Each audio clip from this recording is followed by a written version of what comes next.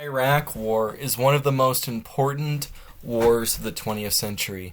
It may not be as romantic as the First and Second World Wars, but it is a war which is very illustrative both of how modern warfare works in general and of the weaknesses inherent in modern Middle Eastern armies.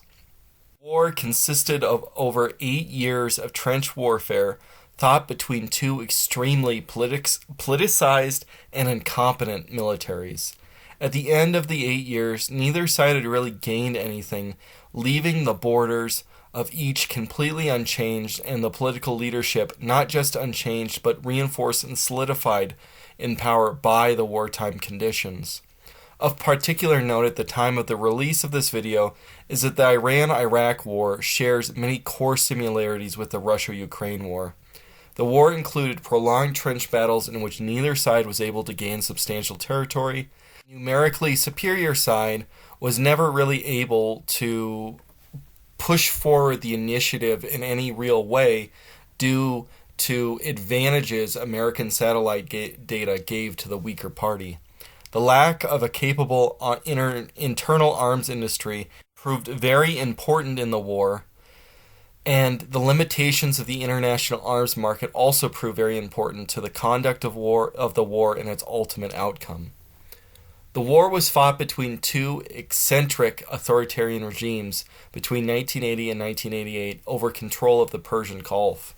These two eccentric regimes are the Khomeiniist Iran and the Ba'athist Iraq. These two states were destined to be diametrically opposed to each other, as the Iranian Khomeiniist government called for an international revolution of all Shia Muslims to establish Islamist states.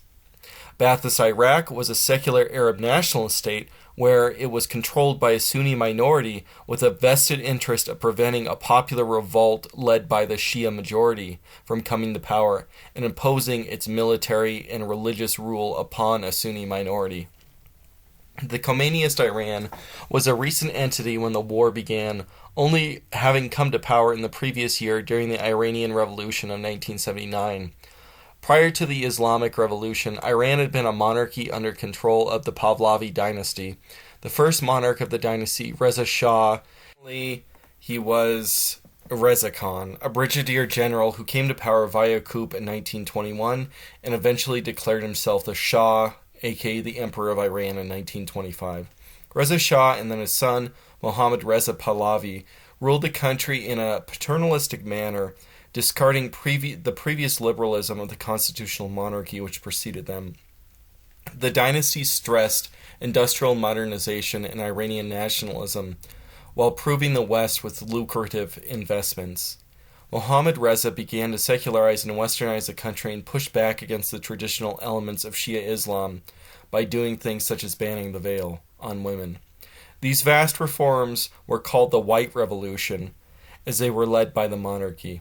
Popular opposition to these reforms led the state to become increasingly authoritarian and ultimately totalitarian, with the establishment of the Savak secret police, which held an omnipresence within Iranian society.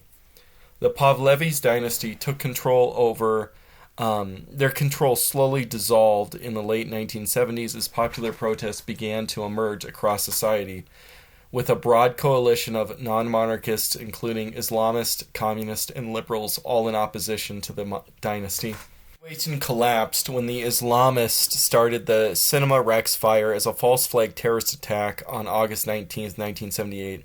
Opponents of the regime blamed the dynasty and Savak. The Shah, by that time extremely sick and suffering from cancer, abandoned the country on January 16, 1979 to seek medical treatment abroad. The opposition rapidly took control. Ultimately, Khomeini's Islamists were able to outmaneuver all other factions and establish their Islamist republic. Baathism is an ideology which stresses pan-Europe unity. It's similar to Marxism-Leninism as it advocates for a vanguard party to lead a one-party socialist state. Baathism is a distinctly Arab variant of third positionism. Iraqi Baathists took control in the July 17th revolution in 1968. This was a bloodless coup which placed Ahmed Hassan al-Bakr in charge of the country as president. The coup was the last in a series of conflicts between factions of Iraqi nationalist cliques fighting to establish himself as leaders of the state following the July 14th revolution or coup, which ended the Iraqi monarchy. Al-Bakr, who had been Secretary General of the Ba'athist Party, came to power in this coup and thus became president of the Iraqi Republic. His second in command was his much younger cousin, Saddam Hussein, and he ultimately was appointed vice president and head of the security forces. Al-Bakr's reign from president lasted from 1968 to 1979 and was defined by the consolidation of power by Saddam Hussein as he became the paramount ruler of Iraq. Ultimately, though, on July 16, 1979, Saddam formally became president of Iraq and al-Bakr formally resigned due to supposed health issues, although because he was the cousin of Saddam and Saddam had basically been paramount leader for a prolonged period prior to that, al-Bakr did not get executed or anything like that. Saddam's rule over Iraq was defined by intense personalism rather than any kind of rigorous adherence to the ideology of Baathism. So much so that many tend to refer to this ideology of Iraq during this period as Saddamism rather than Baathism or even Iraqi Baathism. Baathism being a secular ideology which stressed Arab unity as an ethnic group rather than stressing shared religious heritage, ended up being dominated by a faction which was the religious minority in both countries that came to power. So in Syria, as we know, the Alawites took control. In Iraq, it was the Sunni Arabs. As time went on, secularism declined, though, and Baathism took on ideological elements. Baathism in Iraq, I should say, or Saddamism, if you will, took on the ideological elements of Sunni Islamism. Likewise, instead of Pan-Arabism, Iraq began to stress kind of a Neo-Mesopotamianism and a Neo-Babylonianism, glorifying its past before the rise of Christianity and before the rise of Islam. Iraq would invade Iran after relations between the two countries rapidly deteriorated following Iran's Islamic Revolution. But Iraq's reasoning was not simply a bellicose land grab. When the Islamic Revolution occurred, Saddam initially tried to congratulate the new government and had public overtures of friendship towards them. But this was swiftly rebuked by Khomeini, who, once he was firmly in power, began to agitate for Islamist revolution throughout the Middle East, and in particular Shia-majority countries, the one of which bordered Iraq. Iraq, being a Shia-majority nation ruled by the Sunni clique, under the auspices of secularism, was an ideal target as a public enemy and target of agitation for the Iranian government. Iran withdrew its ambassador in early March and then began supporting publicly Shia uprising with Iraq as a matter of policy. In particular, it would support the Islamic Dawa Party, a Shia Islamist revolutionary party. By April 1st, 1980, the Dawa Party, supported by Iran, attempted to assassinate Tariq Azzad, the deputy prime minister and a key ally and supporter of Saddam. In response to this assassination attempt, Saddam executed Mohammed Bakir al-Sar, an ideological leader of the Dawa Party. Iraq also staged an assault on the Iranian embassy and the United Kingdom. Heightened tensions resulting from these events led to hundreds of border incursions of the militaries on both sides. Prior to the Islamic Revolution, Ba'athist Iraq and Pahlavi Iran already had poor relations. The two countries had a long disputed border on the Shet al-Arab River, which marks the border between them, and is at Iraq's most southern point. The Shet al-Arab was incredibly sensitive to Iraq, as it's the only narrow corridor that it has sea access to, which is north of the Shet al-Arab. Iran began to boldly assert its rights to free navigation in the waterway in 1969 under the Pahlavis, and this dispute between the two countries led to Iran supporting a Kurdish rebellion within Iraq, and several border battles between the two countries occurred in 1974 and 1975. Ultimately, Iran was able to intimidate Iraq into giving into Iran's demands for freedom of navigation in the waterway in the 1975 Algiers Accord.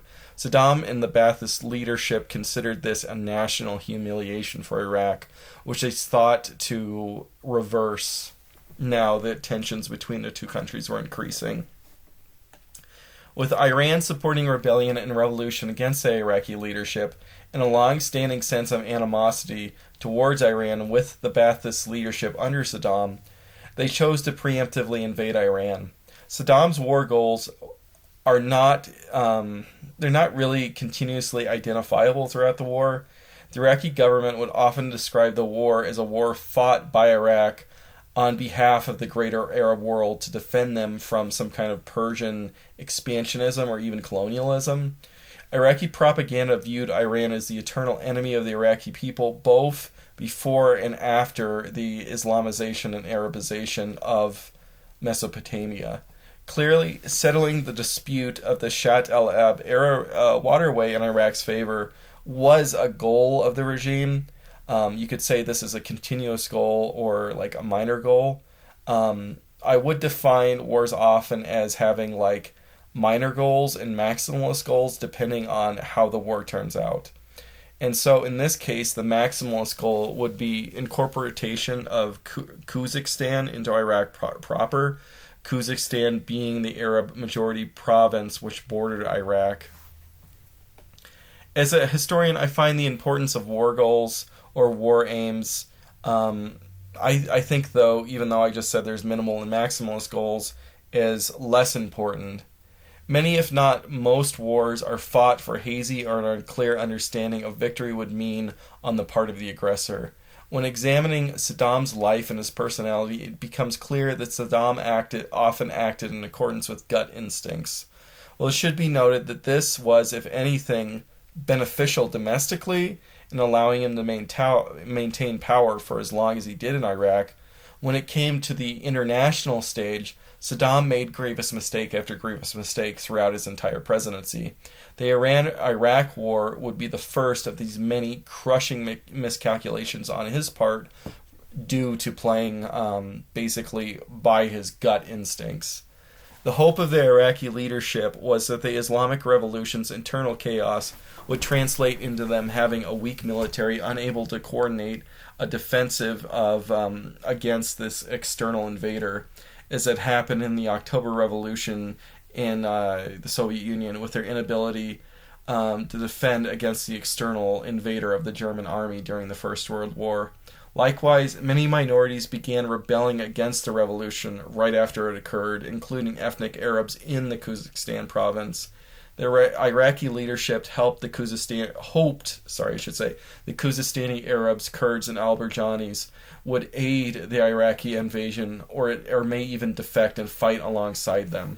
September 22nd, 1980, Iraq invaded Iran. The opening attack of the war was a massive Iraqi airstrike coordinated on the Iranian Air Force.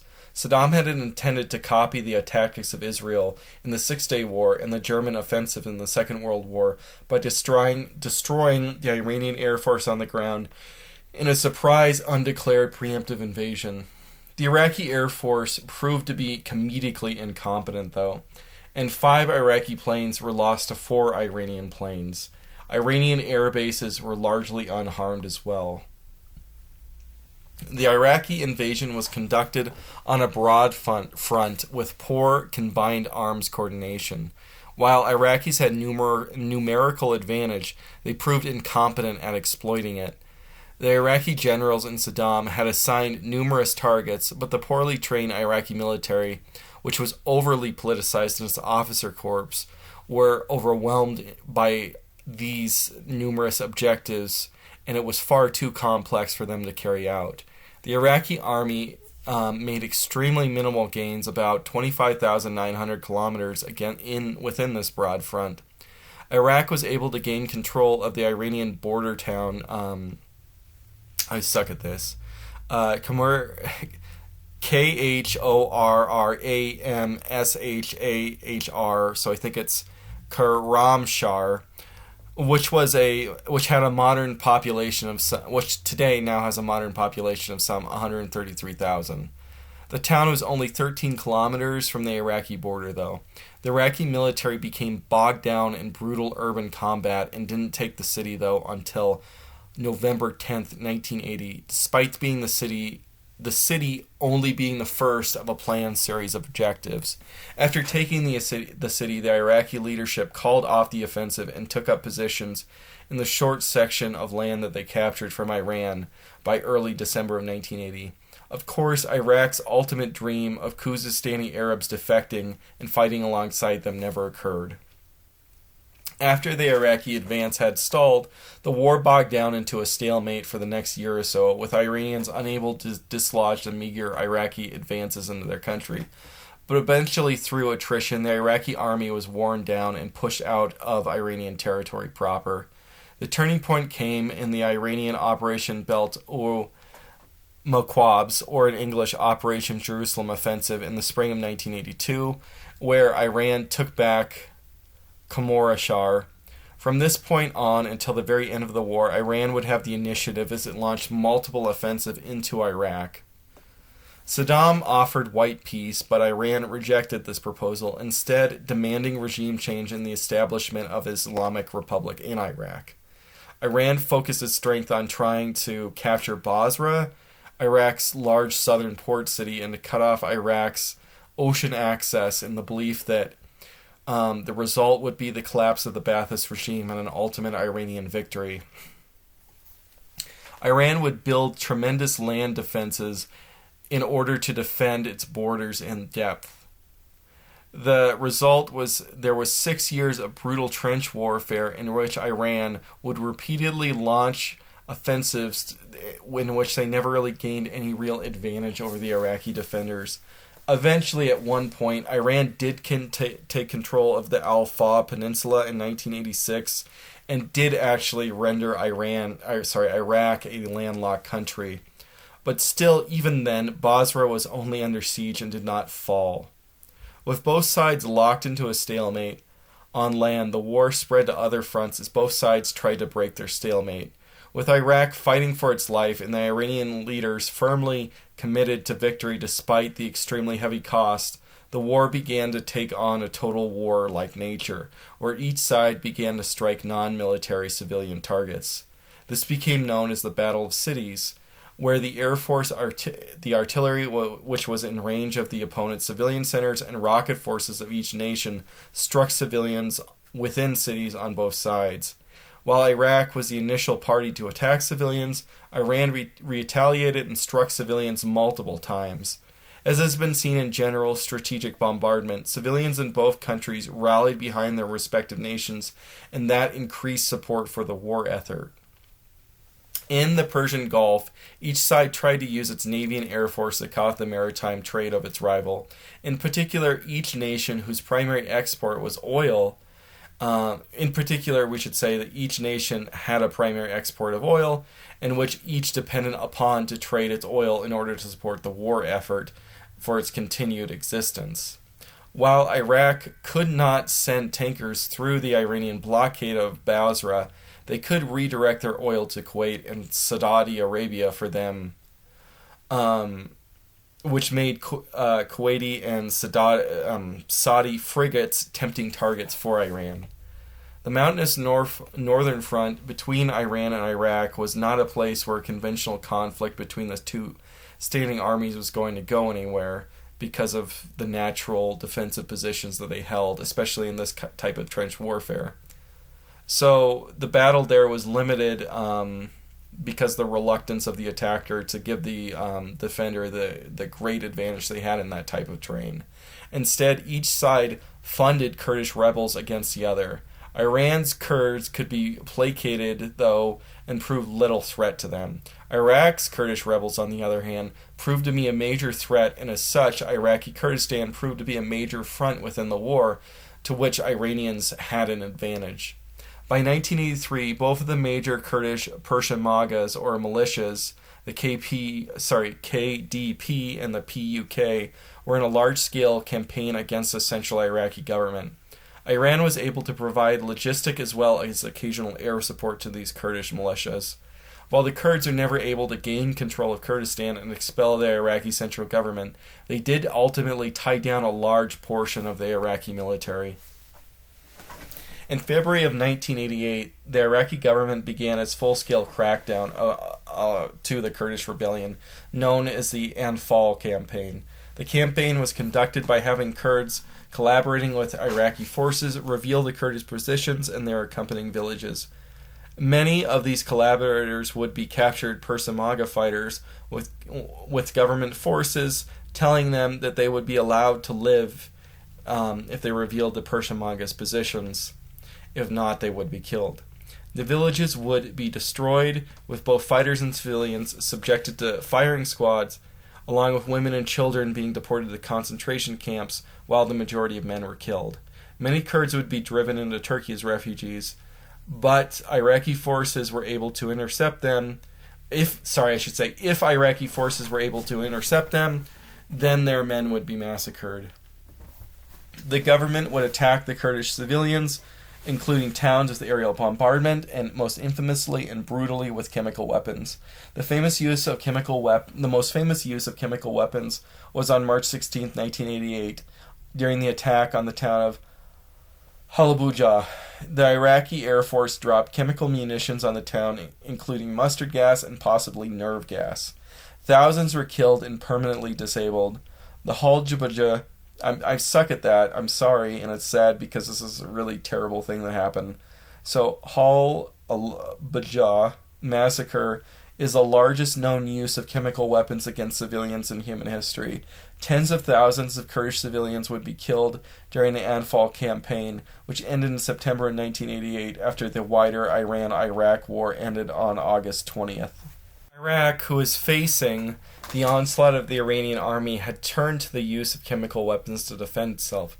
Iraq used chemical weapons in small quantities starting in 1981, but the first large-scale use of chemical weapons against Iran occurred during the Battle of the Marches, when Iran seemed to have broken through the lakes north of Basra and would be capable of encircling and putting the city to siege. To stop the Iranian advance, Iraq attacked Iranians stationed on Maju Island in one of the lakes with chemical weapons. From that point on, Iraq used chemical weapons liberally throughout the war, the most powerful of which it used were Taban, sarin, and mustard gas.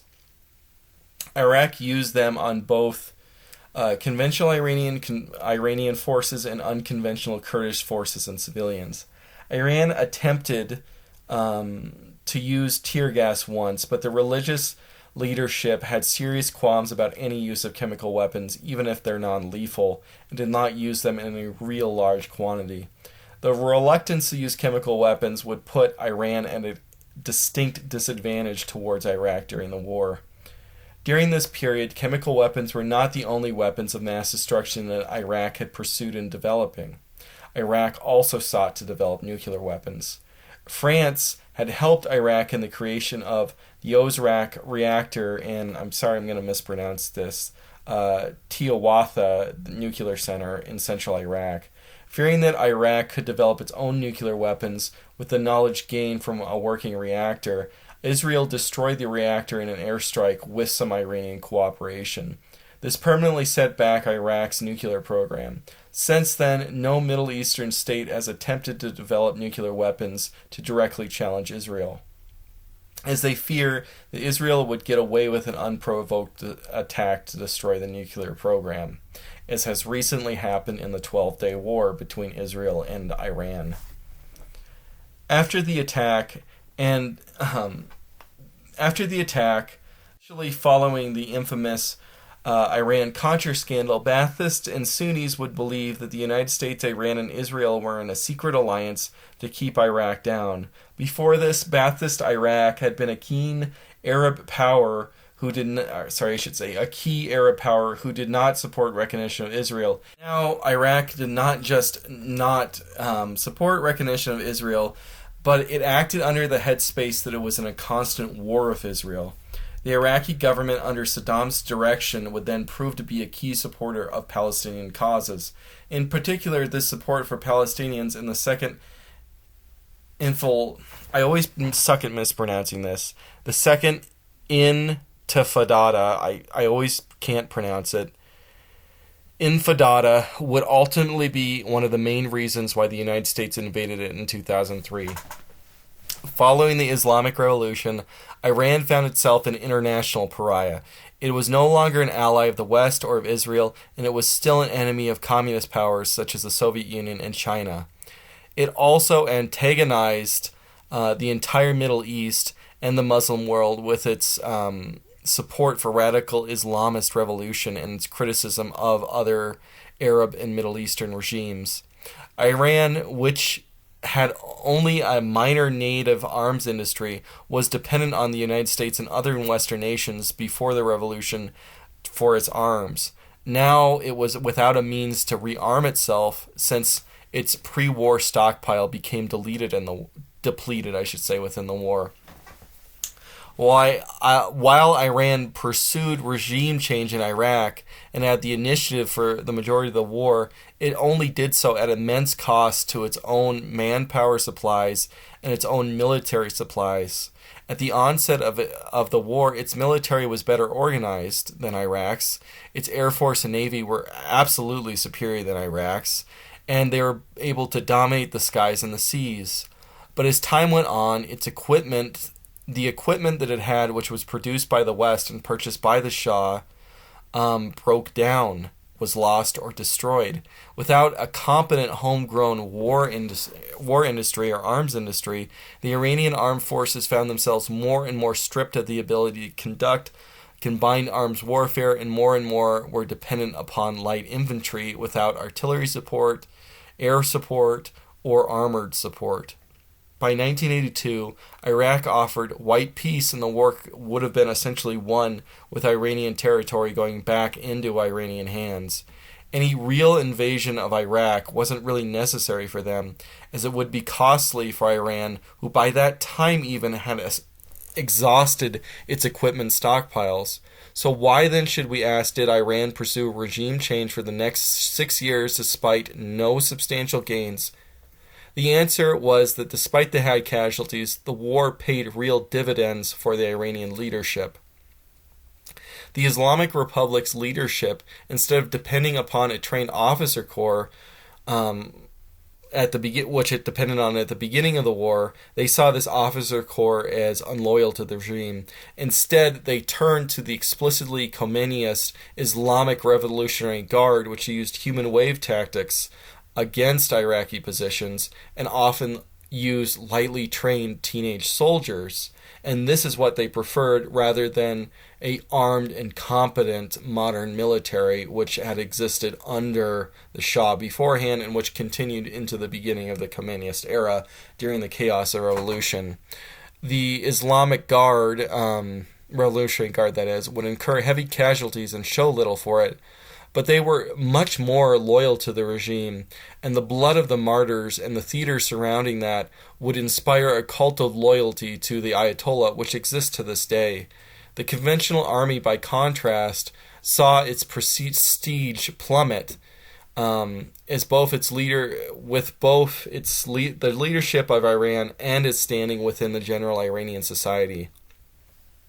The Islamist leadership was not just able to cement its leadership with the Republican Guard, but it was able to use the stress of the war to outmaneuver its opponents at home. Khomeini was able to expertly outmaneuver the first Iranian president, Abbashan Banstir. I'm sorry, I can't pronounce it very well. Anyway, he forced his impeachment and exile in June of 1981. The Khomeinists were then able to flex their authority to take control of the revolution, and then they were able to create a new and very malleable constitution. The liberals, the leftists, and the Islamic socialists had already begun in a weaker revolution than the Khomeinists, but with the war going on and the stress that it placed on Iranian society, they were not able to really eke out any true power within Iran's newly created and extremely Byzantine constitution. So then, Khomeini allies would greatly cement their power over the course of the war. Saddam executed generals during the war when they failed. Saddam had already deeply politicized his own military prior to this war. something that is seen as often essential in the Arab world due to the endemic nature of coups within the region. The Baathists had gained power in a coup themselves, then lost power in a coup, and then regained power in a coup. Early in Saddam's official presidency, he had purged the Ba'ath Party on July 22nd, killing and exiling opponents he charged to be a fifth column allied with the Syrian faction of the Ba'athist Party. The war then occurred only a few months later, after Saddam had only recently taken de jure control of the country. And the war helped him cement himself in his power as well. All wars which he engaged in, despite the destruction they brought upon Iraq, only caused the populace to depend upon him more and his clique more and more as time went on. While the Iranian military was starved for supplies and had to increasingly depend upon light infantry as the war went on, Iraq did not face the same problems. Iraq had support of the West, the Arab world, and the Soviet bloc. Iran had angered the entire world and became an international pariah for its hostage-taking, its support of Hezbollah during the Lebanese civil war, and its support for global Islamist revolution. While some nations played both sides during the war, the amount of aid and support that Iraq received dwarfed that of the Iranians. I think that in the historiography, the playing of both sides has been greatly exaggerated because it just kind of is interesting. It promotes popular interest because of its hypocrisy. But the reality is that the support that Iraq garnered internationally is far and away dwarfs that of Iran. For an example, with America, the actual amounts of arms that was sold to Iran is very small. It was limited to a few thousand Tau missiles to Iran, which was just traded for hostages.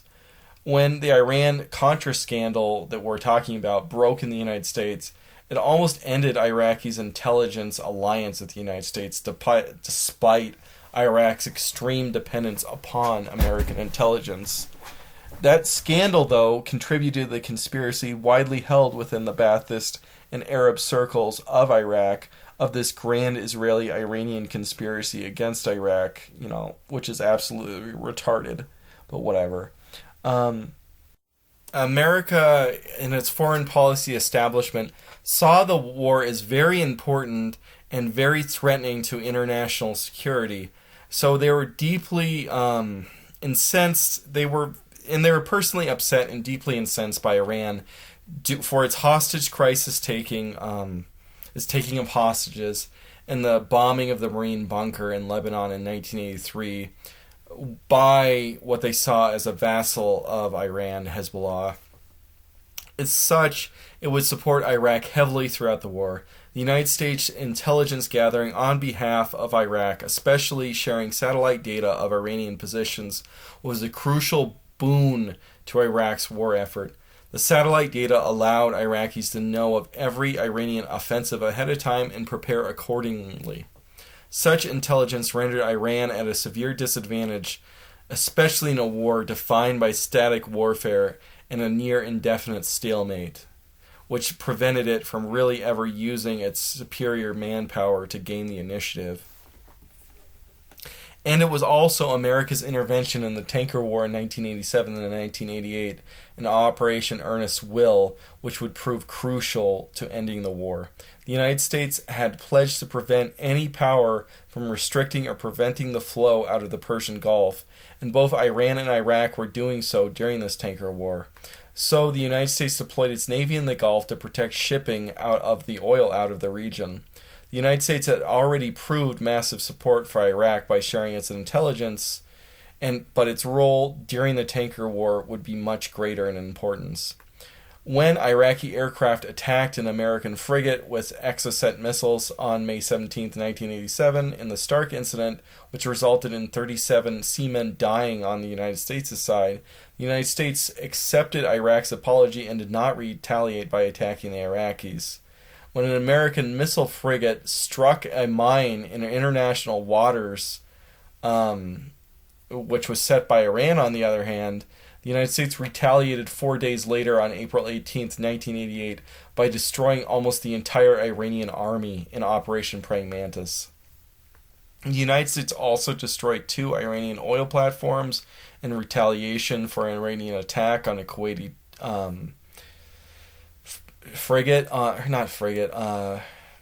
transport ship in 1987. On July 3rd, American forces shot down I think this is 1988, July 3rd. American forces shot down Iranian Air Flight 655, killing 290. While the United States claimed or considered this an accident, Iran considered it a deliberate attack upon the Iranian civilians. To this day, the United States has never issued a formal apology to Iran or admitted its fault in attacking the civilian airliner, despite paying amnesties to Iran. These actions by the United States deeply influenced the Iranian leadership to pursue peace, calculating that the United States was moving towards full-scale war on the Iraqi side against Iran. By 1988, the Iranian armed forces were depleted of equipment and had suffered massive casualties. They now had very low morale. Iraq had prepared its troops for a massive offensive by extensively training them to take back territory which Iran had taken. Iraq's total armed forces now actually outnumbered Iran's total armed forces. Iraq had at least a 4-to-1 advantage, if not higher, in artillery pieces, armored vehicles, fixed-wing aircraft, and helicopters. Iraq would send its troops in highly coordinated offensives, commanded carefully through inflexible, scripted actions that mimic combined warfares of the West and Israel. It wasn't really capable of doing any kind of combined warfare outside of this tight script. And so its advantages, though, in equipment and its willingness to use massive amounts of chemical weapons, put to defending Iranian light infantry at a great disadvantage. On April 17th and 18th, during the Second Battle of Al-Fa, Iraq was able to push Iran out of the Al-Fa Peninsula and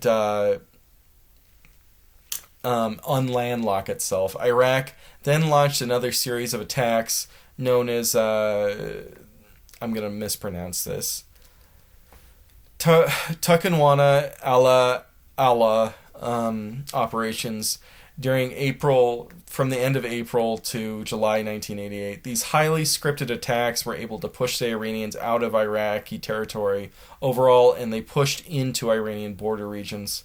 Saddam, aware of just how long this war lasted and the extent of puppeting needed to actually have this type of combined arms warfare on the Iraqi side, kind of became a realist, and he wasn't greedy anymore, and he sought a white peace immediately, and he did not want to push his luck again. Iran, now exhausted and fearful of a full-scale war with the United States, accepted the white peace. So after nearly 8 years of brutal warfare and hundreds of thousands of deaths, nothing had been achieved materially by either side, and the border had not budged in any real direction, leaving a white peace, right? Anyway, neither side had really been able to enact regime change, and instead the opposite happened. Each side's authoritarian and bizarre kind of like internal native regime became very stable. Both sides claimed victory. Iran had defended the Islamic Revolution and gathered the whole Iranian nation, both Persian and minority, under a patriotic radical banner, which unified the country, and the Islamic Republic continues to this day. Iraq had defended the dignity of both Arab civilization from its hated Persian enemy, and it conversely righted the wrongs of Persia's ancient conquest of Babylon. And now Iraq, modern Iraq under Saddam, could be an heir of this Babylonian legacy. They pushed back the Persian invader, which had conquered the original Babylon back, I think, 6th or 7th century BC. And now Iraq was fully sovereign from its Persian enemies once again.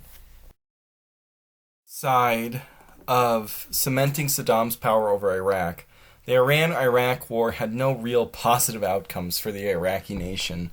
Hundreds of thousands of Iraqis had died, Kurdish-Arab relations were in absolute shambles. Significant damage had been done to Iraq's coastal corridor, and the country was now in debt higher than its GDP.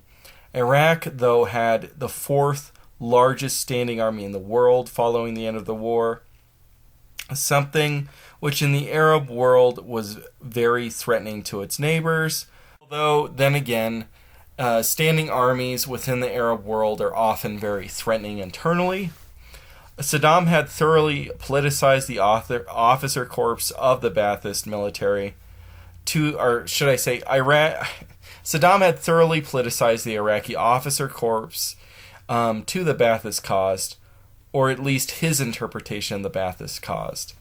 With an army so large, though, Saddam was reluctant to shrink the size of his armed forces, fearing that it would cause mass unemployment. And an unemployed mass of trained soldiers would prove a threat to his regime and its stability. An observation which clearly never crossed the minds of American war planners in 2003, I guess.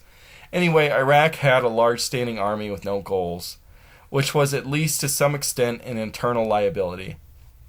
Another invasion would put the military to use and decrease its liability to the regime. Of all these impediments, the greatest, though, was the massive debt which Iraq had accrued. The country was left. The war left them without at least $86 billion in debt, which would be the equivalent of 278% debt to GDP ratio. The majority of its debt was owned by Gulf states, in particular Saudi Arabia and Kuwait. Iraq began to intimidate and threaten these two countries if they would not forgive their debts. This was successful, though, in the case of Saudi Arabia, who retroactively changed the designation of Iraq's debt from loans to gifts and automatically forgave the debt.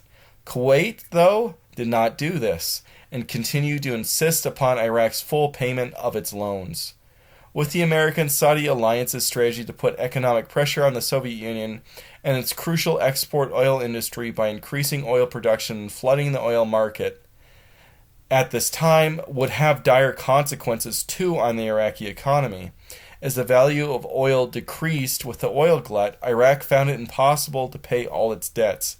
Iraq requested that Kuwait, who also surged its production with Saudi Arabia for ideological reasons, its alliance with Saudi Arabia and the United States against the Soviet Union in the expansion of communism globally. Iraq did not like this, so Iraq also requested that Kuwait lower its production to OPEC standards to help the Iraqi oil industry recover and put the country out of such a severe economic condition. Kuwait, though, refused. Iraq, outside of this, had long-standing claims over Kuwait.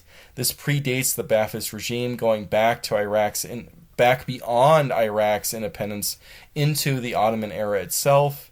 Iraq had held that Kuwait was a creation of British imperialism, artificially carved out of Iraq in 1913 during the Anglo-Ottoman Convention.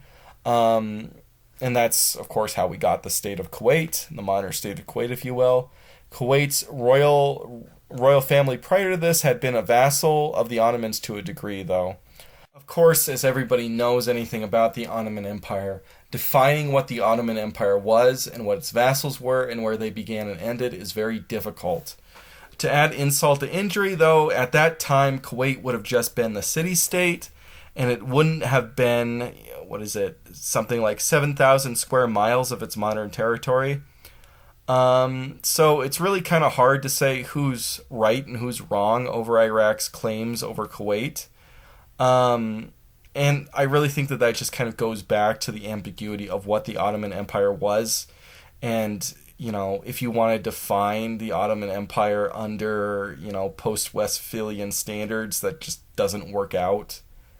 Anyway, regardless of all this, Iraq wasn't in a natural incentive to include Kuwait back into its territory anyway, as it would widen its greatest geographic weakness, that being its shallow and narrow corridor to the sea.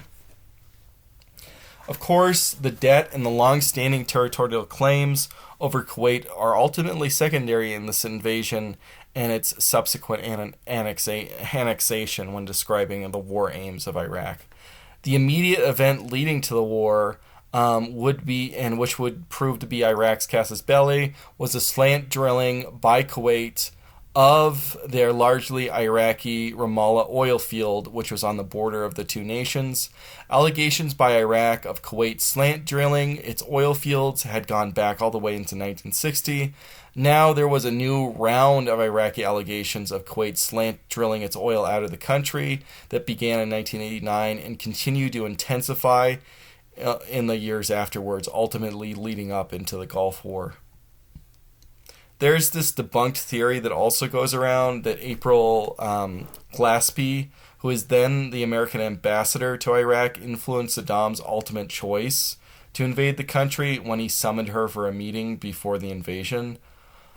Once she came to his invitation, he began this hours-long rant about Iraqi history and how Iraq had been this victim of various factions throughout its history, the British, America, Israel, other Gulf states, Iran, and so on.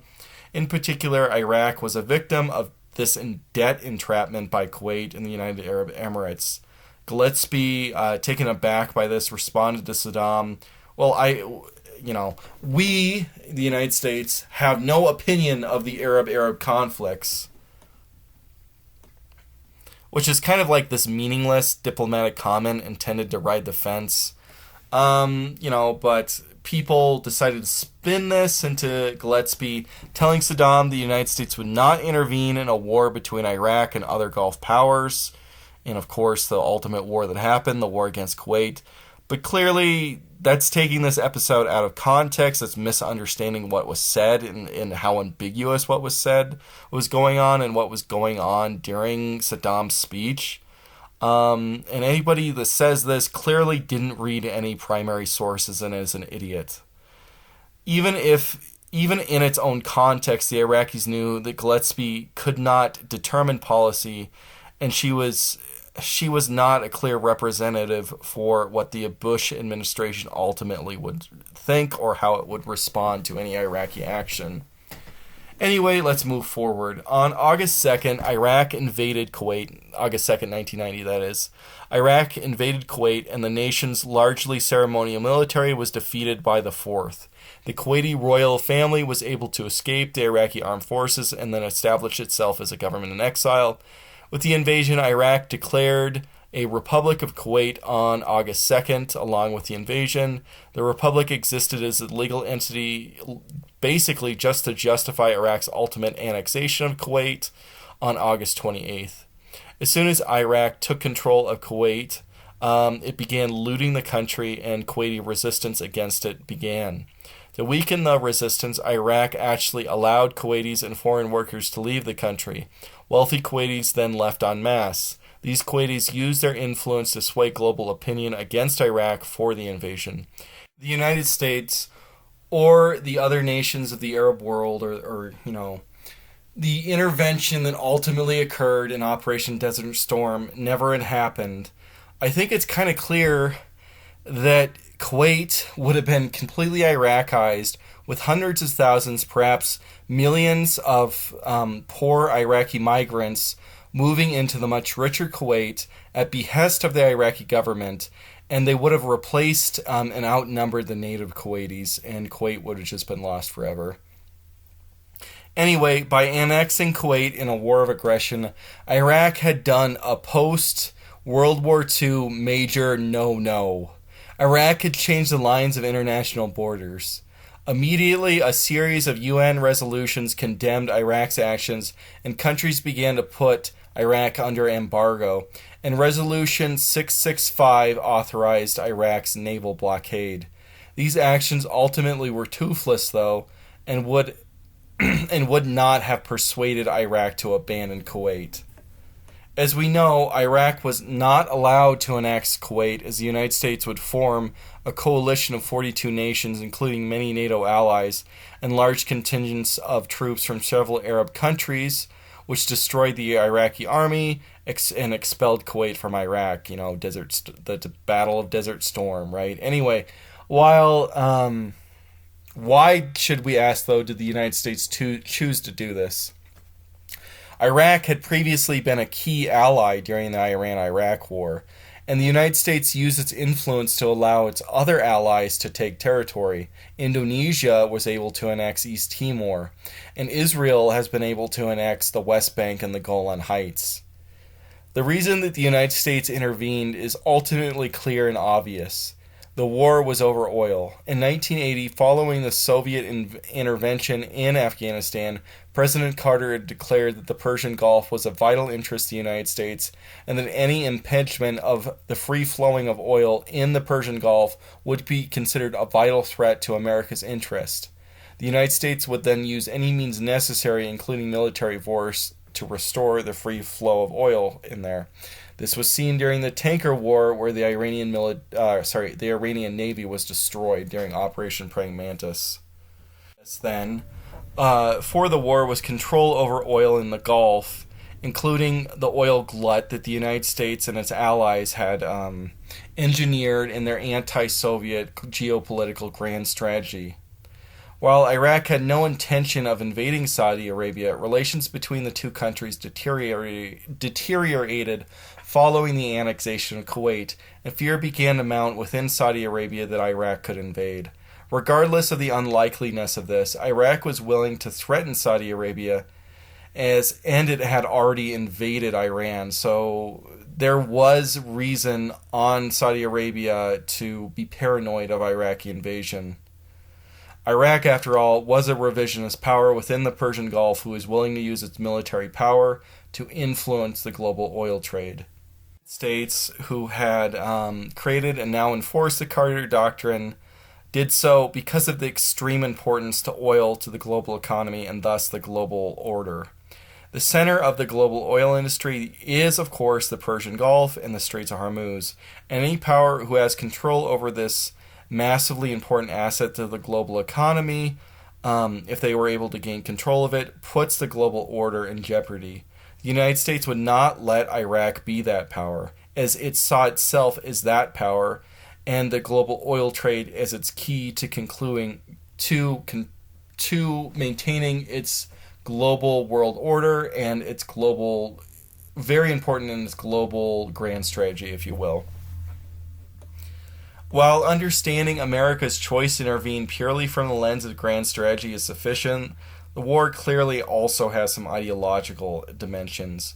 With the Soviets' ideological surrender to liberalism globally at the end of the Cold War, and the attempts at retrenchment as superpower ultimately leading it to a collapse, the United States was clearly ascendant as a sole superpower in terms of both soft power, hard power, and global ideological legitimacy. It was time to lay down the law, and this would be the war for the global liberal order to do so. George Bush said this openly with his use of the phrase New World Order throughout his speeches. This was the end of great power politics and the geopolitical realism. History as a conflict between peoples and ideas was over. Liberalism had conquered the earth, and international politics would be subjects of the dictates of a global liberal institutions. More authority would come from these institutions like the United Nations, the G7, the Global Monetary Fund, the Global Bank, and the endless prolifera of NGOs, non-governmental organizations. And the enforcer of these liberal institutions would be the global policeman, the triumphant champion of liberal ideology, the United States. While the democratization of Eastern Europe was a great boon to this New World Order, it needed a victim to show to all other states that the United States meant business in enforcing its new global order. Not only was Iraq the clear aggressor against Kuwait, a target of which many around the world would not feel bad for, as Iraq was a perfect enemy for the liberal world order. Iraq was an unapologetic nationalist nation ruled by a single one-party state, which was third positionist. Saddam was a grandstander who viewed himself something akin to Hegel's world soul. The great leader who would lead either the Arab people in general, or at least the Iraq people in particular, in the tradition of the great Babylonian Empire into a new golden age. Through his intense personalism, believed both that he was leading the Arab world and he was leading Iraq as a continuation of Mesopotamia. Such a man was everything that the international order of liberalism stood against. President Bush, incensed by the Iraqi annexation, he began building a grand alliance to remove Iraq from Kuwait. His task is worth noting, despite his lack of charisma. In retrospect, his legacy being overshadowed by his son. George H.W. Bush was and probably, I think, the most diplomatically capable president in American history. He would build the largest alliance of military power since the World War and get the approval of the United Nations in doing so. The alliance he built for the war included 42 nations. Many of these allies contributed tens of thousands of troops, and these were not small token contingents. They're simply for the nations to have their officers observe America in combat.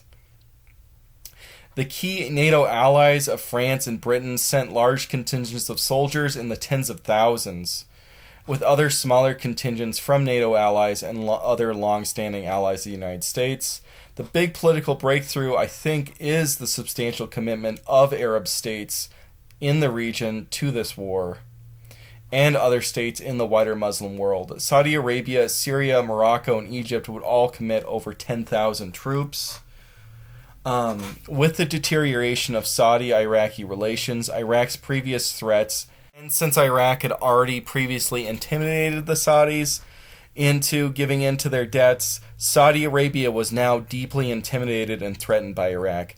As such, Saudi Arabia would allow this massive military buildup within its own borders, though would prove extremely controversial throughout the Islamic world, as Islam forbids non-Muslims from being on the Arab Peninsula. The housing of non-Muslims troops in the peninsula and America's permanent presence in the region would prove as an impetus for Iraq to attack America on 9/11/2001. Just days after Iraq's initial invasion on August 8th, Operation Desert Shield, or the buildup of American troops in Saudi Arabia, began. Ultimately, around 700,000 American troops would be deployed to the region, and the coalition's total size would near about 1 million soldiers. Iraq's armed forces, for their part, did essentially nothing as this massive force was being assembled, and the United Nations began its heavy diplomatic lifting to formally get Congress and the United Nations to approve of offensive action against Iraq and the invasion of Kuwait. So I think the immediate question is why? Why would the Iraqis let this happen? They could have at least intervened to stop this buildup. Obviously, this buildup was oriented towards them. Iraqi foreign policy and Saddam and his personality were absolutely activist and were not constrained by things like consideration for international law. There are two basic answers, though. Iraq did not want to be viewed as an aggressor, and the second is that Saddam knew intimately the incompetence of his own military forces in comparison to those of the United States. Let's discuss his understanding of his own military's weakness at first. While Iraq was ultimately able to conduct combined armed offensive at the end of the Iran-Iraq war and during the invasion of Kuwait itself, these final offensives were closely coordinated top-down with extreme levels of kind of like puppeteering by the leadership to both the officer corps and the troops involved. Each unit kind of worked robotically to a pre-script, and there was no improvisation at all. The Iraqis were attacking an enemy which they outnumbered, in which they had significantly more armored vehicles, significantly more aircraft, and more artillery than, due, of course, to the international embargo over Iran and the token nature of Kuwait's military forces. Likewise, the Iranians had a highly unprofessional and politicized military, which was similar to the other militaries of the Middle East, in which their officers wouldn't act with agency either.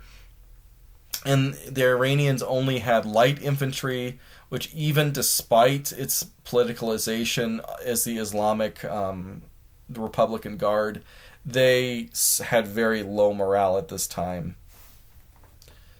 The United States would have a force of soldiers which was growing quickly in parity of size to the Iraqis, and they had a parity of equipment which, if not outright superior in quality across the board, was manned by men who had much better training and understood much better how to operate this advanced technology in comparison to the Iraqi soldiers.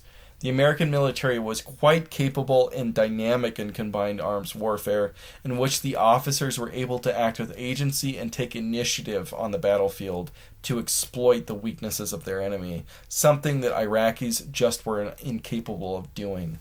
The American troops were also green volunteers with very high morale instead of conscripts for the most part, who may even be actively hostile towards Saddam and the Ba'athist leadership.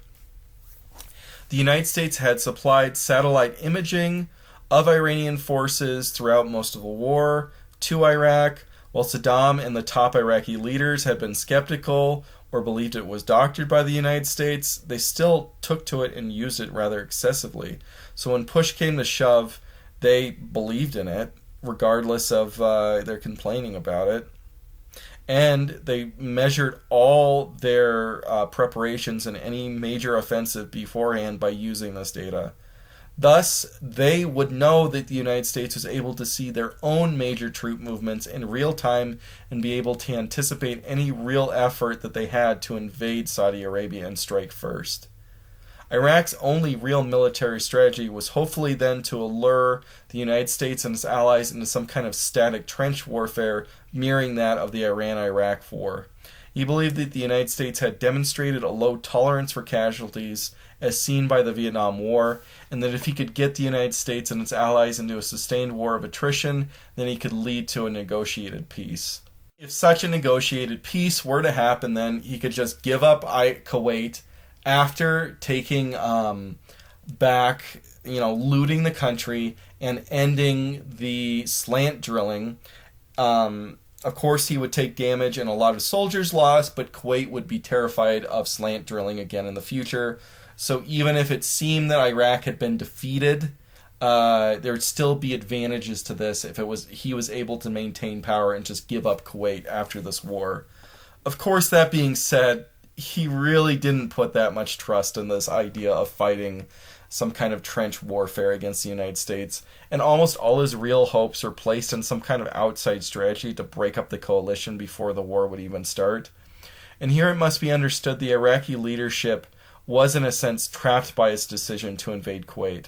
If they caved into American threats and withdrew from Kuwait before battle began, then Saddam would feel like he would have sent a message of weakness both externally to his enemies throughout the Middle East, importantly Israel and Iran, and he would send a message of weakness within the country internally, something which Arab leaders are very afraid of doing due to the endemic coups in the region. After all, the Baathists did gain a power in a coup, lost power in a coup, and then regained power in a coup. This outside strategy would be to lean on pan-Arab identity and Islamic solidarity. Saddam and the regime would attempt to link the war with the Israeli-Palestinian conflict. Its entire strategy to get out of this impending war with the United States was basically just whataboutism. In this, Saddam found an ally in Yasser Arafat, the chairman of the Palestine Liberation Organization and thus the de facto leader of Palestine. Despite the fact that hundreds of thousands of Palestinians were guest workers in Kuwait, and when they were expelled and left the country after the war, the whole Palestinian economy was essentially destroyed because it depended hugely upon remittances back to Palestine from Kuwait. I guess Arafat didn't really care about that. Anyway, Saddam and the Iraqi diplomatic corps said that any negotiated peace with Kuwait could only happen if there was peace negotiations going alongside with negotiations for Palestine to attain independence. In this way, they were trying to frame the war not just as an Iraqi war of aggression against its own neighbor Kuwait, but as a pan-Arab struggle against Zionism and the United States, in which Iraq, like Palestine, was the victim. Iraq, in this outside strategy, also began to abandon secularism in favor of Islamism, in a faith campaign, a trajectory which would continue all the way until the fall of the Ba'athist regime in the 2003 invasion. The beginning of this shift towards Islamism in Iraq's outside strategy was to appeal to Islamic solidarity and aiding. And one of the most important things they did was add the takbar of Allah Akbar to their flag, which means God is greater or God is greatest in Arabic. Iraq would not just paint the war as a fight of Arabs against Zionists and the West, who supported it, but against Jews, Christians, and unfaithful Muslims broadly, against Iraq being the faithful Muslims. Iraq's attempts to frame the conflict fell on deaf ears, though, as they would also take Western hostages, including the ill-fated British Airways Flight 149, and they showed them on national television, and that really didn't help the Iraqis be viewed as any kind of victims, and that really helped them in the minds of the West and throughout the world be seen as aggressors. Keep in mind, after all the hostage crises in Lebanon and the 1979 American-Iranian hostage crisis, the West generally takes a negative viewpoint towards the Middle Eastern countries taking hostages. So that really did not help Saddam's cause, taking these Western hostages. And Saddam, outside of this whole Palestine thing, sought another outside strategy, and that was in using Scud missiles to attack Israel outright. When the coalition began its air war on January 17th, actual combat between the coalition and Iraq was comparatively small, as the Air Force had no real the Iraqi Air Force, that is, has no real chance to contest the skies against its enemy. The only real way for it to strike its enemies at a distance was to use Scud missiles. Iraq did engage the coalition and Saudi Arabia with these missiles, but its real strategic imperative was still an outright strategy to try and prevent the invasion phase of the war, and they were using missile strikes against Israel. The ultimate goal, if you could say, or some kind of grand strategy on Iraq's part, was that they thought that Israel would retaliate after Iraq attacked it, and so seeing that Israel was at war with an Arab power would then cause Arab powers to be sympathetic to Iran despite them being at war with Iran, and then the war would just kind of end, I guess. Arab leaders in the region would be pressured to stand against Israel and to stand against the United States, and Saudi Arabia, I guess, would tell the American troops to go back home. Of course, we know that didn't happen. We have to remember in the minds of the Iraqi leadership that Israel and Iraq were essentially in an open, low-intensity war since the Israeli destruction of the Tuwaitha. It's Tuwaitha. I don't know, is it Tuwaitha? Anyway, the Nuclear Research Center in 1981. So they had no real qualms at all about attacking Israel without warning, because from their perspective, Israel had attacked them without warning. That's just the reality, right? Anyway, these Scud missiles were inaccurate when attacking Israel, and they had to be modded in the first place in order to attack Israel outside of their normal range, which made them even more inaccurate. Basically, Iraq was just lobbing these missiles with very small warheads at the entire cities or Israel basically at large, in the hopes that they would end up striking Israeli citizens and killing them out of pure luck.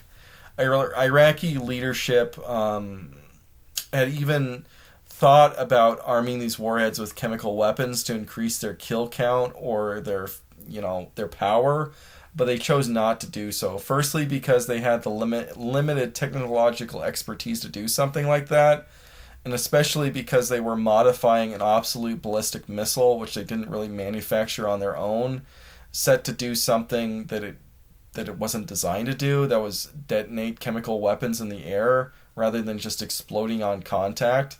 And so there wasn't really any reason to retroactively engineer them to explode in the air. So what it would result in is it would just explode on the ground and incinerate the chemical weapon within it, and it wouldn't really do anything. Anyway, if they did that, then even if they didn't work, which was very, very likely that they wouldn't work if they did this, Israel would then be able to retaliate with weapons of mass destruction themselves. and Israel has nukes. So Israel would lose maybe a few hundred people if they actually got the chemical weapons to work, while Iran would lose tens of thousands, hundreds of thousands, or even millions if Israel used nuclear weapons against him. Surely Iraq might be seen as a victim in this scenario, but it would also be permanently,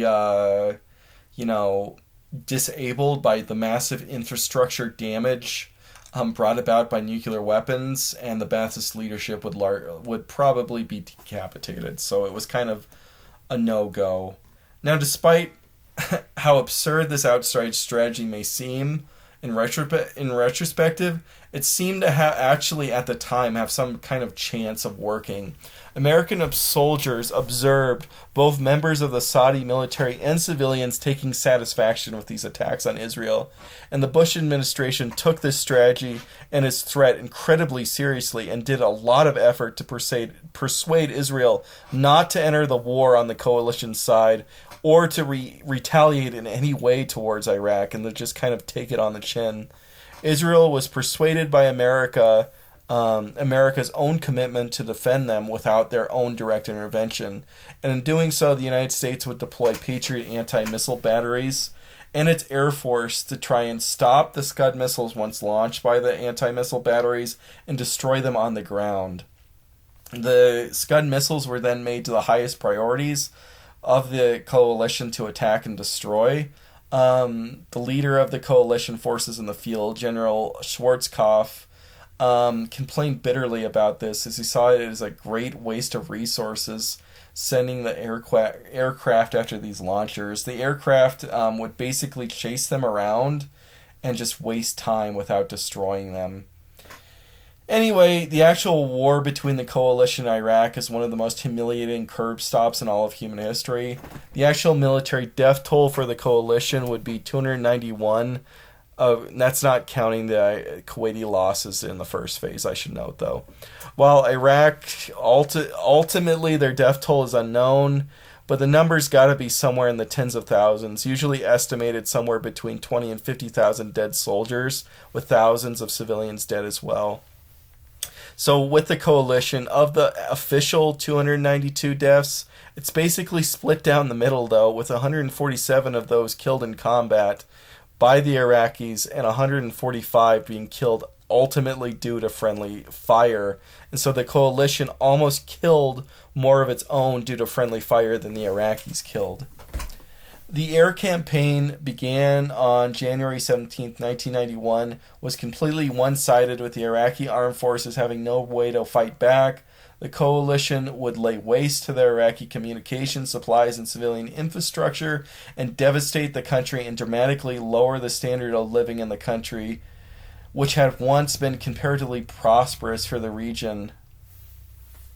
The Iraqis knew that their own air force could not stand up to the coalition, so they literally hit it to prevent it from being destroyed from the air in the hopes that it could be salvaged after the war. And in doing so, they literally buried airplanes in the desert to hide them. They also tried back-channel communications of sending them to Iran for the Iranians to hold them on their own air bases until the war ended, so that they would not be destroyed by the coalition bombing Iraqi air bases. And in doing so, Iraq paid Iran a substantial amount of money in return. Iran, being the natural enemy of Iraq, then held the planes hostage, and Iraq didn't get most of them back, with them just outright stealing the planes. While Iraq did attack Saudi Arabia during the actual war and the coalition proper prior to the mass invasion of Iraq and Kuwait, it was just a small incursion with no real impact. It was basically just a raid, with Iraqi forces attacking the coastal Saudi town of Kafari on January 29th, and then they withdrew by February the 1st. There was also limited coalition breaches and engagements prior to the main invasion. The general invasion of Iraq and Kuwait, or the ground phase of Operation Desert Storm, began on February 24th, 1991. Arab coalition forces, aided by U.S. Marines, were able to invade Kuwait and liberate, holding down the bulk of Saddam's military, while Western mobile armored units would invade Iraq through the western desert and encircle the bulk of the Iraqi army, which was still located in Kuwait and in Iraq's coastal corridor, defending the city of Basra.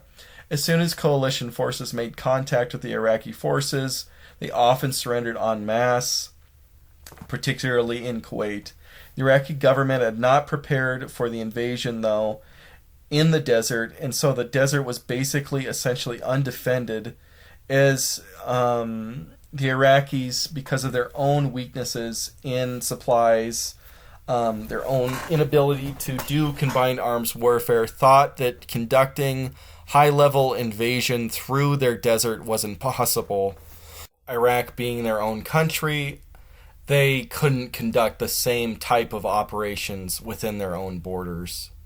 This then meant that the coalition was able to penetrate deep into Iraq without any real pushback by Iraqi forces. Ultimately, though, the invasion was called off before the Iraqi forces could be encircled by February 28th, when combat operations ended with a ceasefire. During the invasion phase, one of the primary objectives of the coalition was to destroy the Republican Guard forces in detail. These were I guess you could say, basically what could be considered the elite forces of Iraq. Basically, they're not conscripts, they're a professional military. Other than that, there's not that much that's elite about them. I guess they're given better equipment than the general military. Anyway, the reason for this objective was that the Republican Guards were the most heavily equipped units and were the most loyal to the Ba'athist regime. It was believed that these units ceased to exist, Saddam wouldn't have the leverage to defend himself from the populace, and he could be rapidly overthrown.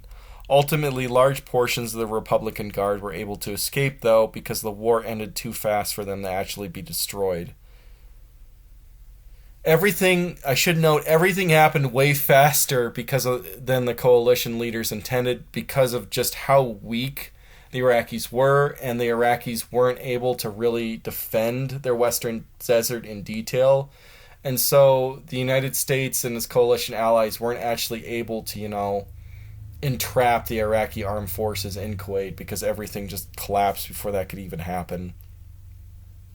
Iraqi Republican Guard units and armed units proved loyal and did not surrender en masse, though, as the conscripted military did. Iraqi armored units engaged Western forces, but these engagements would prove to be extremely one-sided and humiliating. Despite the Iraqis having numerous T-72s, which were modified and renamed freaking Lions of Babylon, and the T-72s being near peers to American, British, and French armored units, Western units were able to destroy them en masse. Iraqis did have more obsolete armored vehicles, such as the T-62, the T-69, the Type 69, the Chinese version of the T-62, the T-55, and the Chinese copy of it, the Type 59, along with various armored personnel carriers. But even these weapons, which if they were in Eastern European hands or in Chinese hands, as seen in the Ukraine war, would have been perfectly able to confront and destroy Western units. In the hands of the Iraqis, though, they were worthless. Iraqi armored crews had no substantive training and only had rudimentary understanding of how best to utilize their equipment. They didn't know the operational range of their cannons, while the Western forces knew the operational range of their weapons, and they knew how best to use them. So Western units with longer ranges often would just sit outside of the Iraqi units' effective range and just fire on them. Iraqi units would be unable to understand what was happening and would not try to close the distance so that their weapons would be effective. And they would just sit there and fire inaccurately at Western crews and be taken out one by one. Likewise, even within their distance, the far more capable Western crews were much more accurate and could fire much faster. The Iraqi armored units were just totally worse in every capable way you could imagine, and that Iraqi soldiers who were just terribly trained could basically only use tanks as pillboxes or as some kind of artillery piece.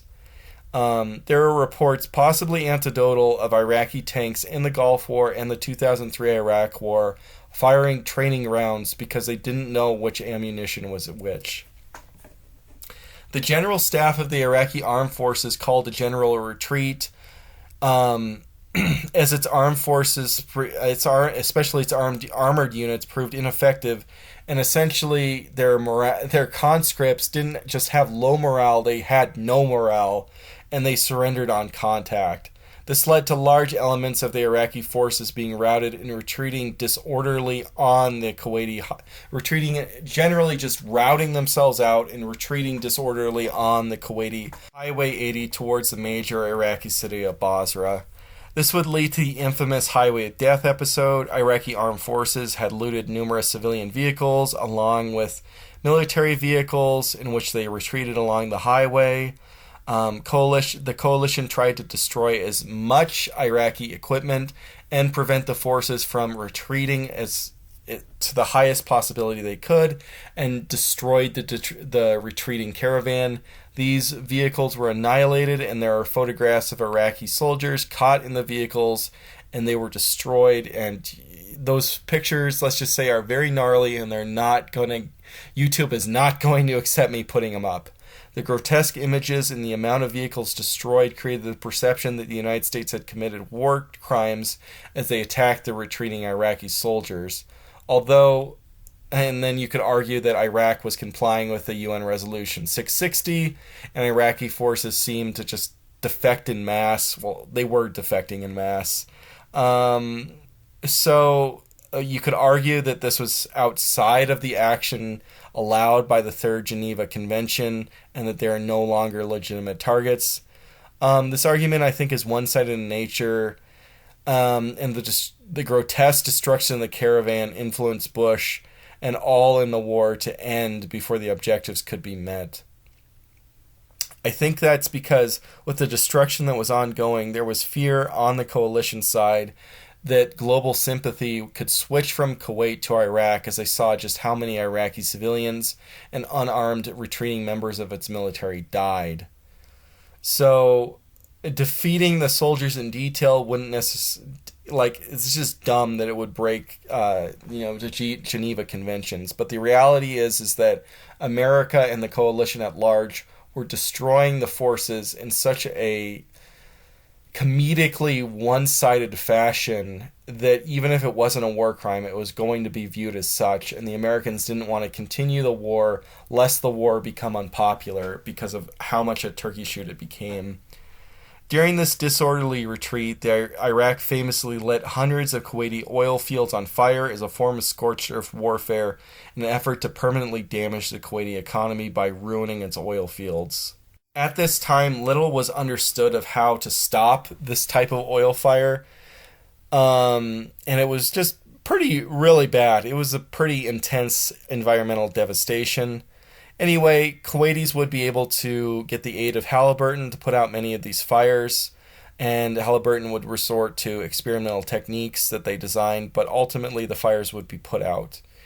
Iraq's armed forces were in complete disarray at the end of the war and sought to end the war to prevent regime change. A ceasefire was agreed to on February 28th after only about 4 days of ground invasion.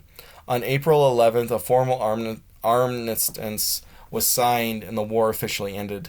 Despite the war resulting in a total coalition victory and being one of the most lopsided wars in human history, many in the United States, especially neoconservatives, viewed the war as a failure. And this viewpoint of the war as a failure because Saddam didn't lose power ultimately led to them supporting invasion of Iraq in 2003. Aftermath of the 2003 invasion of Iraq and its prolonged occupation period lasting until 2011, the Gulf War was praised as a successful military campaign which was conducted well and which achieved clear military goals. However, before that, many hawks in the D.C. Beltway considered the war as an abject failure, and that was because Saddam retained power after the war. I guess, in some sense, made the United States look weak. Considerations such as regional stability or the difficulty of imposing a government on Iraq, which would be in line with America's ideology. I guess when it comes to removing Saddam, were only secondary considerations. Perhaps this is simply a case of news media's political hegemony grabbing at straws to criticize a current Republican president by saying that the policies of a previous Republican president were better.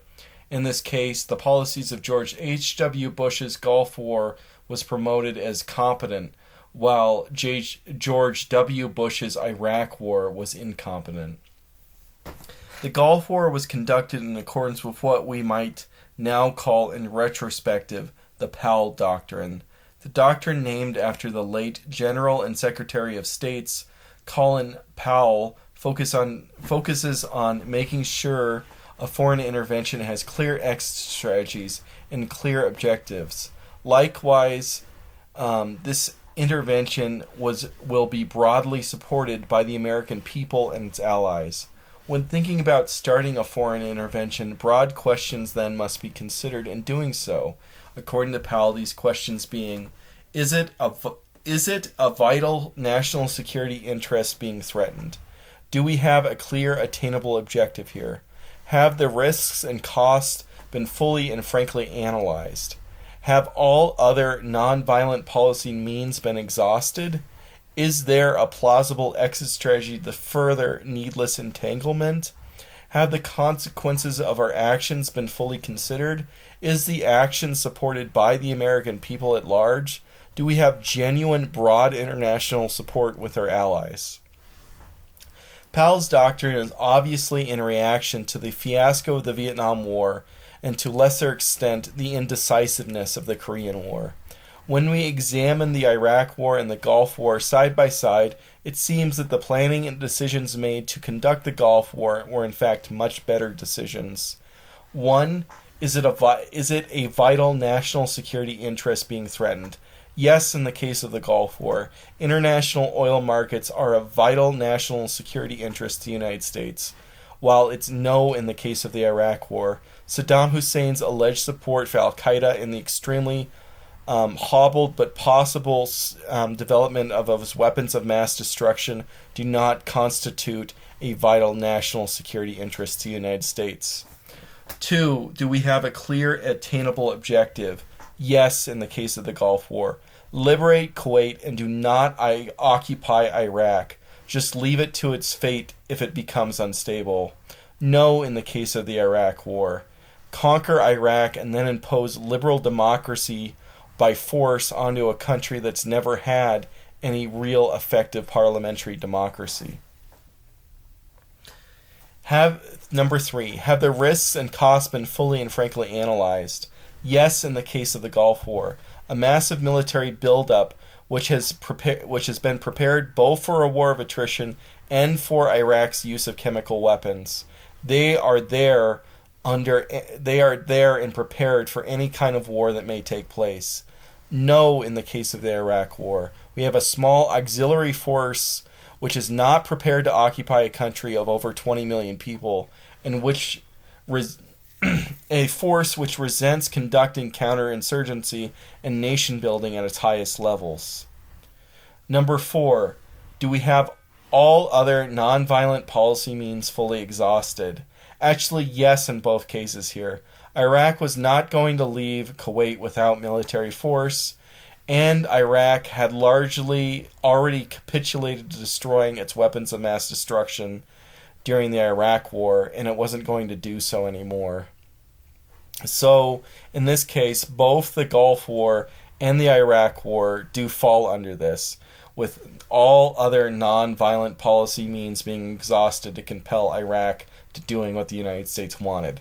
Of course, I would say in the Iraq War, the weapons of mass destruction thing is completely idiotic. Anyway, let's continue. Is there a plausible exit strategy to avoid needless entanglement? That's number 5. In the Gulf War, liberate Kuwait and do not occupy Iraq. Just leave it to its fate if it becomes unstable. No, in the Iraq War, because Iraq had to be occupied until it accepted liberal democracy, which was being imposed on it from above. That's not a very plausible exit strategy by comparison. Number 6, have the consequences of our actions been fully considered? I think with this question, it's a no for both wars in retrospect. But the consequences of a war, by definition, are impossible to predict. In the Gulf War, it was hoped that by destroying most of the Iraqi military and humiliating it, humiliating the Baathists, then that would lead to Iraq to have a revolution. Of course, it did the opposite, and Saddam's power was cemented. So I don't think in the Gulf War it was anticipated that it would further cement Saddam and the Baathist hold on power. Likewise, due to the ideological blinders, I really do believe that in the Iraq War, the Bush administration did actually believe that multicultural democracy is a real thing and that it could be achieved in Iraq even if imposed by force. It was not anticipated, though, that installing a democracy would lead to a Shia Arab government that would fall within Iran's sphere, or at least intermittently fall in Iran's sphere of influence. Number 7 is the action supported by the American people. Here, I think it's actually kind of hard to compare both these wars, since the Iraq War involved a lengthy occupation in which thousands of Americans died over a period of months and years ultimately. And so, over time, it became very unpopular, while the Gulf War only lasted a few months. It's better then to compare the Gulf War and the Iraq War with its initial invasion stage. Ironically, then, the Iraq War actually is more popular with the American people than the Gulf War, as it was more thoroughly approved in Congress than the Gulf War before,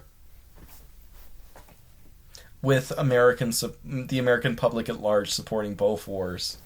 Number 8, do we have a genuine broad international support for this war? A resounding yes, I would say, in the case of the Gulf War. The war was supported by America's traditional allies and most of the Arab world, and we even had tacit Soviet approval. And we have a resounding no in the case of the Iraq War. The war was opposed by many of America's traditional allies, and we only had one traditional ally to commit troops, Great Britain, on any real substantial scale. And likewise, in the Gulf War, again, we had Saudi Arabia, France, and Britain commit a large amount of troops. Outside of America's traditional allies in the Iraq War, the entire world was critical of the enterprise, and America's image suffered greatly as a result of the war. Anyway, going back to the Gulf War, while having Saddam and Ba'athist leadership be taken out of power was a goal there, the United States even attempted a decapitation of Iraqi leadership in the war. That was not the primary goal.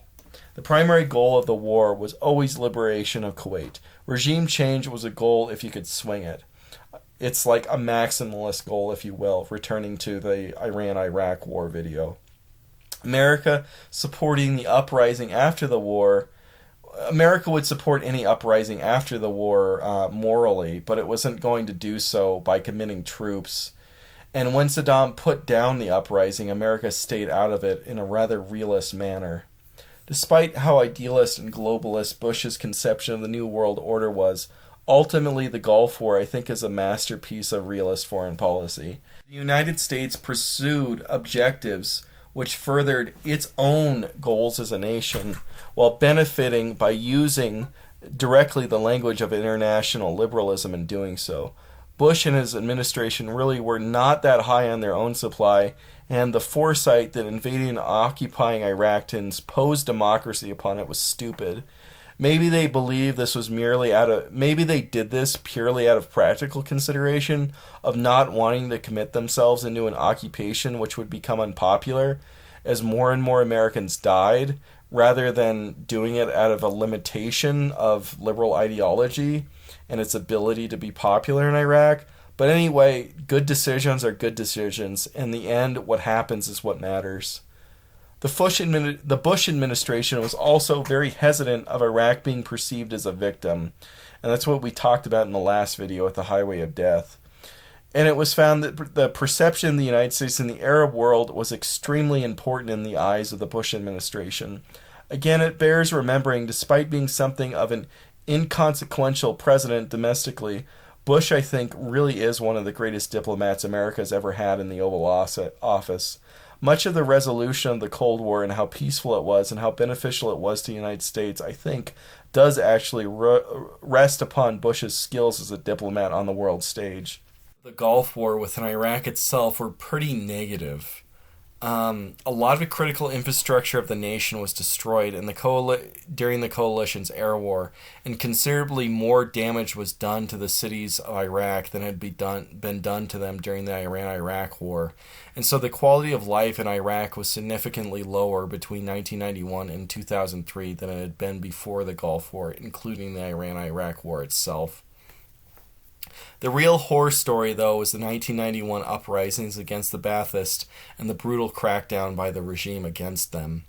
Immediately following defeat in the Gulf War, Shia Arabs, leftists, and Kurds began an uncoordinated, spontaneous mass uprising against the regime.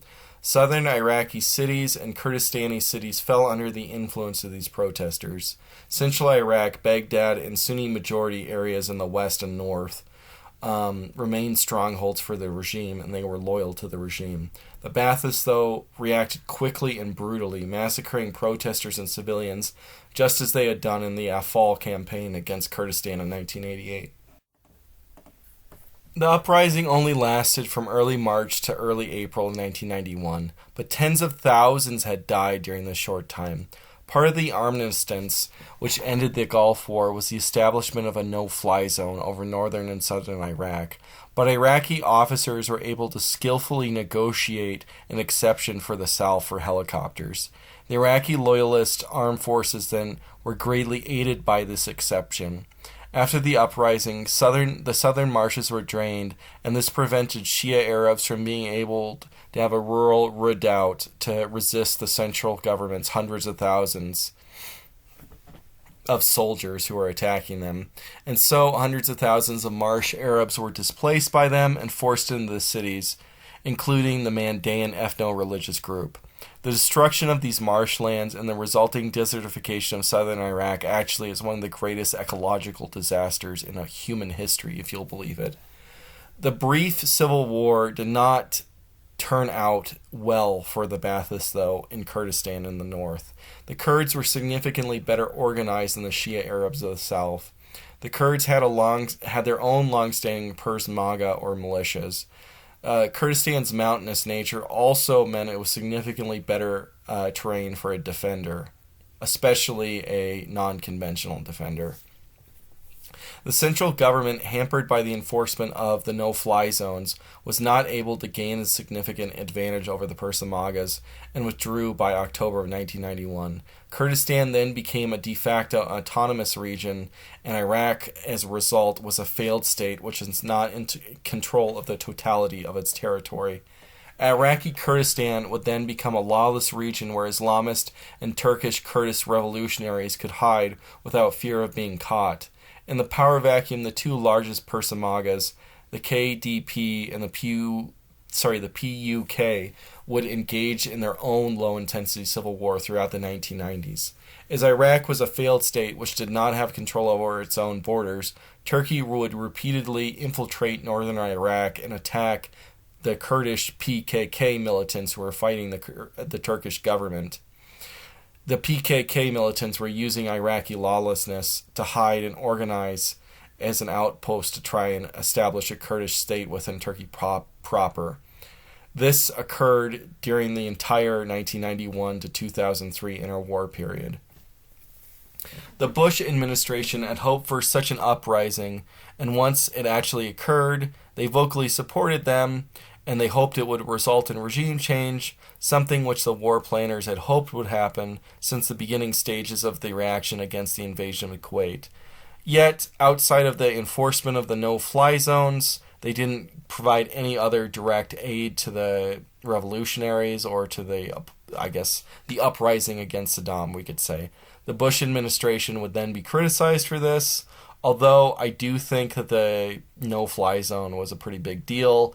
And, of course, Iraq became a failed state which did not have control over Kurdistan, so I think it's still a pretty big deal. Even if Saddam didn't get overthrown outright and his power was cemented over the Arab majority region of Iraq, the United States had still substantially intervened by preventing Iraq from maintaining control over its own borders. A quick aside, I have profound loathing for liberals who criticize the American establishment for not intervening on behalf of democratic uprisings or an uprising which is slanted by the media to sound democratic. If the United States had actually invaded Assad's Syria or Iraq in 1991, then these liberals, which were supportive of it, would become critical of it as the casualties mounted. Americans would have died, and there would be domestic pressure to leave, just as there was domestic pressure to leave in Somalia in 1993 when the United States intervened for humanitarian reasons. When the United States did so in Libya and Syria, it restrained itself so it wouldn't lose too many people, and it didn't put any troops on the ground. And the result, as we know, was two failed states divided by numerous warlords where tens of thousands of civilians have died in an ongoing civil war where Gaddafi or Assad could have been allowed to win as Saddam was allowed to win in 1991. And if Assad or Gaddafi reclaimed complete control over Syria or Libya, then the death toll would be much smaller and the world would be a much safer place to this day. Perhaps off topic, but I think it's even more insane when you have stuff like the 1989 Tiananmen Square protests or like the 2019-2020 Hong Kong protests. Do these people really want us to start a nuclear war over a protest which the media is framing to be democratic in China? I think it's just idiotic. Anyway, let's return to the topic. After the Gulf War legally ended, the United States, the United Kingdom, and France continued to wage a war on Iraq from 1991 until the final invasion stage in 2003, and that was because they enforced the no-fly zone over northern and southern Iraq. Note France backed out of the no-fly zone by 1996. The United Nations condemned the no-fly zone, but the no-fly zone continued regardless of the United Nations condemnations as it being illegal. The no-fly zone stemmed from the coalition's interpretation of the armistice, which ended the Gulf War, and they believed that it extended indefinitely and they could just change it haphazardly in accordance with what America wanted to do with its policy. Periodically during this period, the United States and the United Kingdom would attack Iraqi armed forces whenever Iraq did something which the Anglo-American alliance didn't like. Both Iraq and the United Nations say this resulted in over 1,000 Iraqi civilian deaths during this low-intensity conflict, or it is really a war, this interwar war period between 1991 and 2003. After President Clinton's victory in the 1992 election, George Bush did a victory tour of Kuwait, and Kuwaiti intelligence said that they found an Iraqi plot, and they caught it on April 13th, 1993, with the intention of blowing up a car which the Bush family was going to ride in. Some historical revisionists are saying now that Kuwaiti intelligence just made it up. Anyway, the United States responded by Tomahawk missiles hitting the perceived headquarters of the Iraqi intelligence service. Anyway, we get to the fall of 1996. Iraq attacked the PUK in Erbil. And so Iraq is trying to regain control over its borders and be a sovereign nation. America, of course, doesn't support Iraq being a sovereign nation, and Tomahawk missiled Iraq and destroyed airstrips to punish Iraq. Iraq wasn't then able to reestablish control over its own borders and tried to settle on aiding what it viewed to be as the lesser of two evils within the Iraqi Kurdish civil war, and so they pragmatically supported the KDP against the PUK. Okay, fast forwarding between December 16th and 19th, 1998, where we have Operation Desert Fox, the Anglo-Americans conduct a major bombing campaign against the Iraqi military for Iraqis' mild non-compliance when it came to weapons inspectors going through the country after the Gulf War armistice to make sure that Iraq destroyed its chemical weapons stockpile and that Iraq was not developing nuclear weapons. Hundreds of members of the Iraq Armed Forces were killed during these bombings, including many civilians. And the attack was criticized throughout the Middle East as, the United States kind of attacked a sovereign nation. The United States and the United Kingdom attacked a sovereign nation with minimal, if any, provocation. When the United States and the United Kingdom flew sorties in Iraqi territory, Iraqi anti-air forces would take pot shots at the aircraft. And so you could say, in reality, this is again a war because you have mutual combat occurring during this Operation Desert Fox. Beginning in June 2002, after the Bush administration made up its mind to invade Iraq, the United States, until the invasion of itself, just began outright bombing Iraq's anti-air defense system, the bolster the invasion when it came ultimately in March 20th, 2003, as they sought to outright destroy the anti-aircraft batteries to help them prior to the war actually being declared and going underway. The United States clearly and obviously is an aggressor here with no justification whatsoever. Anyway, after the Gulf War, Iraq had agreed to destroy its weapons of mass destruction capabilities and not to build any more as part of the peace agreement. During the Gulf War, the coalition already basically destroyed any capacity Iraq had to create and deploy chemical and biological weapons. Israel had already decapitated Iraq's nuclear program in 1981 and made it completely ineffective, as we already know. When the inspectors were sent to Iraq proper at the end of the war, Iraqis, their government officials, and their scientists would protest this, which didn't really help Iraq's cause. And they would often delay the inspectors, but ultimately they did let the inspectors inspect the areas which were under suspicion. The UN inspectors surveyed vast parts of the Iraqi chemical, pharmaceutical, and general industrial industries and its military facilities, and found no proof of any continued stockpiles of weapons of mass destruction, nor any attempts at developing a further program of weapons of mass destruction or developing any capacity for use of weapons of mass destruction in the future. One thing that the Iraqis did do, I guess to the credit of the Anglo-American invasion in 2003, is that they would try and save the technical paperwork that described how to make these weapons. So I guess in the far-off future, they would still maintain the technical knowledge to develop them. And so that meant that there was some kind of aim on the Iraqis' part, you could argue, to build again, because they were trying to maintain knowledge of how to build them in the first place. Anyway, one particular point of contention between the inspectors and the Iraqi government was Saddam's palaces. And the term palaces, I think, is a misnomer here, as Saddam wasn't living there, and these weren't living quarters for him or his family. Rather, they were meeting places for high and mid-level government officials, and they're scattered throughout the country so that government officials could meet together throughout the country.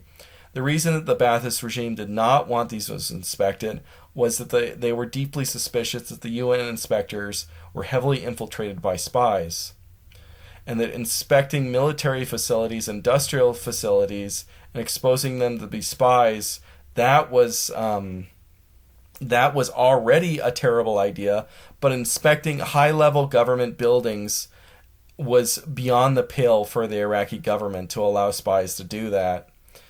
And it's insane to think that the Iraqi government would have housed dangerous, toxic weapons in places which get frequent traffic from the Iraqi leadership. Anyway, the Iraqi leadership was particularly fearful that these spies would install listening devices within the palaces, which would allow foreign agencies to track down Iraqi officials and assassinate them as they please.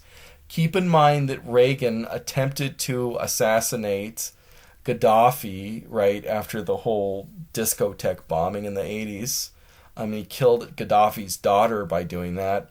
And that the American government doesn't respect, international international rules of war and constantly tries to decapitate its enemies, even in non-wartime conditions. Like I said, trying to decapitate Gaddafi and ultimately killing his daughter. So there's no stretch to think that if they allowed this to happen, then the government, the United States would be able to have spies, Israel would be able to have spies, and Britain would be able to have spies that would know where Saddam or higher members of the government were, and that they would just unprovokedly attack Iraq and decapitate its leadership.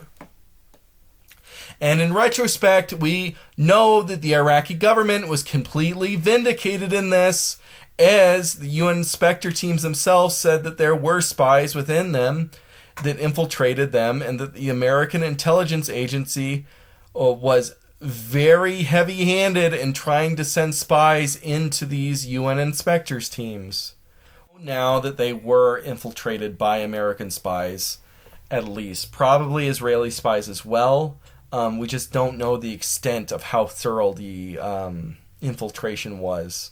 The Iraqi government was, of course, very afraid of Israeli spies because, for all the United States' disrespect of international warfare and international law, Israel is notorious for its frequent assassination of leaders of hostile nations and hostile factions and just general critics of Israel. So the Iraqi government just couldn't allow Israeli spies to just be inside of the highest levels of its government. So they just rejected that outright because, they're rational. So anyway, the United States would retroactively say that the Iraqi government is in bad faith because it doesn't want to be infiltrated by American spies. So then the United States would use that as an argument during the 2003 invasion. Yeah. There's a big foundational problem when it comes to these weapon inspectors. And that foundational problem is that the weapons of mass destruction were all destroyed. And since they're gone, there's nothing left for the weapon inspectors to investigate. So you kind of lead to this problem where the Iraqis, it's for the West to see, I should say not the West, the Anglo-Americans to see the Iraqis in good standing with them. Well, they have to provide weapons of mass destruction to be destroyed. But if there's no weapons of mass destruction there anymore, then nothing is visually seen to be destroyed or eliminated. So then in the back of your mind, you could believe that the Iraqi government was just hiding it all along. And you can't prove that, but you of course can't disprove it. So this would lead to the United States making up wild, baseless accusations in the lead up to the 2003 war of Iraq having things like semi-trucks constantly driving around the country with scientists on the inside who are developing chemical weapons, biological weapons, and nuclear weapons. Of course, all these are fantasies, and the United States is not a good faith actor in the least, but you do have this foundational problem is you don't know what you don't know. And if the weapons have already been destroyed, then you have nothing to show to be destroyed. And so the Iraqis can't really be let loose, like out of guilt from the perception of the West, because they have nothing to present that's not there anymore, because everything was already gone. In the case of the weapons examiners during the end of the Cold War, where they're going between the Soviet Union and the United States, there's nukes there that the inspectors can see, and they can be destroyed, and they can witness them being destroyed. Here, they don't have any kind of satisfaction, and they never saw the weapons in the first place, which only intensifies this unknown factor and allows the United States to be more of a bad faith actor. Regardless, all of this is pointless anyway, as Iraq was under such heavy scrutiny, and so many places were thoroughly checked, and leadership was put under such high anxiety that if any of these weapons of mass destruction left, they would be a tiny, vanishingly tiny amount. Any research into them would be tiny as well. So any threat of weapons of mass destruction, even if the Iraqi government went out of its way to hide whatever was left, the stockpile would be tiny and pointless. Like, it wouldn't be any threat to Israel or any threat to Kuwait or Saudi Arabia or Iran or the United States itself. After the initial uprising in 1991, and despite lack of control over Kurdistan, Saddam and the Baathists were firmly in power. The destruction of Iraqi infrastructure and the imposition of sanctions intended to weaken the regime had made the Arab population of Iraq largely dependent on the central government to survive. The United States had become a constant external enemy, which the government could use to coalesce domestic support in its favor. 60% of the Iraqi people were directly dependent upon food rationed out directly by the central government to survive. The situation was only bolstered by the Oil for Food program, in which the government directly traded oil for food with the oversight of the United Nations in order to get around the sanctions to prevent starvation. Saddam and the Baathists were not going away anytime soon. The quagmire of the no-fly... Along-wise, there's the quagmire of the no-fly zones, the drama of the weapons instructors, and the perceived scandal that the Gulf War did not result in a regime change caused Iraq to be this topic of contention in American foreign policy circles. Hawks turned Saddam into a new boogeyman in the absence of any traditional Soviet threat, and this led into the creation of a lobby aimed at a second Iraq war to remove Saddam and the Baathists from power. Part of this lobby included exiled Iraqis who sought to use their influence to form a kind of government in exile, which would be a government in waiting once the second Iraq war took place, which America could install. Foremost among these powerful influencers was Ahmed Chalabi, an exiled Iraqi businessman who had been living in the United States for some time.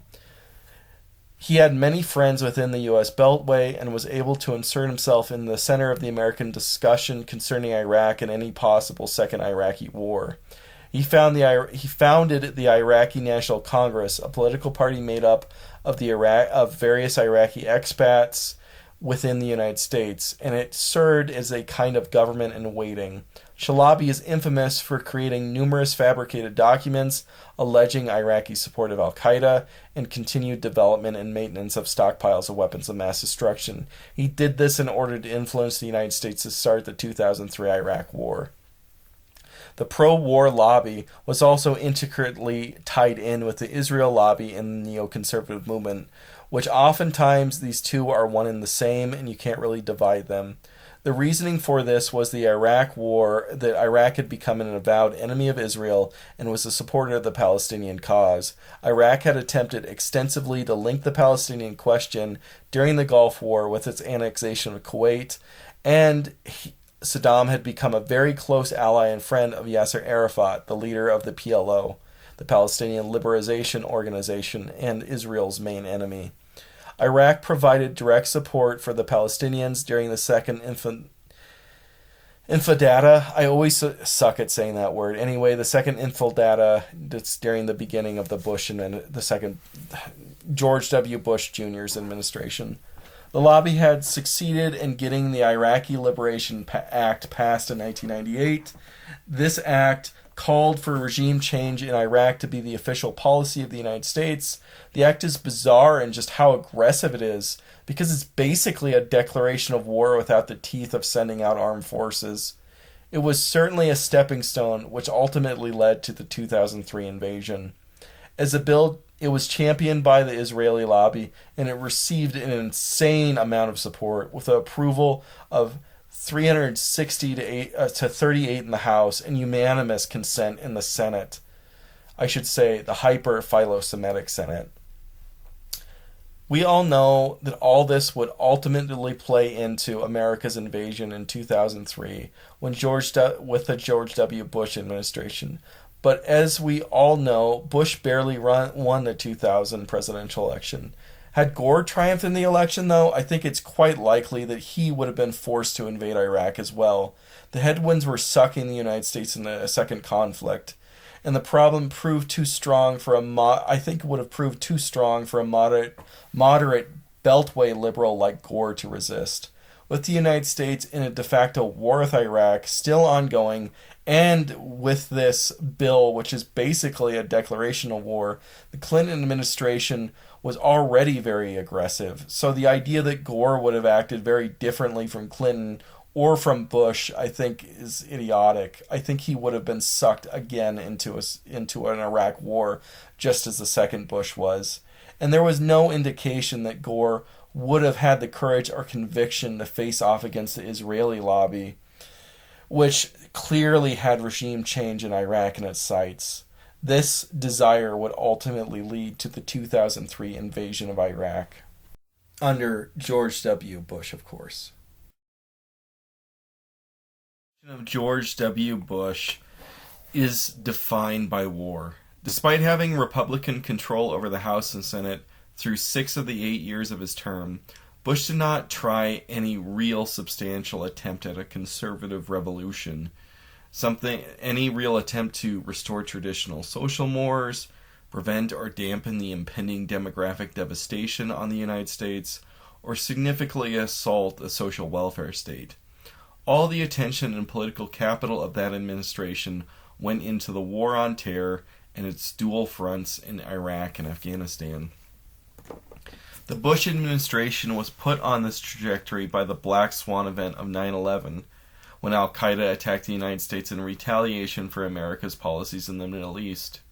Nearly 3,000 American civilians would die in the attack, and then the United States would attack Taliban-led and controlled Afghanistan, in which the leadership of al-Qaeda was based, and which was supported by the Taliban. So, the two were connected. The resulting 20-year-long war would see America and its allies engaged in a fruitless struggle against the Taliban, culminating in the humiliating defeat for the United States in 2021 when it evacuated Kabul. That war, though, is outside the purview of this series. After 9/11, the Bush administration did not simply just begin the Afghan war to fight al-Qaeda and the Taliban. Instead, it declared a global war on all terrorism. This meant that the United States' official foreign policy now was to try and actively fight, or at least present a diplomatic posture which put geopolitical pressure on terrorist groups and their state-sponsored allies. Curiously, many of these terrorist groups like Hamas, Hezbollah, and the PLO were groups which the United States targeted, had no intention of attacking the United States, and were no threat to the United States, but they were a threat to Israel. The Israel lobby's incredible influence over American foreign policy was able to tilt the global war on terror to benefit itself. The Ba'athist regime of Saddam Hussein's Iraq was a nation who sponsored terrorism against Israel. Saddam was a close personal ally of Yasser Arafat, the longtime leader of the PLO. Iraq was directly aiding Palestinian resistance at this time during the Second Intifada, as the Iraqi government directly aided families of Palestinians who had died as so-called martyrs when they were killed by Israelis, beginning in 2000 and continuing until the Baathists were removed from power. During the 1990s, after the Gulf War had ended without Saddam being removed from power, the Hawk lobby began to develop in Washington, D.C., calling for the removal of Saddam from power, and that would likely entail a second Iraq war. While many members of the lobby were members of the American Iraqi expat community, there were also intense ties between them and with the Israeli lobby in the neoconservative movement at large. Neoconservatives are an esoteric faction of the American right, which call for the American military and intelligence community to either intimidate or go to war with other countries in order to spread liberal democracy globally across the entire globe. They are all this stuff is intimately connected with the Israel lobby, and the majority of Bush's foreign policy experts were neoconservatives. The hawkish Second Iraq War lobby had triumphed in 1998 in getting the Iraq Liberation Act passed, which made the overthrow of Ba'athist Iraq into a formal policy of the United States. This lobby would then begin to pressure the Bush administration following 9/11 to directly attack Iraq in the hopes that the Iraqi expat community would be able to form its own government, which could then control Iraq itself. In the aftermath of 9/11, as we all know, America began moving towards the Second War with Iraq. It began having allegations against Iraq that Iraq was supporting al-Qaeda and that the Iraqi regime had weapons of mass destruction that it was continuing to develop. The Baathists, of course, did not support al-Qaeda, and their only shred of proof that there was to this was Jamaat al-Tawad al-Wal Jihad's leader, Zarqawi, was in Iraqi Kurdistan. But, part of that has to do with because of America's own policy decisions. This was a group connected to Al-Qaeda, by the way. This is Zarqawi. This is what leads to Al-Qaeda in Iraq.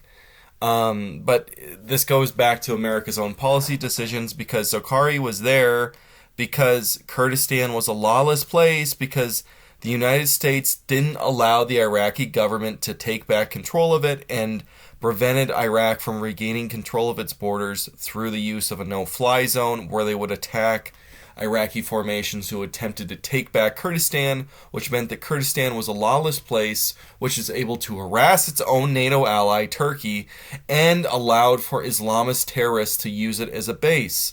The United States then afterwards used that to justify the invasion of Iraq itself, even though it was a result of America's own policy in the first place. The question of the weapons of mass destruction, most of these weapons were destroyed outright during the Gulf War, and Iraq had not had a viable nuclear weapon or nuclear research program since the 1981 attack on the Tudawatha Nuclear Research Center by Israel. Inspections between 1991 and 1998, and then briefly between November of 2002 and March of 2003, did not show any support for the Iraqis trying to build any new weapons of mass destruction, and they did not find any evidence of any existing stockpiles. The Bush administration and its allies then just created conspiracies that the search was pointless and that Iraq was able to find them. Again, like I said before, you have this problem. Because they're already destroyed, there's nothing that the Iraqi government can show in order for it to prove that it exists and then destroy it in front of them. And so the Bush government just kind of made up all these conspiracies to justify itself from invading. Ahmad Shalabi, who was the most important and prominent member of the Iraqi war lobby, fabricated false documents to provide evidence that Iraq was supporting al-Qaeda and was continuing to develop and stockpile weapons of mass destruction. He and his accomplices were not alone in fabricating this evidence, and the Bush administration was not particularly wary of dubious evidence of these claims and willing to accept and sought out any possible evidence which supported these false claims against Iraq. Any intelligence official which criticized this dubious evidence would be ostracized by the Bush administration, while any who believed this dubious evidence would be rewarded. In the 2002 State of the Union address, George Bush declared the global war on terror and threatened Iraq, Iran, and North Korea, calling them an axis of evil who supported international terrorism. During this speech, Bush particularly focused Iraq especially more than any of these other two nations. From that point on, it must have been clear to the Iraqi leadership that a second war with the United States was essentially inevitable, and the United States was going to make up false allegations against them, and that there was nothing they could do to stop it, and the United States was already on this war path to build up another coalition akin to the one in the first Gulf War. So there was nothing that the Ba'athist government could really do to stop America at this point. And there also wasn't anything it could effectively do to resist America's advances once the war began. They were well aware of America's spy satellites, which revealed the position of all their major units. In a particular episode before the main invasion began, American airplanes dropped propaganda notes demanding Iraqi surrender so accurately and precisely, and to the totality of the majority of the military, that it profoundly terrified the military and massively lowered morale. The United States and the United Kingdom had maintained air superiority over Iraq over 2 no-fly zones covering much of the country and began systematically destroying Iraqi anti-aircraft positions before the war even began.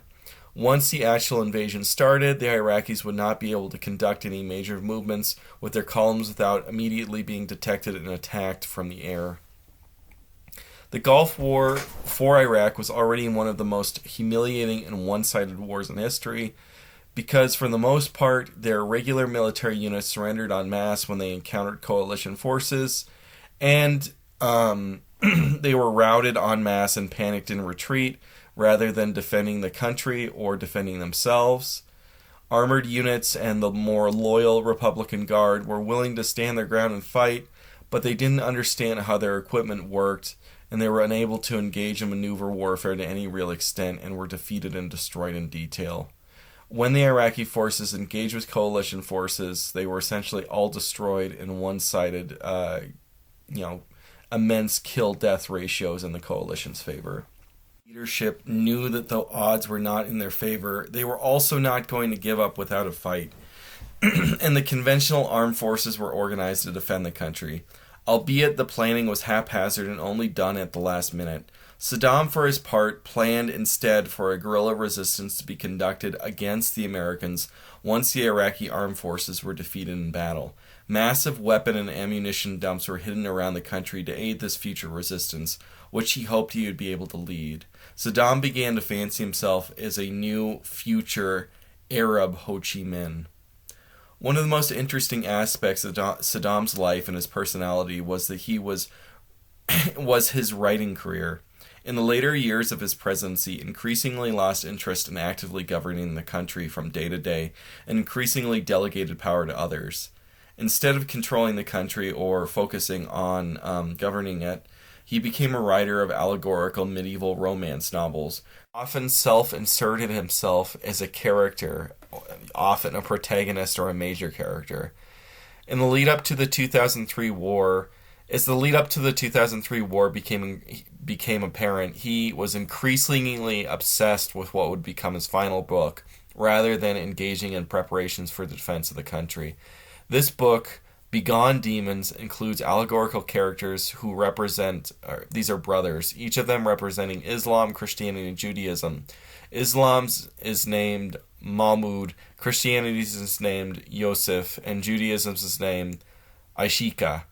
The book, set in late antiquity, features Ashika making an alliance with Rome to oppress a tribe living in modern-day Iraq.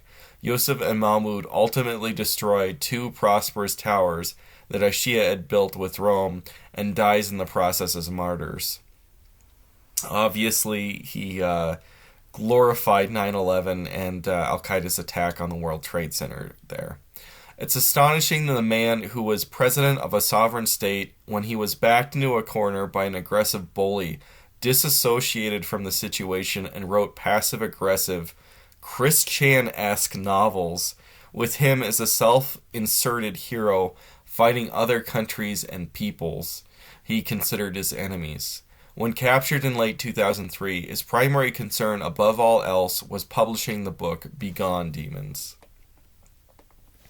Immediately following 9/11, Deputy Secretary of Defense Paul Wolfowitz advocated an invasion of Iraq. Well, this isn't just like the next day or the next week. This was after immediately learning about the attack the day of, guys. While he is criticized for it at the time, ultimately Wolfowitz would get his way. Wolfowitz was a prominent neoconservative at the time, and at the time was one of the foremost voices in the second invasion of Iraq lobby. Wolfowitz is said to have been President Bush's original pick for who he wanted to be Secretary of Defense, but he decided, due to the Wolfowitz comparative lack of experience, as he had only been ambassador to Indonesia. So then Bush chose Donald Rumsfeld in his place because Rumsfeld had previously been President Ford's Secretary of Defense. Wolfowitz believed in this unfounded conspiracy and he believed of Iraq supporting the terrorist attacks within the United States proper, and he believed that the 1995 bombing in the World Trade Center was done and supported by the Iraqi Secret Service. Many people call Wolfowitz the key architect of the war of Iraq, and that's for good reason. He constantly called for the war and had designated the initial plans for the war long before 9/11. His initial plans, though, were incredibly stupid, ludicrous, and suicidal for the armed forces if they were ever carried out, American armed forces, that is. He thought the United States should simply invade southern Iraq, take the sea corridor and Basra with a small auxiliary force, and then the internal opponents of the regime would be able to overthrow the Ba'athist with American air support and material support. If such a thing was conducted, it would be it would put the American forces in jeopardy, and possibly they could be actually routed by the Iraqi military. Wolfowitz and Rumsfeld were obsessed with the idea of minimal American ground commitment, as seen by Wolfowitz's original plan, and that they saw that the United States could effectively enact regime change with only tens of thousands of soldiers in an invasion, and that the soldiers would be able to rapidly leave native populations who were proponents of liberalism in the country, and they would independently then be able to establish democracy with little direct support from American forces. This was enacted during the initial invasion of Afghanistan in 2001 when the Northern Alliance took Kabul with support from American armed forces, the American Special Forces and the American Air Force. While initially it felt that this worked in Afghanistan, as we all know, it resulted in a 20-year-long war where the United States and its allies, the broad NATO coalition with some other allies, were never able to establish any territorial control or support for their regime beyond Kabul itself, and that the Taliban basically controlled most of the hinterland, and ultimately the United States was humiliated by a Taliban victory after 2 decades of warfare. The Taliban had no real capacity for conventional warfare, and the Northern Alliance was a force that already existed in the case of Afghanistan. A similar invasion of Iraq, if conducted against that state, which had already had a standing army of 300,000 and which still contained, despite the Gulf War, significantly more equipment than the Taliban did.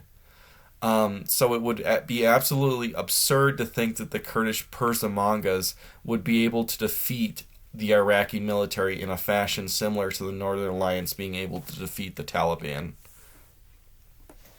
Had Wolfowitz's plans been enacted in Iraq, it's likely that the United States would have been outright defeated, or at least it would have taken severe casualties before the United States was able to deploy a much larger force in an emergency faction from around the world.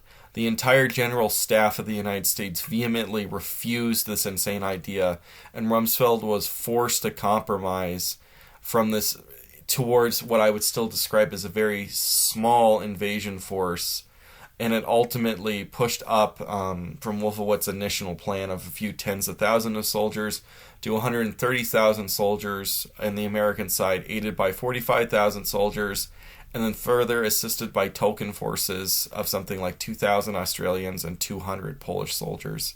This force would be known as the Coalition of the Willing. This invasion force was smaller than the Defenders Force, and was significantly smaller than the invasion force which had conducted the Gulf War in 1991, which had nearly 1 million soldiers. Amended by the American General Staff, this invasion force would prove woefully inadequate in occupying the country in the, 8 years that followed the initial invasion stage. Like had been the case in Afghanistan, the invasion of Iraq's goals were basically top-down installing a multicultural democracy in a nation with a little history of democracy, and which is a long-standing country with multiple ethnic groups who had a lot of a history of animosity towards each other. Rumsfeld Department of Defense found nation-building, peacekeeping, and counterterrorism distasteful, despite being the entire strategy of the war being just that. Rumsfeld considered these things not as a service or a thing that the military was supposed to do. Rather, the military is only supposed to fight conventional wars, even though the United States military, for some time at that point, had been highly ideological under neoconservative lines and believed that its purpose was to impose democracy on foreign entities. As such, there was almost no war planning with what would happen after Saddam was overthrown, including any actual search for these alleged weapons of mass destruction. I should say, the absence of any real cohesive planned search for the weapons of mass destruction once the invasion stage ended. The Department of Defense was so high on the ideology of neoconservatism, it actually believed that democracy would just instantly take hold and the American forces would be able to leave the country almost immediately after Saddam fell. The war proper began on March 20th, 2003, with airstrikes aimed at decapitating Saddam and the Iraqi leadership. Because, the United States and its Anglo allies, they're really against war crimes, right? They're really not in support of committing war crimes. They're just going to decapitate the enemy leadership and prove it impossible to have any kind of negotiated defeat. Anyway, these airstrikes failed. The coalition, the willing, had hoped that the Iraqi forces would be able to internally overthrow Saddam somehow, seeing that a conventional victory was impossible on their part. Despite knowing that they were fucked, they fought for the regime anyway.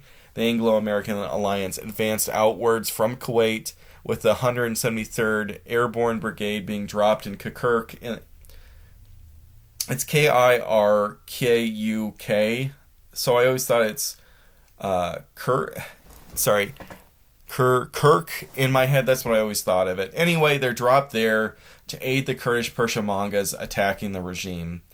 The Iraqi divisions, both regular and the Republican Guard ones, were unable to really halt the Anglo-American units in any substantial faction. The Iraqi armor again proved completely ineffective towards stopping American armor or American and Anglo armor, and even American and Anglo infantry divisions, just as they had done in the Gulf War, and they were destroyed in mass. The Anglo-American forces did not really attempt to encircle, capture, or destroy any of these Iraqi forces in detail. They just advanced past them. Even if they wanted to, they were too small to do a maneuver like that because of, Rumsfeld's ideological beliefs regarding a small military. Conventional units were unable to block the Anglo-American forces from entering the city, and they were kind of able to just enter Iraqi cities unopposed. The defense in Basra was not even set up for urban warfare, and coalition forces, in particular the largely English or British forces, were able to enter and take the city with very little conventional resistance. As the Anglo-American forces, they just moved forward and basically just totally ignored the Iraqi conventional forces. At the same time, though, there was another force which was actively resisting the Anglo-American forces, and these were the extremely loyal Ba'athist paramilitary and presidential guard of the regime, the Fedayeen Saddam, who harassed the American and British supply lines in rear areas. The Fedayeen Saddam were using guerrilla warfare tactics and following Saddam's plan of setting up a revolutionary Ba'athist resistance after the central government failed in a bid for an ongoing guerrilla warfare against the Anglo-American occupation. Throughout the invasion, the Fedayeen Saddam were the most competent force against the coalition, the willing. The Iraqi forces were able to set up a loose ring around Baghdad and central Iraq, which would be, I guess, the last redoubt for the country. The idea was that this part of Iraq would be a redoubt, as the Iraqi forces were fearful of an invasion basically from everywhere. They thought that America would invade through its other allies beyond Kuwait, Turkey and Jordan, and so there was actually a lot of Iraqi forces that were positioned in the west of the country against Jordan and in the north of the country against Turkey, but Turkey and Jordan didn't support the war, and so that never happened. So Iraqi forces weren't very large, set up around the city, and the urban defense of Baghdad and central Iraq wasn't set up properly. Um, but there was already troops that were essentially just in position around the city. Basically, the Iraqi military was unable to move, so the central Iraq was basically a staging area. So the Anglo-American forces maneuvered around all these positions that were set up to defend against the Kuwaiti border, and then they started fighting against this staging area troops which were in central Iraq, and that's what led into the Battle of Baghdad. The Baghdad wasn't really set up in a kind of like coherent defense. It was rather that these troops were in central Iraq as a staging area to be sent to defend against the Turkish, Kuwaiti, or Jordanian border. In particular, one of the biggest battles was the battle that would center around the Baghdad International Airport. American forces would rush into Baghdad, and Iraqi forces were just completely unable to block them or slow down or delay their rush into the city at all. So they weren't able to set up any real urban defense at all. They kind of just engaged American forces in their staging areas. They were never able to defend the city in house-to-house fighting or anything like that. And the fiercest resistance in the battle for central Iraq and Baghdad itself didn't come from the Republican Guard. It came from the Fedayeen Saddam. And then the Republican Guard was fighting, but they didn't put their back into it, or let's just say they didn't put their back into it anywhere near the amount that the Fedayeen Saddam did. And the conventional army, in turn, was the least reliable. So the battle for the city outright began on April 3rd, but the city fell by April 9th. Saddam and the Iraqi leadership fled and went into hiding. Baghdad fell rapidly, and the organized conventional resistance fell with it. The coalition of the willing declared mission accomplished. Yet the invasion force was incredibly small due to Rumsfeld's idiotic ideology and war planning theory of having a small force in being which wouldn't be able to occupy the country. And so this force, I think of less than 200,000, would be completely unable to pacify this 26 million people of the country. This force, which was incredibly small, was unable to capture or process the Iraqi soldiers, and they never made contact with the vast majority of the Iraqi military, most of which was still around the Jordanian and Turkish borders and never had engaged with coalition forces at all. And even those who were in the south of the country or in the central of the country that had engaged with the forces, the Anglo-American forces were too small to really process them either to any substantial or, passable amount, let's just say. And so instead of surrendering, they kind of just fizzled out with their weapons and with their equipment back into the civilian population, which allowed, keeping in mind that Saddam had created these massive stockpiles of weapons throughout the country, supporting a future guerrilla resistance after the conventional force was destroyed. That meant that the majority of the military now had access to weapon stockpiles, weapons that they took with themselves when they basically dissolved back into the civilian population, and that the Anglo-American forces were unable to prevent any of this. They're unable to track the units or the personnel of the Iraqi armed forces as they dissolved back into the general public, and then they began to form militias, often Shia or Sunni Islamists that would resist American and British occupation of the country for the next 8 years, as we all know. While many of the forces going home were not committed to defending Iraq, I'm saying defecting Iraqi forces, some were committed to defending Iraq as Ba'athist loyalists, primarily in the west and north of the country, where the coalition, again, had not really engaged at all with the conventional forces defending Iraq. And so these conventional forces just kind of gradually evolved into a poorly organized guerrilla resistance with the weapons that they took home and with the stockpiles they knew about that the Ba'athist regime had created. Elements of the higher leadership were able to flee or into hiding within Iraq itself, or to flee into hiding into Syria. Although these Ba'athist loyalists were not well organized, and they would soon fracture and evolve into a Sunni resistance, a Sunni Islamist resistance. Many other Iraqi military units and soldiers did not join this Ba'athist resistance, and they just began joining Shia Islamists or independent Sunni Islamists that had no connection to the Ba'athists that began at that point. These three factions would soon emerge to combat the Anglo-American forces in this 8-year-long occupation, which would become far more costly than the initial invasion, a war which the Wolfowitz plan originally had intended to occur for only a few months, and then the United States would be able to withdraw. And the American officer corps, by its ideology of conventional wars only and no nation building, had no intention of really ever fighting. World War II is, of course, the modern war in which all wars are to be measured, and it's the most popular.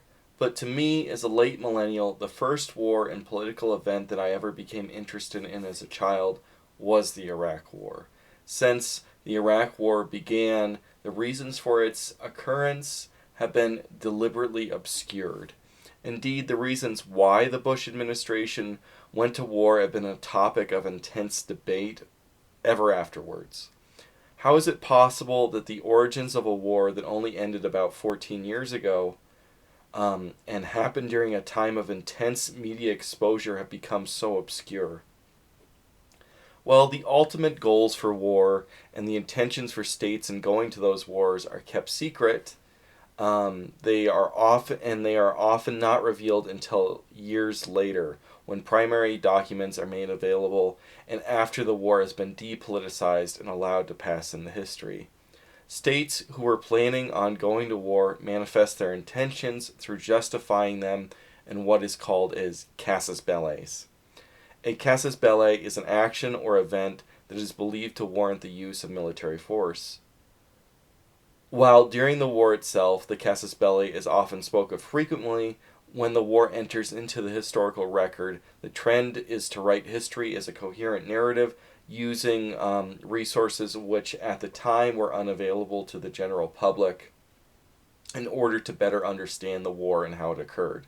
As such, when history is written out by historians, the ultimate goals and intentions of the war planners, which were secret at the time, become the focus of their histories, rather than the casus belli, which was used to justify the war at that time when it was happening to the public and upon the international stage. So oftentimes, in retrospective, the casus belli is kind of just buried in the total narrative of the war, and people don't really think about it years and years later when they think about the war as a whole.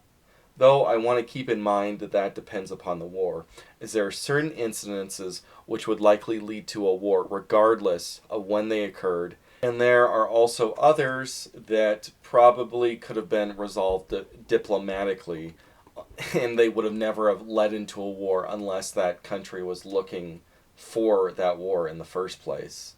Now, an example of, I think, a casus belli that occurred where the country that ultimately invaded the other one, that it was kind of like a black swan event, and that was always going to lead to war, is the case of World War I with Austria-Hungary.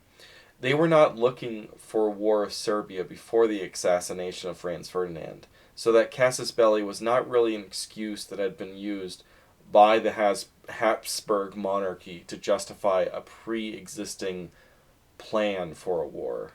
Sometimes the actions of a nation are, unironically, so unacceptable and aggressive that they do justify a war on the part of the aggressor.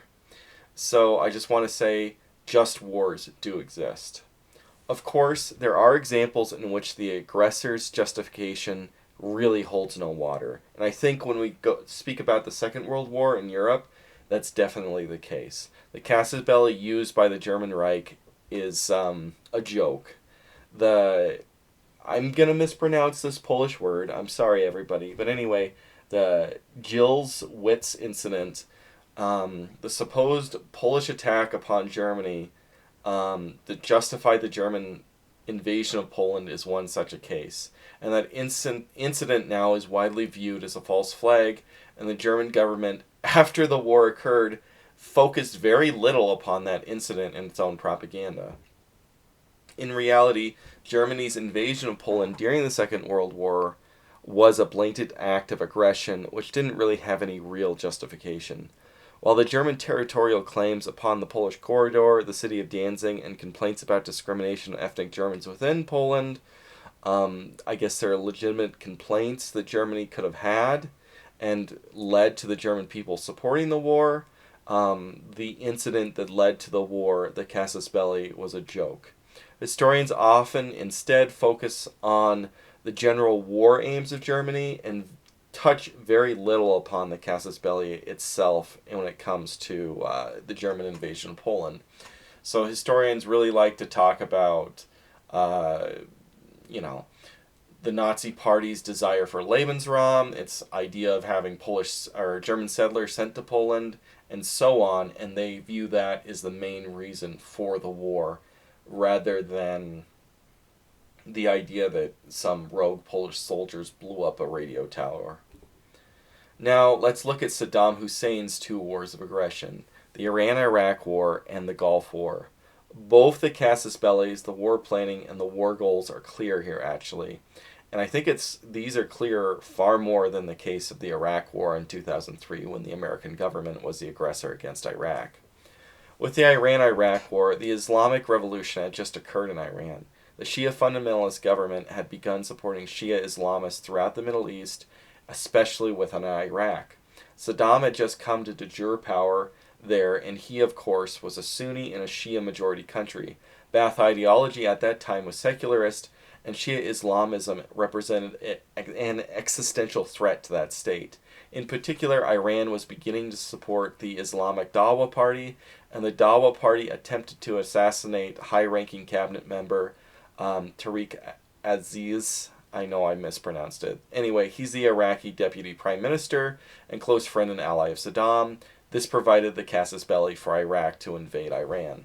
When it comes to Saddam's war goals and war planning here, the minimalist aim was the Iraqi government to have a better settlement in the division of the Shat el-Arab River, which separates the two countries.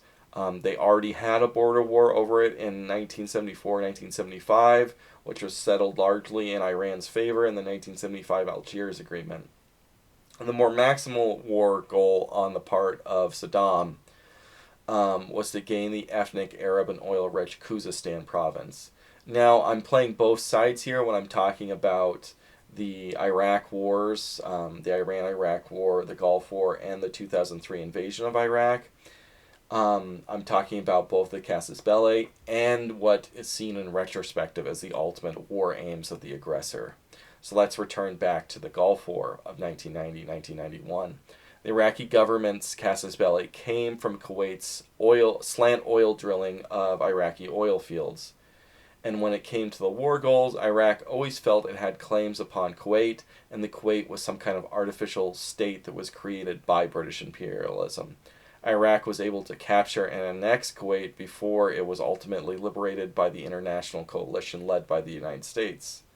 So I think the goal outside of annexing Iraq, when we talk about the minimal goal, was to get Sunni leaders throughout the Middle East to forgive the debt that Iraq had gained during the Iran-Iraq War.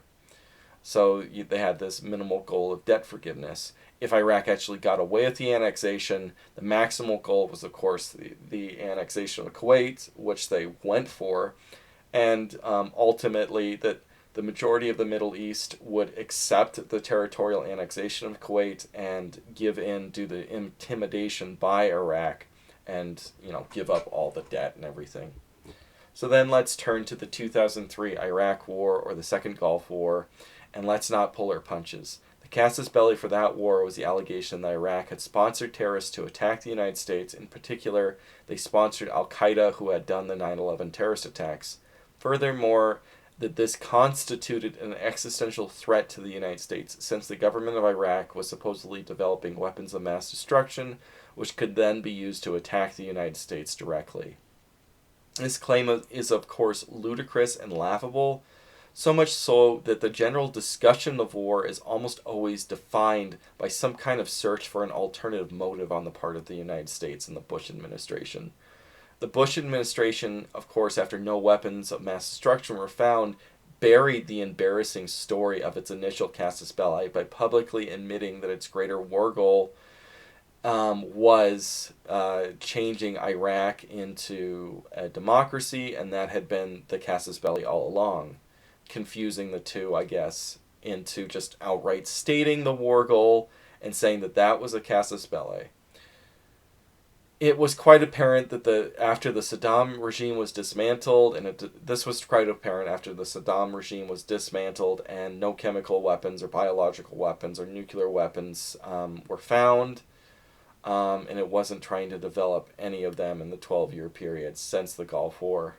And so the Bush administration thought that it would be able to dodge the criticism of its immense failure in finding these weapons by just saying, kind of like pleading to its enemies domestically, the liberal enemies, saying, we believe in democracy. Isn't democracy so great? And virtue signaling by saying the war goal out loud is the reason it went to the war. But the problem here is that leftists, they have a lot of cognitive dissonance when they try to understand what the United States is, and what the United States does, and what the United States empire is. And so, despite throwing themselves on the mercy of the idealism of the leftists, the Bush administration couldn't convince them at all of this. The leftists followed their retarded instincts that this was some kind of diversion to deflect the Bush administration from its embarrassment, and they ran off trying, but instead of them deflecting the embarrassment from weapons of mass destruction, there was something deeper involved. And so the leftists ran off trying to find an alternative reason for the war, and they weren't going to accept that clear as day reason of spreading democracy when the Bush regime directly said that within all of its documents and within all of the neoconservative documents as well. To leftists, though, their beautiful liberalism, which is the official ideology of the United States, that's not the ideology that the Bush administration has. No, Bush is some kind of hidden Nazi or something like that. And those dirty Beltway conservatives, they're basically like a revisionist in the Marxist regime. It doesn't matter how much they are actually liberals, because they aren't really liberals in the eyes of the conspiracy-minded, true believer liberals of the American left. And so the Bush regime couldn't be possibly fighting a war for democracy. They had to have some kind of nefarious hidden reason. And so the irony was that the idea of democracy was far more absurd. The idea of spreading democracy and America doing that, it was far more absurd than these false claims of Iraq developing weapons of mass destruction, or an alliance of the fringes between Saddam and Al-Qaeda, but leftists didn't care about that. All that they could see was that they're the true believers in democracy, and the Bush regime couldn't be true believers in democracy. So they became intoxicated on their own ideology as they were unable to perceive reality there. So the case of the Iraq War, it must have been oil, right? That's what the hidden alternative motive must be. And that's what they settled on. So you'd see all this stuff of the Iraq War was a war for oil. Whether they try to justify this through some kind of simplistic one-to-one argument with American oil companies lobbying the U.S. government directly to get contracts in the oil after the Iraq War, or they're arguing some kind of more esoteric petrodollar system conspiracy theory. This more straightforward motive is so easily debunked, it's hilarious, because the reality is that U.S. oil companies were not interested in Iraqi oil and passed it up when the bidding process happened for those oil those oil, I want to say mines, oil rigs, I think oil fields is the right way. So anyway, in the post-invasion period, the Iraqi government put up bidding for it with the help of the American government, and a lot of the time it was actually like Chinese oil companies that developed those fields with the Iraqi government. And the American oil companies, they had little to no interest in it. Maybe it was because they didn't want to be perceived. It was a bad PR move doing so, or maybe they knew that it was a bad investment because Iraq was a basket case at that time. Or maybe the reality is that the U.S. oil companies, as we know, do not like war. They don't want there to be war with Iraq or with Iran, and they don't like embargoes on them. What has been seen historically time and time again in all their documents is that the American oil companies prefer the absence of embargoes. They go against the Israeli lobby. They want there to be peace with Arab regimes, whether they be Ba'athist Iraq, Islamist Iran, or Gaddafi's regime in Libya. They want there to be peace between the United States government and those regimes so that they can have fruitful oil contracts with those regimes. And so the reality is the exact opposite of what the leftists in America say. Anyway, let's go back to the petrodollar. The petrodollar refers to the fact that oil, for the most part, internationally is traded in the U.S. dollars. It's the U.S. dollar kind of is the de facto global reserve currency because the United States is so powerful, and the dollar is actually, despite, what you'll hear in American media, the dollar is more stable than most other currencies around the world. The idea is that the United States invaded Iraq due to the Ba'athist regime's plan to switch out the dollar when trading oil and trade it in euros. Although, when you actually get to the documents of the Bush administration and neoconservative think tanks, this issue never even arises. So it's just kind of dead on arrival if you're going to actually do research in primary documents. Iraq had already been trading in its oil in euros for years prior to all this, and Iraq had already been part of the controversial Oil for Food program, which the UN sent up with the Clinton administration anyway, where oil was just directly traded for humanitarian aid. So the whole war for oil thing is complete garbage. Both the simplistic one-to-one direct version has no support, and the more esoteric conspiracy version of the petrodollar conspiracy theory is just as much garbage. Other rationales given for the war include a blood feud between the Bush family and the Saddam family following the Gulf War and the 1993 assassination attempt on George H.W. Bush after he left office and went around Kuwait. This theory is pretty popular in the Middle East as it appeals to Middle Eastern cultural norms about family feuds and tribal feuds. And there are some statements and primary sources which can be used to support this. Although I think once we look at everything, it's kind of doubtful that that was the primary reason. Something that gets tied in with that idea is the idea that the George W. Bush administration, through the person of Bush himself, wanted to improve upon his father's war, some kind of insecurity of being his dad's son. Although we got to keep in mind that Deputy Secretary of Defense Wolfowitz was the one that got the ball rolling in the administration rather than Bush himself, and Wolfowitz throughout the 1990s believed that Iraq was trying to attack the United States domestically, and thoroughly believed that the 1995 World Trade Center bombing was actually championed by the Saddam government, believing in a rather obscure conspiracy theory, despite anybody's trying to give him real evidence that that wasn't the case. Anyway, another claimed reason for the war was the idea that Bush was a Christian Zionist, and he believed that the Ba'athist regime represented Magog from the Bible, and so that he personally had a duty to defeat them so he could push forward the timetable of Christ coming back.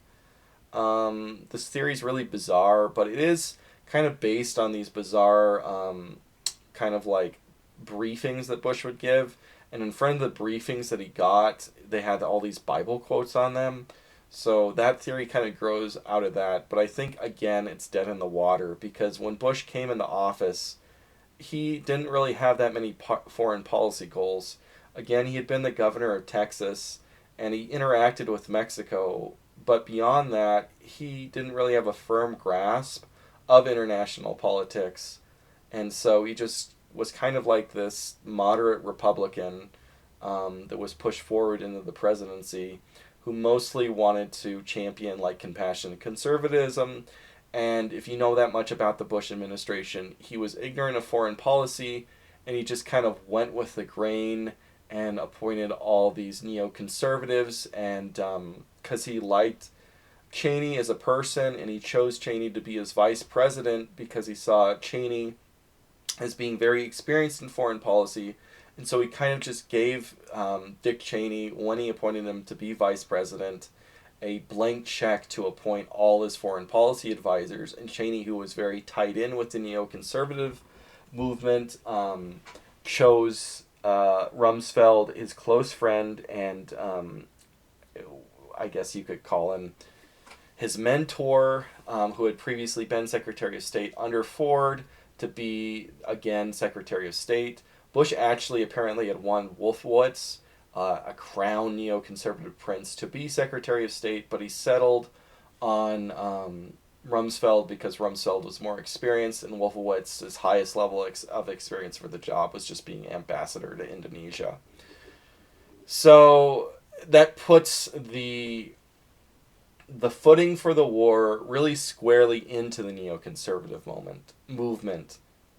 So the reality is that the reasons for the war are out there and available for all to know. The United States used the justification of Iraq funding Al-Qaeda and developing its weapons of mass destruction as a casus belli, but the goal ultimately was regime change and to spread democracy through the Middle East, beginning with Iraq.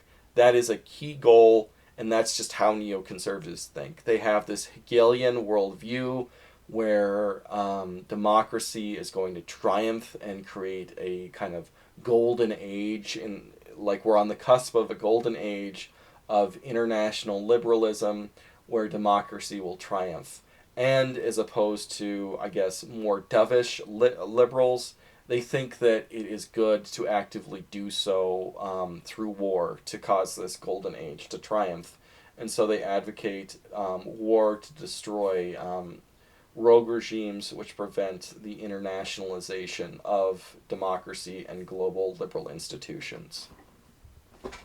Keep in mind, though, that the entire time that this is going on, the Israeli lobby and the neoconservatives are so interconnected, I think it's fair to just say they're one and the same. And the Israeli lobby really wanted to invade Iraq because they saw it as a threat to Israel. Iraq gave cash bonuses to the families of Palestinians who died during the second, I suck at this, everybody knows this, second Intifada, and they supported various Palestinian resistance movements against Israel. Whenever Iraq or any other states were called supporters of terrorism, it wasn't really because they supported terrorism as against the United States. As you'll see, most of these international terrorist groups, judged as which by the United States, they're terrorist groups because they stand against Israel. This is the case in the Palestinian groups like Hamas and the PLO, and Hezbollah, the Lebanese group. Both of these are enemies of Israel. And so the United States categorizes these armed resistance movements and militias against Israel as terrorist groups. And the reality is they're not any real threat to the United States. They're a threat to Israel. And the Israeli lobby is able to puppet the American, especially the Senate, but also the House and the presidency to do this. The Israeli lobby's interest in the invasion of Iraq acted as a multiplier effect for the Bush administration's desire to invade that country. Following the end of the Cold War, the Israeli lobby became the most important and strongest voice in shaping America's foreign policy. This can be seen with the overwhelming amount of U.S. interventions and attention that has been given to the Middle East since the Gulf War. The reason that this happens is that every time that policymakers in the United States have an opportunity to intervene in the Middle East, the Israeli lobby uses that and its massive political influence to push very hard in the favor of that intervention. In effect, the Israeli lobby's vast power increases the feasibility of any intervention in the Middle East that it agrees with. While normally it would take a lot of political capital for the federal government on its foreign policy side to do something like a war of aggression, once the Israeli lobby is on board and sets its sight for that war, it actually flips over, and it takes significantly more political capital to deny and prevent the Israeli lobby from getting that war than it would have been to, say, do a war of aggression in any other part of the world. To put it another way, you need to spend political capital in most cases to start a war, but if that war is something that Israel wants, you need to spend an immense amount of political capital to prevent that war. So as soon as 9/11 happened, and I mean the literal calendar day of 9/11, hours afterwards, Paul Wolfowitz said it's time to invade Iraq due to his personal obsession with Iraq. Using 9/11 as a casus belli without having a shred of connection at all, even fabricated at that time. And this is literally directly in primary documents we have at this stage. Bush dismissed it initially, but as time went on, he would find himself stuck in this vicious cycle where the Israeli lobby kept pushing him further and further into it.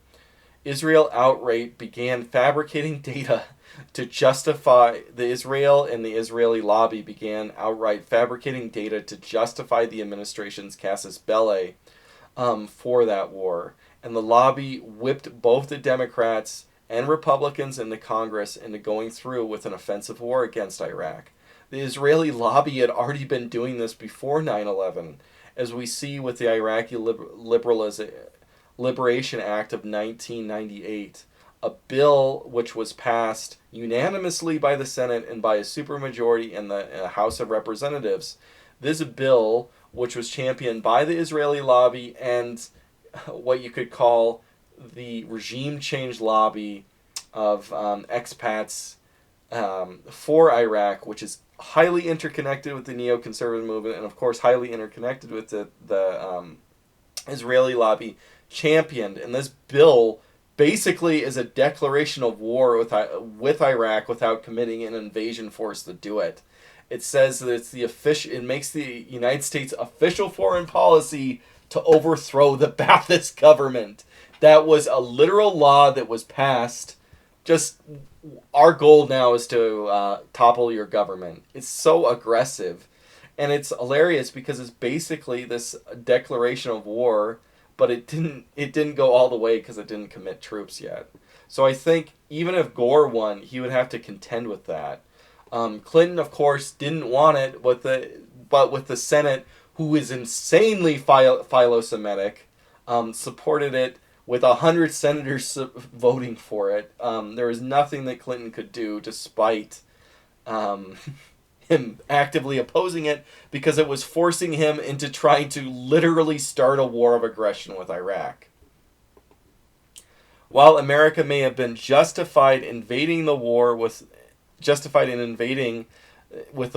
false connections between the Ba'athists and Al-Qaeda, America's actual war aim was the satanic goal of neoconservatism. That satanic goal being emasculating the human race with democracy to cause universal and unending peace. And they were going to use this war to do so.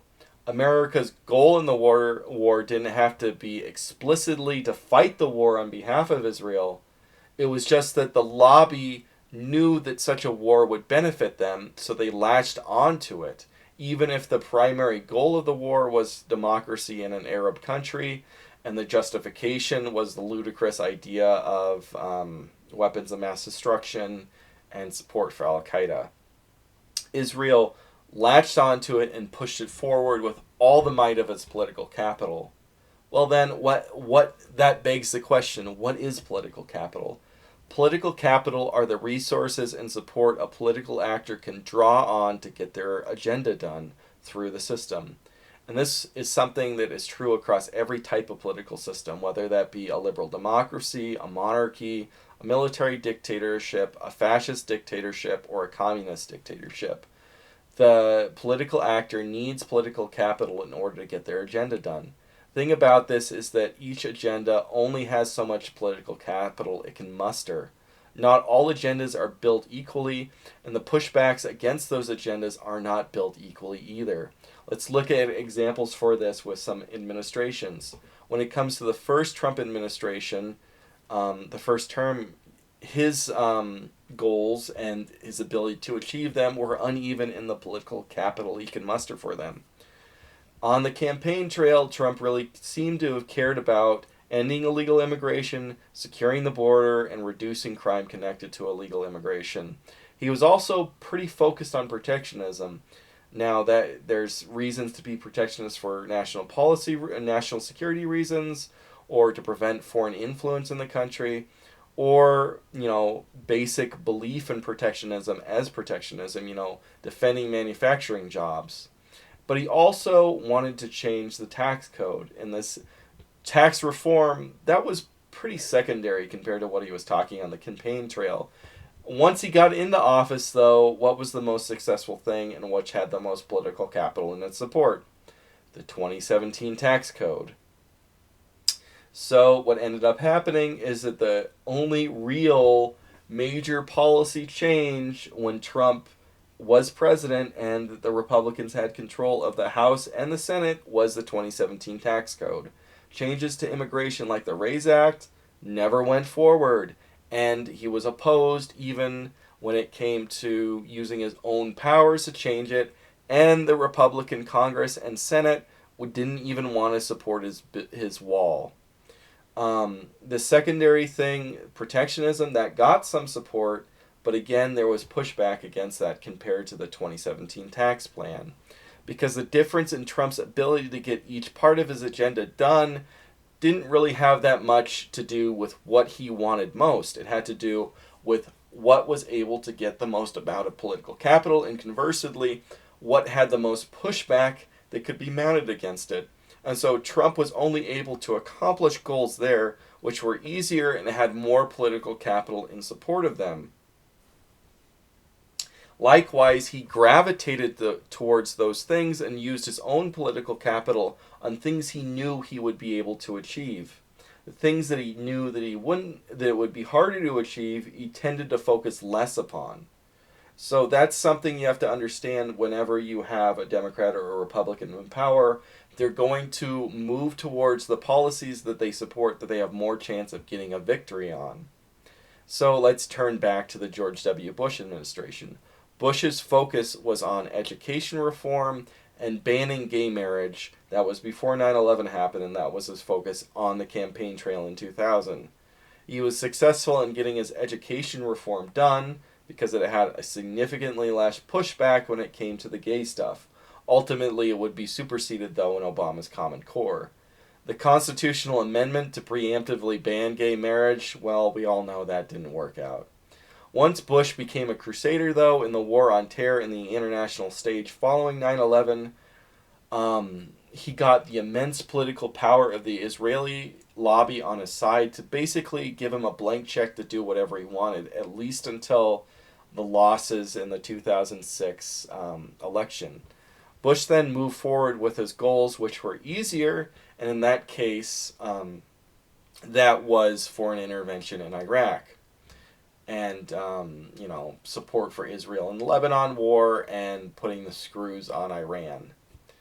Because he had a higher chance of achieving these goals and that there was significantly less pushback, so he's going to use his attention and energy to achieve the goals which are easier and more achievable. Keep in mind, in a liberal or democratic system like the United States, lobbies essentially generate political capital, and that's outside of the capital that the politicians move to form themselves, and politicians will go with what is already waiting for them when they come into office. Instead of trying to generate their desires on their own, they tend to just swim with the water, and that was the case with Bush, and sorry to say that was the case with Trump during his first term. And That will be the case with Obama and Biden and both presidents of either party. Anyway, in more authoritarian systems, the leader plays a more active role in deciding policy. The primary reason for this is that an autocrat, because he's in there basically indefinitely, he shapes things over time as he sees fit. Most political parties then are stuck in in a democratic system, we should say. It's a contrast because parties are stuck in this circular arrangement where they're coming in and out of power, and they have a short policy, they have a short window to use their policy to shape the system. In the United States, with its presidential system, the president only has short 4-year terms, and he has hard term limits of only 2 terms.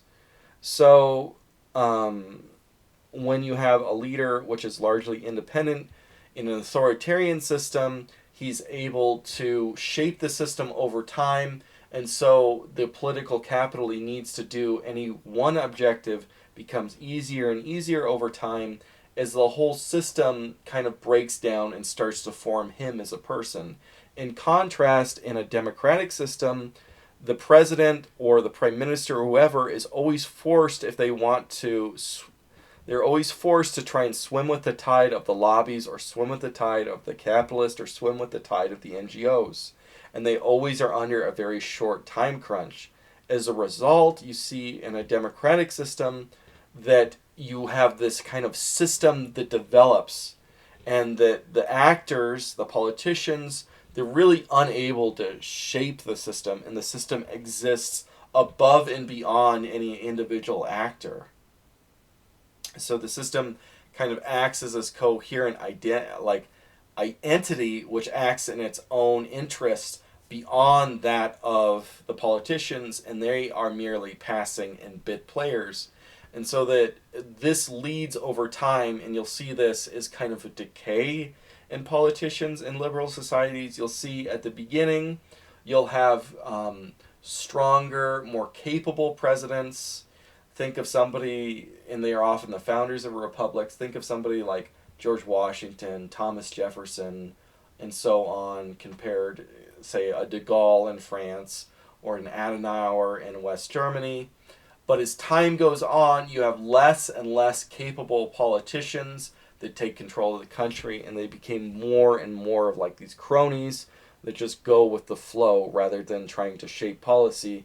And so at the beginning of democratic systems, you'll still get these kind of great men of history, but as democratic systems go on, you get weaker and weaker politicians who are less and less charismatic and less capable as the system declines and starts to collapse. And that's what we're seeing across the West and across most democratic systems in general. Anyway, let's return back to the main topic. Bush certainly was no dictator, and so he was trapped by this system which limited the American presidency. He was a slave to pre-existing powers which shaped the American governmental system and its policy.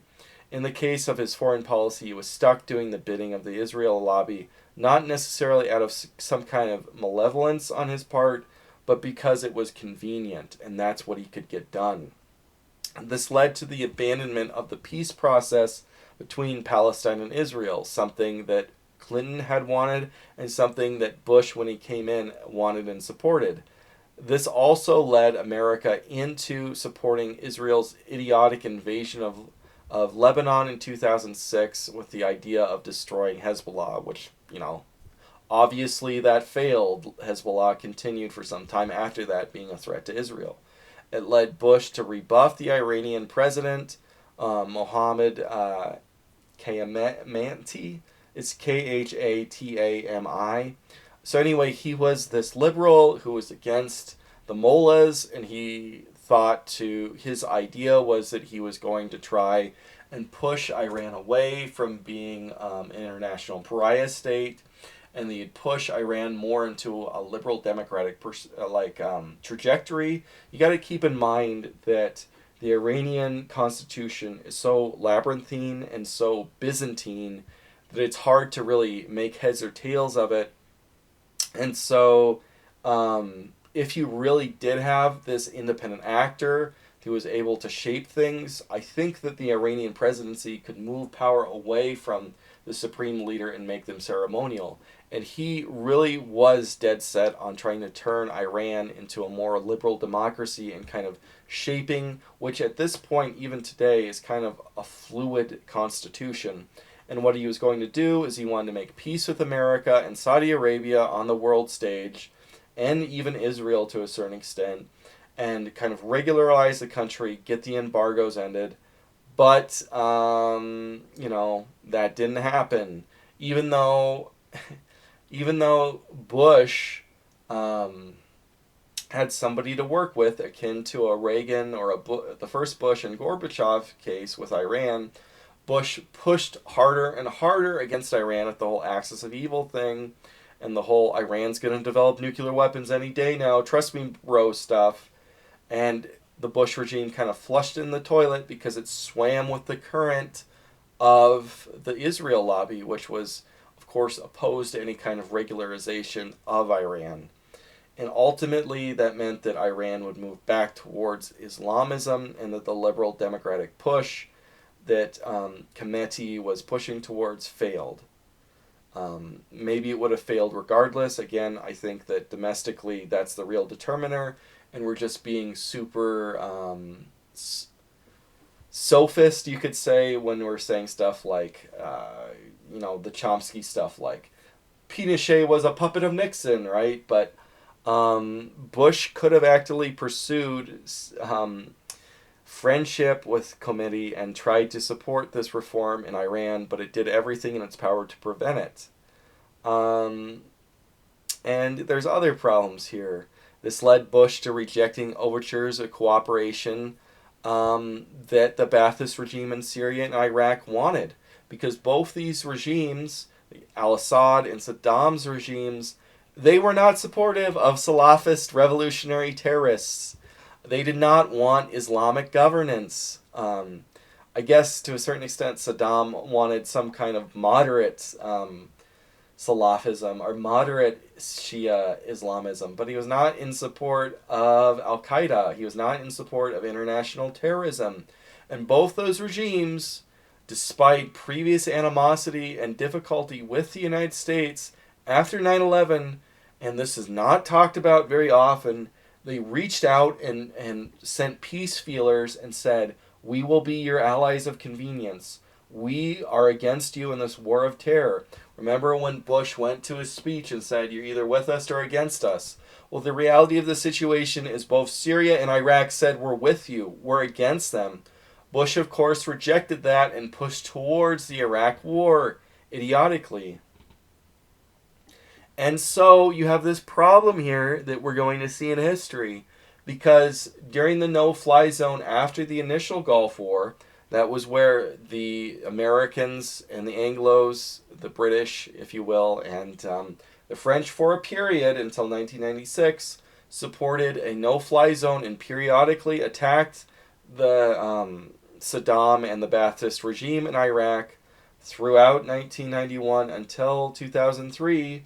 They were undermining Iraqi sovereignty, and this led to the northern part of Iraq, the Kurdistan region, dominated by the ethnic Kurds, being de facto independent or at least extremely autonomous, and Iraq not being a sovereign country, and Kurdistan became a very lawless region. And what happened in that lawless region? Well, Islamist groups were able to base there. And a certain terrorist group, which I'm going to mispronounce, Jamata al-Tawhid it's Wajahad, Zawahiri's group, well, they were able to hide out there. And so, despite the fact that they were opposed to Saddam and so on, and Saddam was opposed to them, Saddam had no power over this region because of the United States. And so the United States started to fabricate, and its allies who wanted the war in the lobby, the Israeli lobby, and the pro-Iraq war lobby under Ahmed Chalabi, they started to fabricate these ideas that Zawahiri That'd be funny. But Zakari and Saddam are directly connected when the reality was the opposite. The United States is directly preventing Saddam from defeating these Islamic groups. And so after the 2003 invasion happens, Zakari is going to be bolstered in power, and his terrorist group is going to transform into Al-Qaeda in Iraq, which would ultimately transform into ISIS, the terrorist group that, I don't even want to call it a terrorist group, the country that conquered half of Syria and a third of Iraq, right? That killed tens of thousands of people, killed millions of Christians, Shias, and other religious minorities. That was because of this idiotic Iraq war. And Saddam wanted to partner with America to defeat them before this all happened. And this was part and parcel of the consequences of the Israeli lobby's influence. So let's return back. The Iraq War, all in all, was an ideological war which was waged to spread global democracy. I want to stress that, and I want to stress that I don't think it's a facade. This was not bluntly a war for Israel, but the reality is that when considering the political capital and considering the deep interconnectedness of the Israeli lobby and the neoconservatives, that they saw this war as beneficial for Israel, and so they pushed it forwards with the whole weight of their movement. And that gave Bush an unparalleled positive political capital in order to do something that was completely idiotic, the invasion of Iraq. Comes to the post-2003 invasions, occupation period of Iraq by America and its allies. As with any occupation, it's hard to tell a straightforward story. In conventional warfare, the trajectory of a conflict creates a natural narrative. With insurgency, there's not really a clear narrative that you can dig out of it. So unlike with previous videos on previous wars, I think that this is going to go a lot more into topical digressions and stray from a more and clear, let's say a more clear and easy narrative. On May 1st, 2003, President George W. Bush gave the infamous Mission Accomplished speech on the USS Abraham Lincoln. The Ba'athist government had been defeated within 6 weeks, and Bush had declared that major military operations were now over. The United States would continue to occupy the country until December 2011. And then the United States would return yet again during the ISIS war. The speech has now gone down in history, I should say at least American history, as one of the most embarrassingly poorly aged moments we've really had. And that's obvious. The question that comes from this speech in retrospective is, why did Bush even make it? Wasn't it obvious that an occupation of a country that we're going to have to occupy the country for at least some period of time, and that it was going to be a costly and difficult endeavor? Well, in the Iraq War, as in so many others, the aggressors convinced themselves that it would be a much shorter war than what it turned out to be. For all the talk of the Israeli lobby and its influence being a causal factor in that war, we forget that neoconservatism is an extremely aggressive ideological force. Neoconservatives are very fervent in their beliefs. They really believe that liberalism and democracy is meant for the entire world and for every culture on earth, and that every single country can become a first world democratic nation if given the choice. Neoconservatives are willing to use force to provide that choice, whether that be force in the form of a coup, a color revolution, or an outright military invasion. No matter what country, once it has a democracy, they believe everything will work out all right and it's all going to be dandy. Well, Iraq, or Ba'athist Iraq I should say, was a sworn enemy of Israel and had bombed them and funded Palestinian resistance groups. Taking that one down would placate the Israeli lobby momentarily, before it then would demand the invasion of Syria and Iran almost instantly after the invasion of Iraq. Ba'athist Iraq was an aggressive country which invaded both its neighbors and was a destabilizing force in the region. So I guess the invasion then served a purpose in the eyes of the United States. So that is why, of course, they wanted it.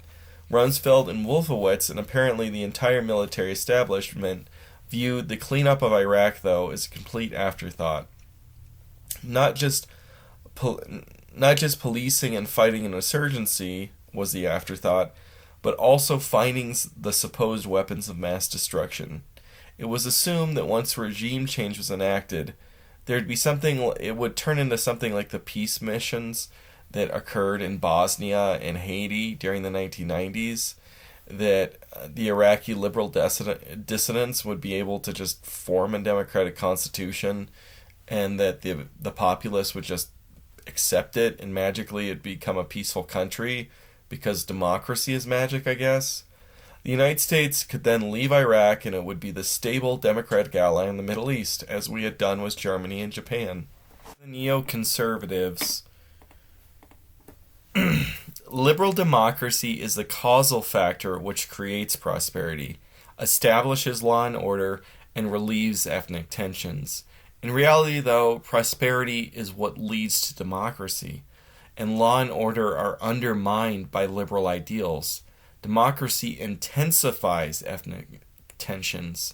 The story of democracy since the 1960s is that it universally accelerates ethnic tensions and literally has internal mechanisms which import people in order to cause ethnic tension.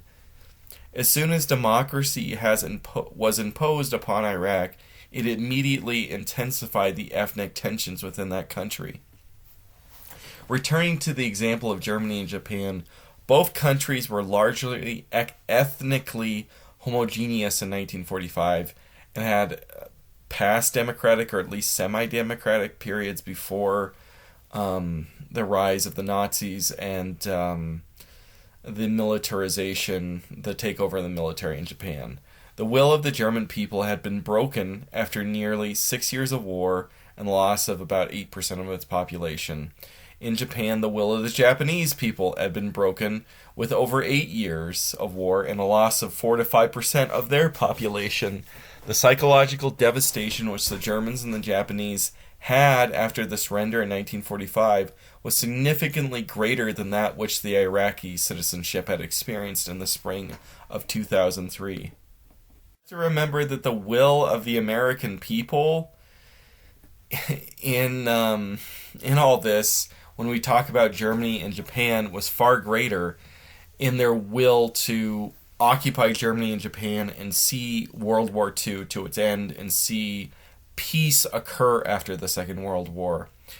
And when it came to the will of the American people to occupy Iraq, well, that was significantly less. The American people felt existentially threatened by Japan and wanted revenge after Pearl Harbor. The American people felt that countries that they descended from faced existential threat or even extinction because of the German aggression and occupation, and they were horrified by the German war crimes.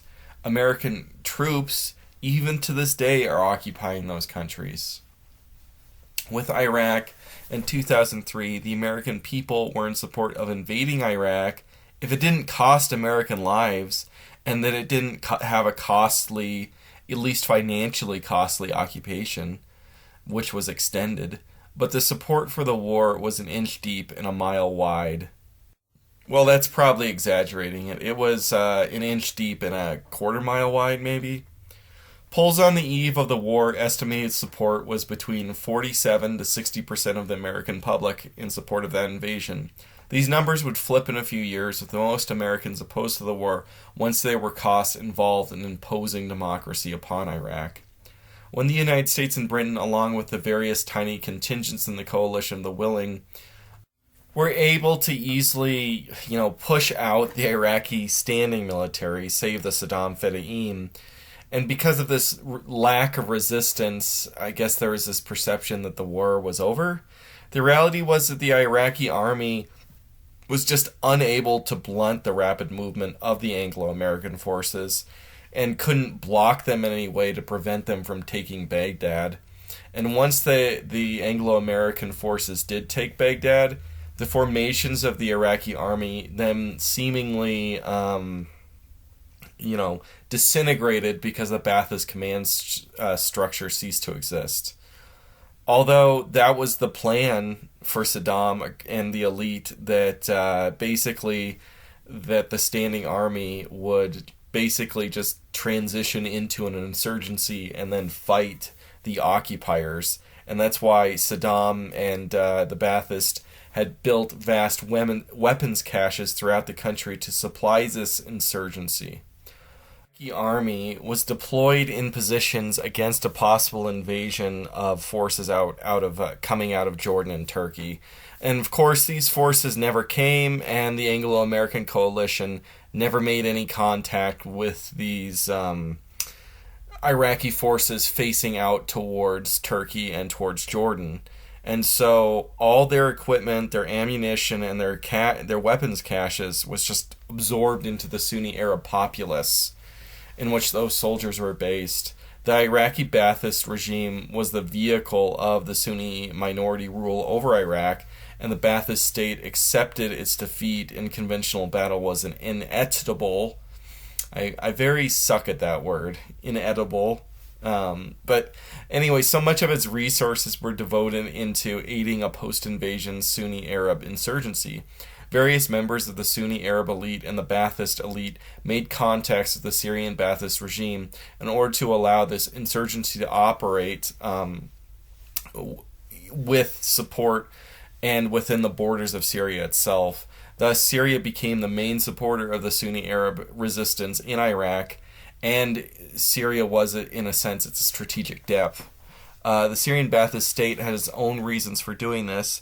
The primary reasoning is that it felt threatened by the United States' war of aggression, and that the United States had labeled Syria as its opponent, despite, Syrian contribution to the Gulf War and things like that.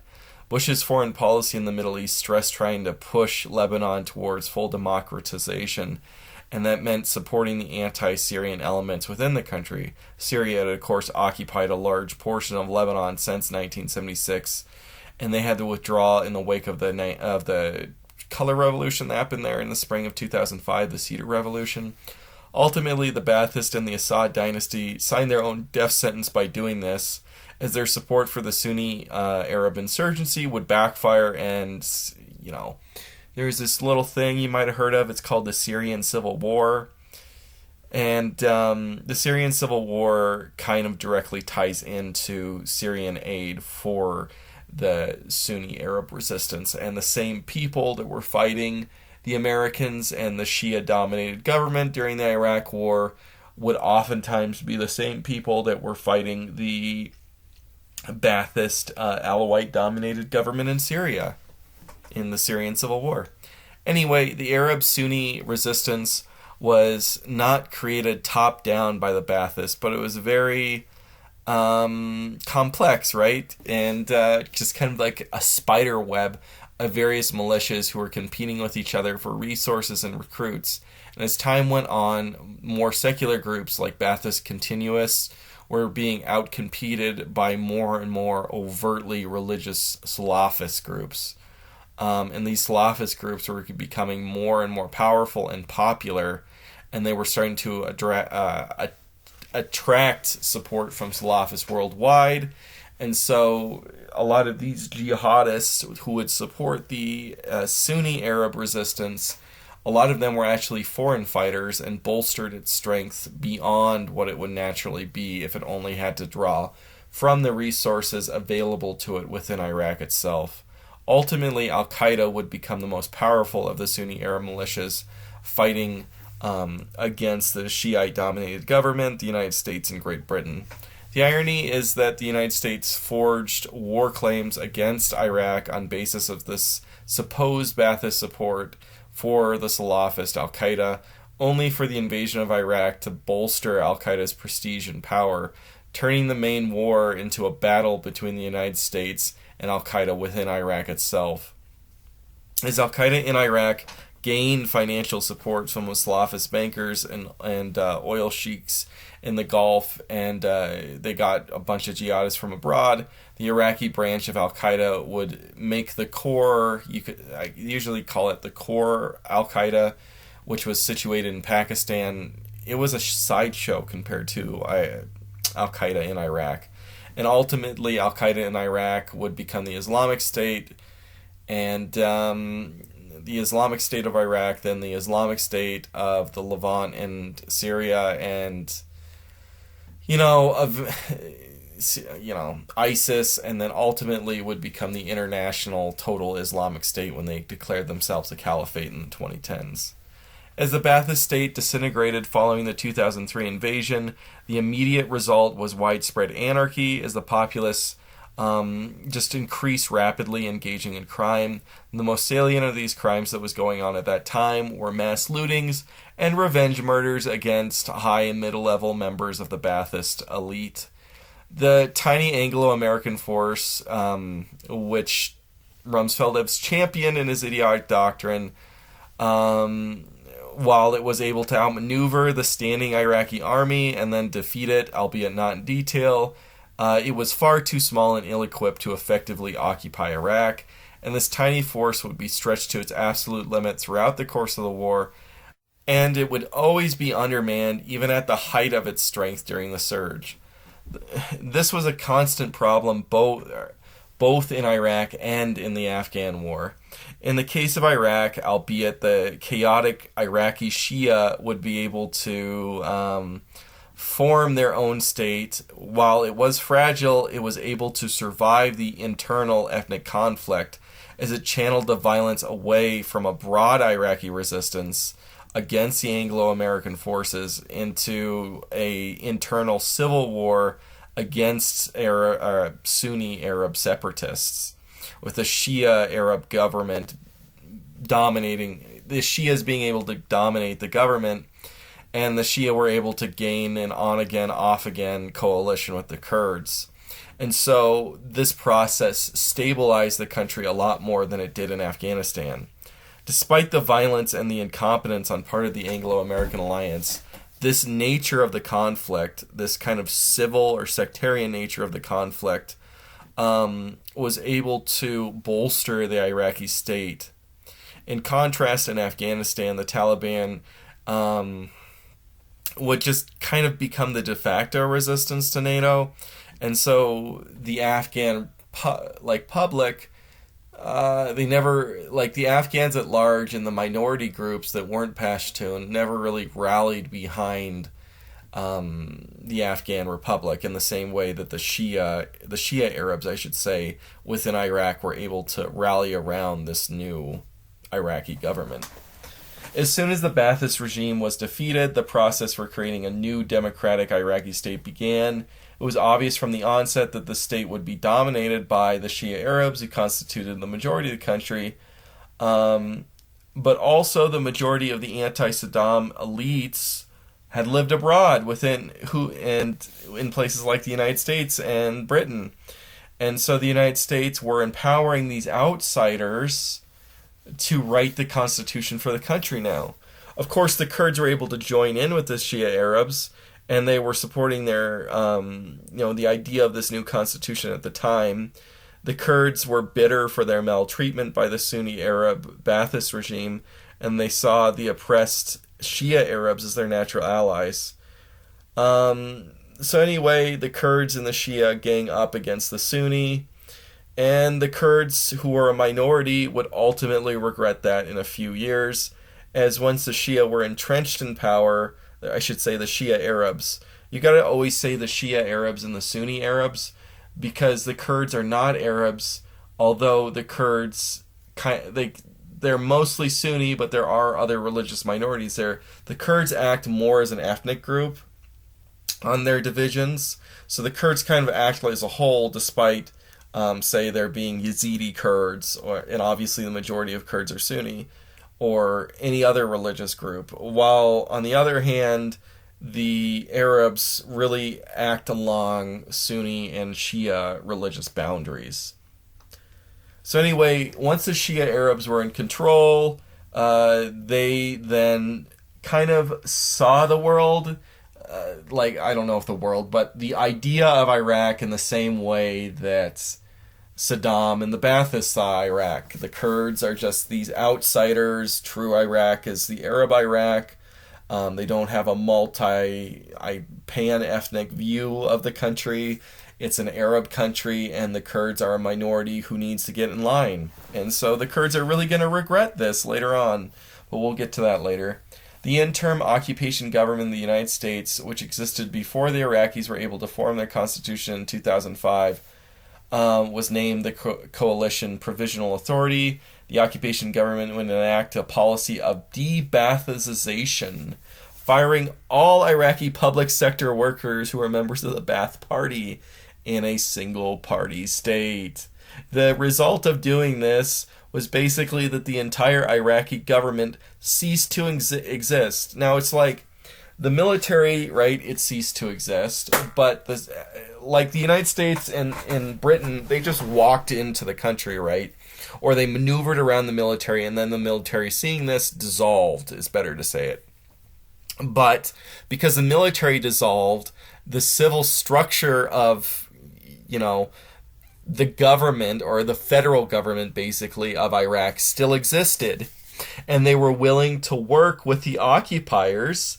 And, maybe all the top level people, they had to be fired due to their association with Saddam. But all these lower level and medium level people who basically had to be members of the Ba'ath Party and the single party state, well, the United States and I guess the coalition, you could say, just fires them across the board. So it does that. It's basically like they decapitate the entire country and dissolve the entire civil structure of the country. And, at the same time, whatever Iraqi units that existed at that point, they're also dissolved, because there are also, like, a bunch of mid-level people, your junior officers and your non-commissioned officers and your enlisted men. They were gonna fight with, they were going to help be formed into a new military, and that was dissolved as well. And doing all this is just going to disenfranchise the Sunni Arabs more and make them hate the coalition even more. Because you gotta remember, okay, Saddam just lost, right? It took 6 weeks. It's over. He lost. Let's move on. A lot of them would have that kind of mentality, right? And they were willing to work because Saddam nobody died defending, very little people died defending Saddam, and most of them were still alive. So they would be willing to work with the government. Now you just fire them en masse. So now they are much, much angrier and much, much upsetter than they would have been before.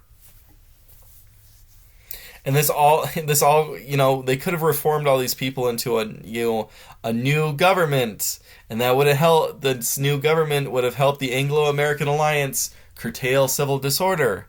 The result, though, was that these two policies created mass unemployment in the country and just intensified support for the militias, especially the Sunni Arab militias.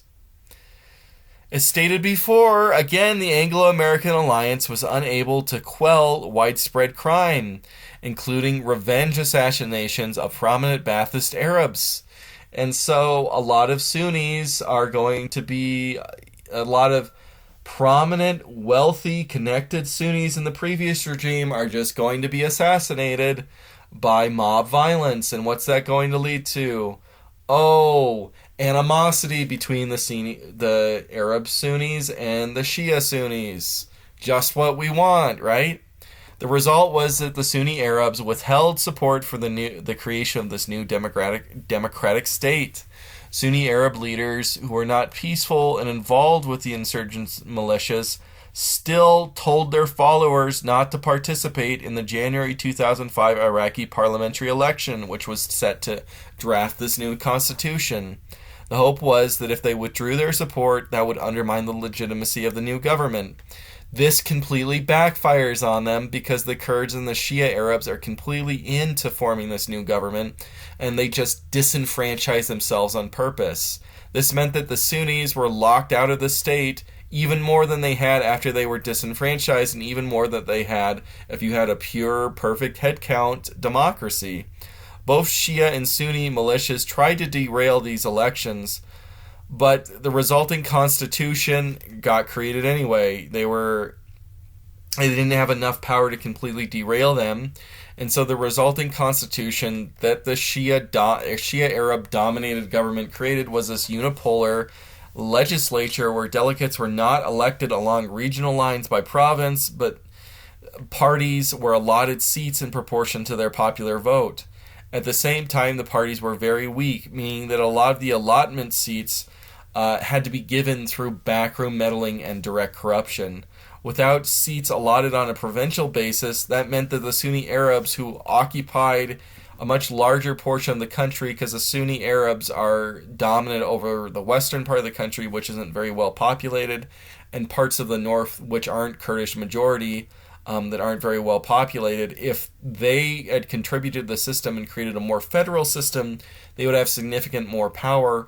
But because the Shia Arabs were the ones that wrote Constitution, this disenfranchised them and gave power to a more urbanized system because the Shia Arabs were set in the urban parts of the country. And so the whole constitution from its onset was written out to give the Shia Arabs advantages over the Sunni Arabs, which the Sunnis, not in the drafting process, were unable to create any kind of stopgaps to prevent that. So anyway, after the constitution was created, the Sunnis began to participate heavily in the democratic system because they knew that they were screwed and that they failed by not being in the process. So they thought if they participated, then they could reverse this. So they voted overwhelmingly during the referendum vote for the new constitution against it. And so they voted as a huge voting bloc, turning out at somewhere between 80 and 95% against the new constitution, and having the highest turnout of any ethnic group throughout the country. But because they were a minority and so on, and the Shia supported this, the constitution was approved with a 78% majority. And so the Sunni Arabs were disenfranchised or quasi-disenfranchised by this, meaning that the situation for them was politically hopeless. They lost all their political powers, and they didn't just go back down to one vote equals one man kind of thing. The system itself kind of disenfranchised them. The Sunni Arabs are now under the thumb of the politically emergent Shia Arab dictatorship, which is intent on revenge, in which Iranian influence was spreading rapidly through Iranian investment and bribing of Shia Arab government officials. The concern being that Iranian influence would result in the country being transformed into from a largely secular state into a Shia theocracy in which Sunnis would actively be persecuted as they are in Iran proper. The result was increasing support among the Sunni Arab community for the insurgency, and that was not mainly due to hatred against the United States or the British as occupiers, but it was concern over fears of a Shia Arab government who was going to religiously, as the Sunnis are persecuted in Iran itself. During all this time, the Anglo-American alliance, the higher officials believed that the creation of the Iraqi democratic state was going to be something which would stabilize the country, and they believed this largely for ideological reasons, when in fact the main causal factor for the conflict was the democratic system itself, and the rifts that it caused between the Shia and the Sunni and ultimately the Kurds. And so, as the occupation continued, the occupying forces were seeing less and less of the real enemy by the populace, and the real enemy, according to the populace, was the other religious group. As Sunni resentment increased, that fueled the insurgency of Al-Qaeda, who began to outcompete the other less radical militias for support and become the main Sunni force resisting the Iraqi government. The initial leader of Al-Qaeda in Iraq, al-Zakari, had formed it under basically he wanted total Shia death, and that was something that he always believed in his entire life. And core Al-Qaeda does not believe in total Shia death. And so, as time would go on, the defining aspect of Al-Qaeda in Iraq and all the successor organizations until present day, ISIS, is vehement, foaming at the mouth hatred for Shia and total Shia death.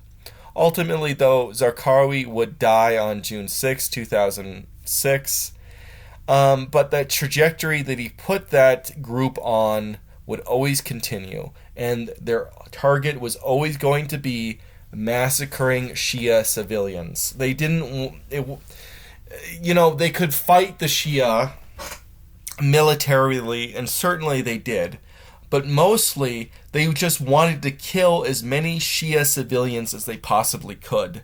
And the more that you learn about ISIS, and it's just IS now, and Al-Qaeda in Iraq and so on, the more that you understand that what fuels that group is killing Shia citizens, killing civilians. Their plan was that by attacking Shia Arab civilians and killing them en masse and destroying their cultural centers, the Shia would retaliate against the Sunni Arabs en masse in general, not Al-Qaeda in particular, and cause the Sunni Arabs to be galvanized by their oppression to support Al-Qaeda. And that would escalate the country into a full-scale interreligious civil war. And Al-Qaeda, because its outside resources and jihadists that would come in the country, would be able to win because they would bank on the greater resources of the Sunni world. Ultimately, as we know, that's what came to pass during the ISIS war in the 2010s. The most efficient way for Al-Qaeda to do this was to use car bombs to kill dozens of Shia civilians at once. And the best way to make sure that they're only going to kill Shias was to deliberately attack mosques or Shia shrines. On February 22nd, 2006, Al-Qaeda bombed the Al-Askari, it's Askari, so it's Al-Askari Mosque. Anyway, while no one died, this important mosque was heavily damaged. Almost instantly, Shia pogroms attacked Sunnis and developed across the country, and hundreds died in the days following that attack. The situation across Iraq just generally deteriorated into a low-scale religious civil war between these two branches of Islam, at least within the Arab community. The center of the civil war was Baghdad and the areas surrounding it, with Sunni and Shia militias seeking to ethnically cleanse their areas to create religiously pure towns and neighborhoods. The phase of the occupation before this centered upon uprisings by the Iraqis militias against the Anglo and American alliance. And while save for a few occasions early on, the Shia and Sunni militias didn't really act as a broad front, they shared a general animosity against the Western forces, and they sought to both throw them out as occupiers. Now, though, that had changed. Now the war is becoming increasingly a civil war in nature, and they're just waiting, biding their time until, in their point of view, the American public and certainly the British public gets sick of this war and leaves so that they can have their full-on civil war. During this early period, a prototypical example you would talk about where these militias are fighting the occupiers head-on was the First and Second Battle of Fallujah. In that battle, there was a broad front of Sunni Arab militias who took control of the city of Fallujah. The city was initially unoccupied by Anglo-American forces during the invasion phase because there wasn't enough of them because of Rumsfeld's stupid ideas. And so they left this major city, or at least medium-sized city, unoccupied. And so on March 31st, 2004, the Iraqis killed 4 Blackwater contractors, desecrated their bodies, and hung them from a bridge. The Anglo-American alliance tried to retaliate and took control of the city during the first Battle of Fallujah, which happened in April 2004. But ultimately, they abandoned the offensive due to lack of resources and just the American leadership being idiots, I guess. So then the Iraqi Republic of Iraq military force was sent to the city after the Americans withdrew, and that Iraqi force dissolved, and the soldiers of it joined the Sunni militias. The it's like funny. Like, okay, so there's not enough soldiers, and the American officers, higher officers, don't know what to do. So they send their soldiers in the battle. They're doing okay. And then, because they don't know what to do, they withdraw them and they replace them with this newly formed Iraqi contingent. The Iraqi contingent doesn't try to fight the Sunni Arab militias. Instead, it just dissolves, with the Shia running away and the Sunni Arab soldiers joining them and giving them more powerful supplies and bolstering the militia to take full control of the city for months. The Sunni militias would take control of the city from that point in April until November 7th, when the Anglo-American forces finally came back and attacked the city a second time in what is known as the Second Battle of Fallujah. This battle would last for almost 2 months, ultimately ending with the coalition, I'll just say, controlling it on December 23rd. This battle was the largest and bloodiest battle of the war. I guess largest and bloodiest, I guess you could say, pitched battle, right? Because this was a pretty conventional battle by that war standards. A conventional, and it was, so that meant it was a larger battle than the conventional battles that took place in the spring of 2003 between the actual Iraqi army and the Anglo-American forces. Anyway, the Civil War phase of the occupation was not defined by pitched battles, though, but it was defined by the kidnapping and murder of Sunni and Shia civilians by the other ethnic groups, and by terrorist attacks, largely and most famously the Al-Qaeda car bombings on Shia population centers. The military, and especially the police forces of Democratic Iraq, were completely dubious, and at this stage the Iraqi military forces, when they're deployed against the militias, they often just dissolved into them, with the Sunni or the Sunni or the Shia that they were fighting. As the military dissolved, they would join in with them, and often the Americans would give the equipment to the Iraqis only for it to fall into the hands of the militia. Even outside of that, though, the military was infiltrated by these militias, and especially the police, which was a paramilitary of its own, was largely infiltrated by these militias, and the militias would be able to position their units in such a way and would know when to retreat whenever the military, not just the Iraqi military or the Iraqi paramilitary police, were approaching, but when the Americans and the British were approaching, and they were able to prevent them from actually ever getting into any kind of pitched battle and losing soldiers.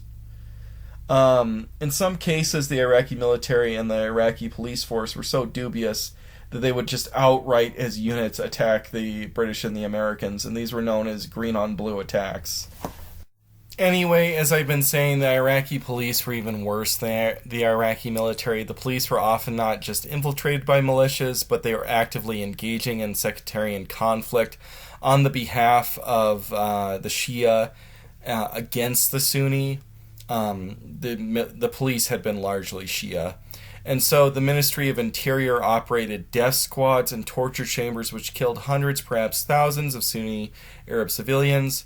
The Shia-dominated government was infiltrated by Shia militias at every level. Largest Shia militia, the Mahdi Army, they would go back and forth between actively fighting the Iraqi government and the Anglo-American alliance, and they were the militant wing of the Sardist movement. And then they would have these ceasefires with the government, and then they would just lay down their arms and be a parliamentary movement, engaging in the normal political process which was supposed to be going on as part of the National Iraqi Alliance political group within the legislature. The status of its armed conflict or peace with the government dependent on the internal politics of Iraqi's political system and how many concessions that the party was able to gain compared to fighting outright versus engaging in parliamentary politics. Indeed, the main prime minister during this period, who would very nearly become a dictator of the country and cement his power, Prime Minister Malki, his government included the Sadr movement, or support from the Sadr movement to survive.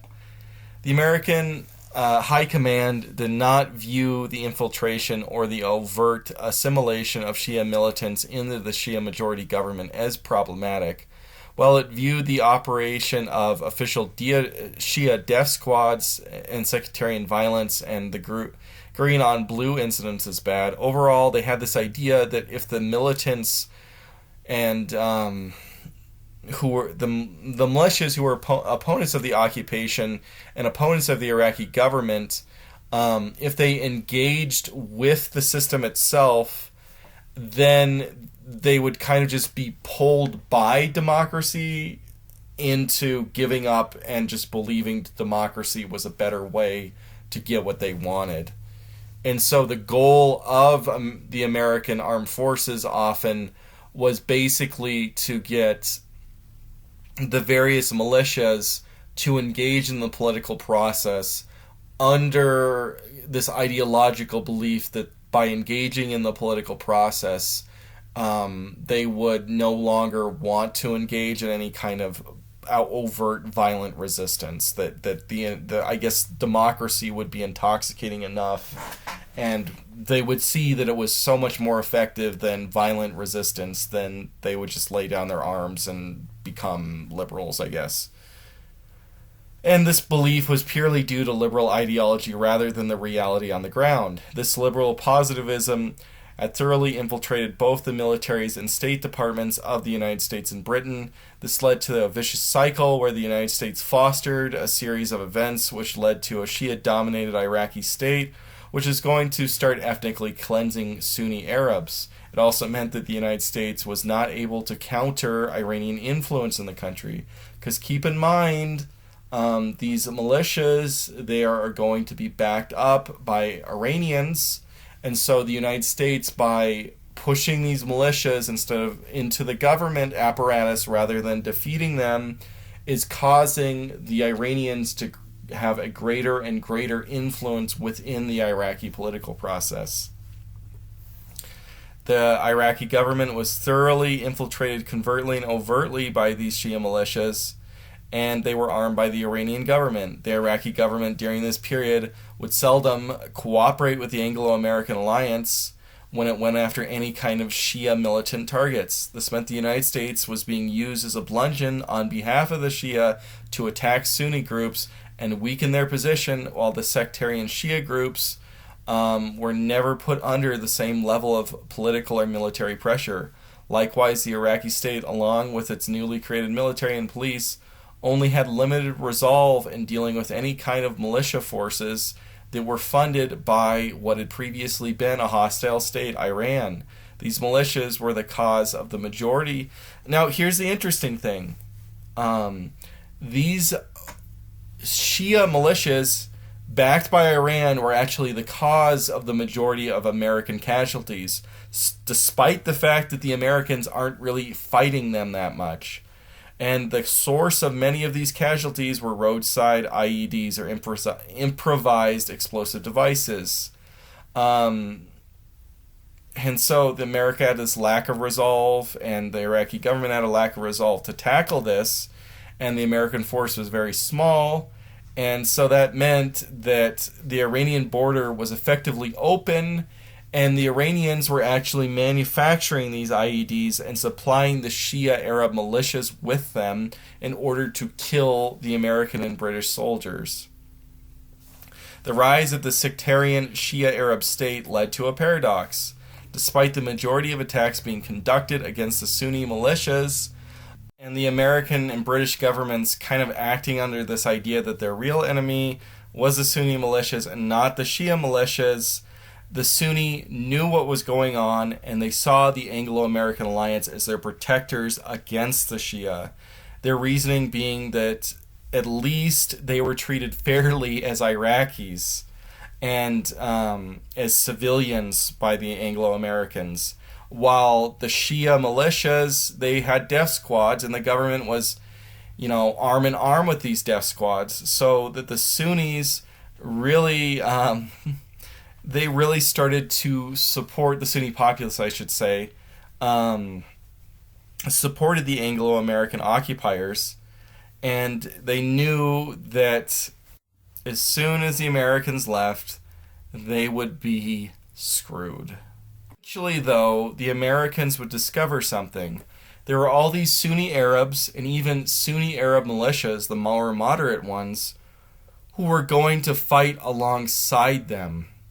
Because if Al-Qaeda was the enemy of America, and that is who America wanted to defeat, then why not throw Al-Qaeda under the bus?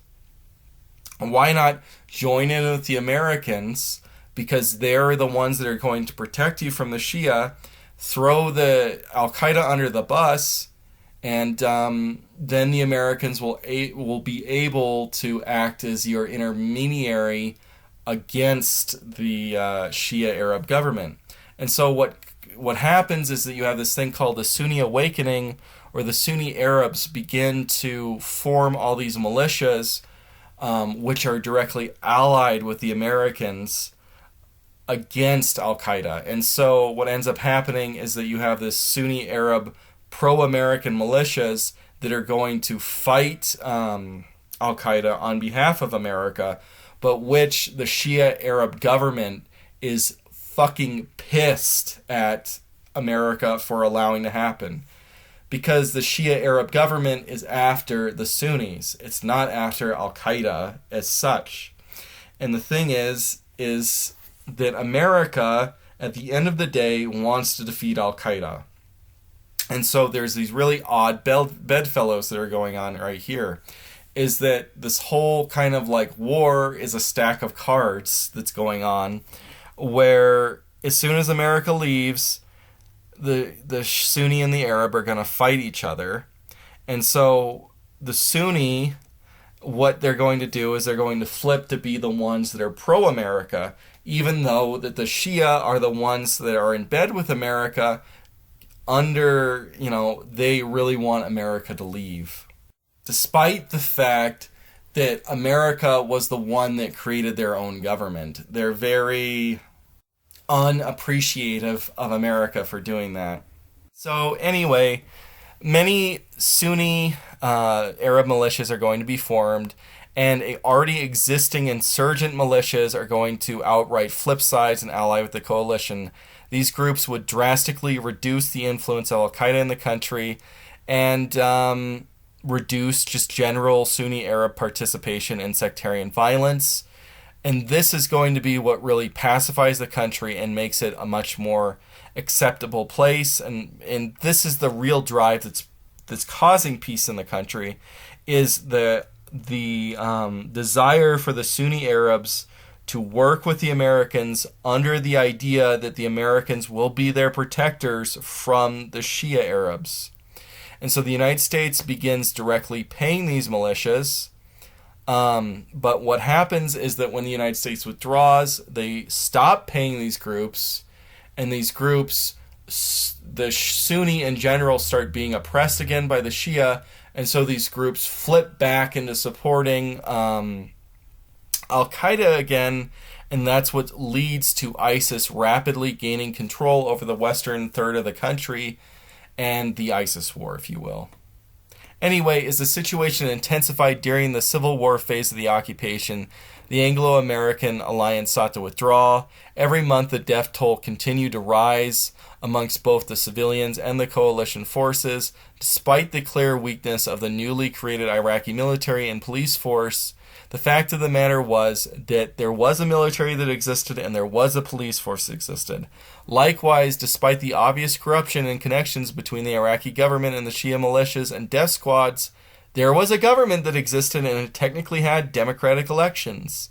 And so, the people that wanted to withdraw said that these pieces were in place, and now the United States and Britain could now withdraw just because the pieces were in place, not because they functioned well, just because they merely existed.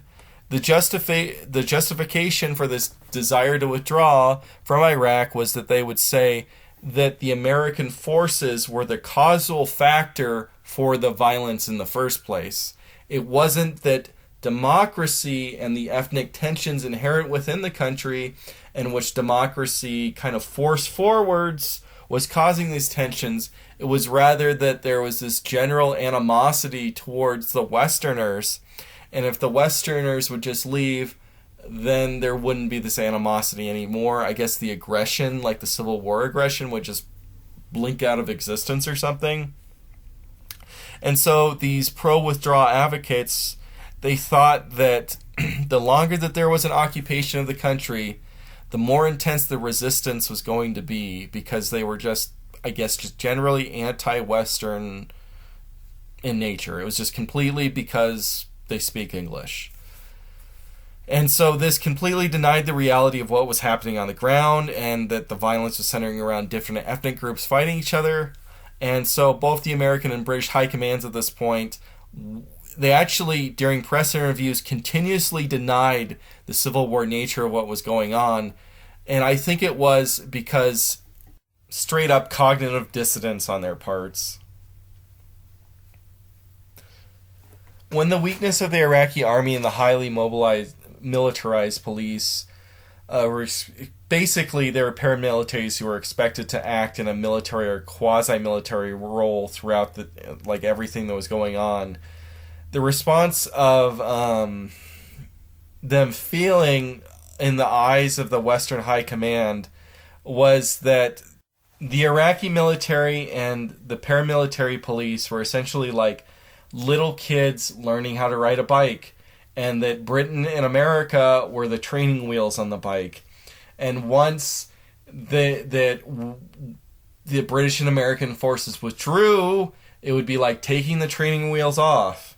Sure, things are going to look bad as the kid crashes the bike, but eventually the kid's going to figure out balance due to the stress of riding the bike, and everything's going to click. So there was this idea that the worse it got, the more stress that there was as the government was collapsing and the military was collapsing, then that was a good thing.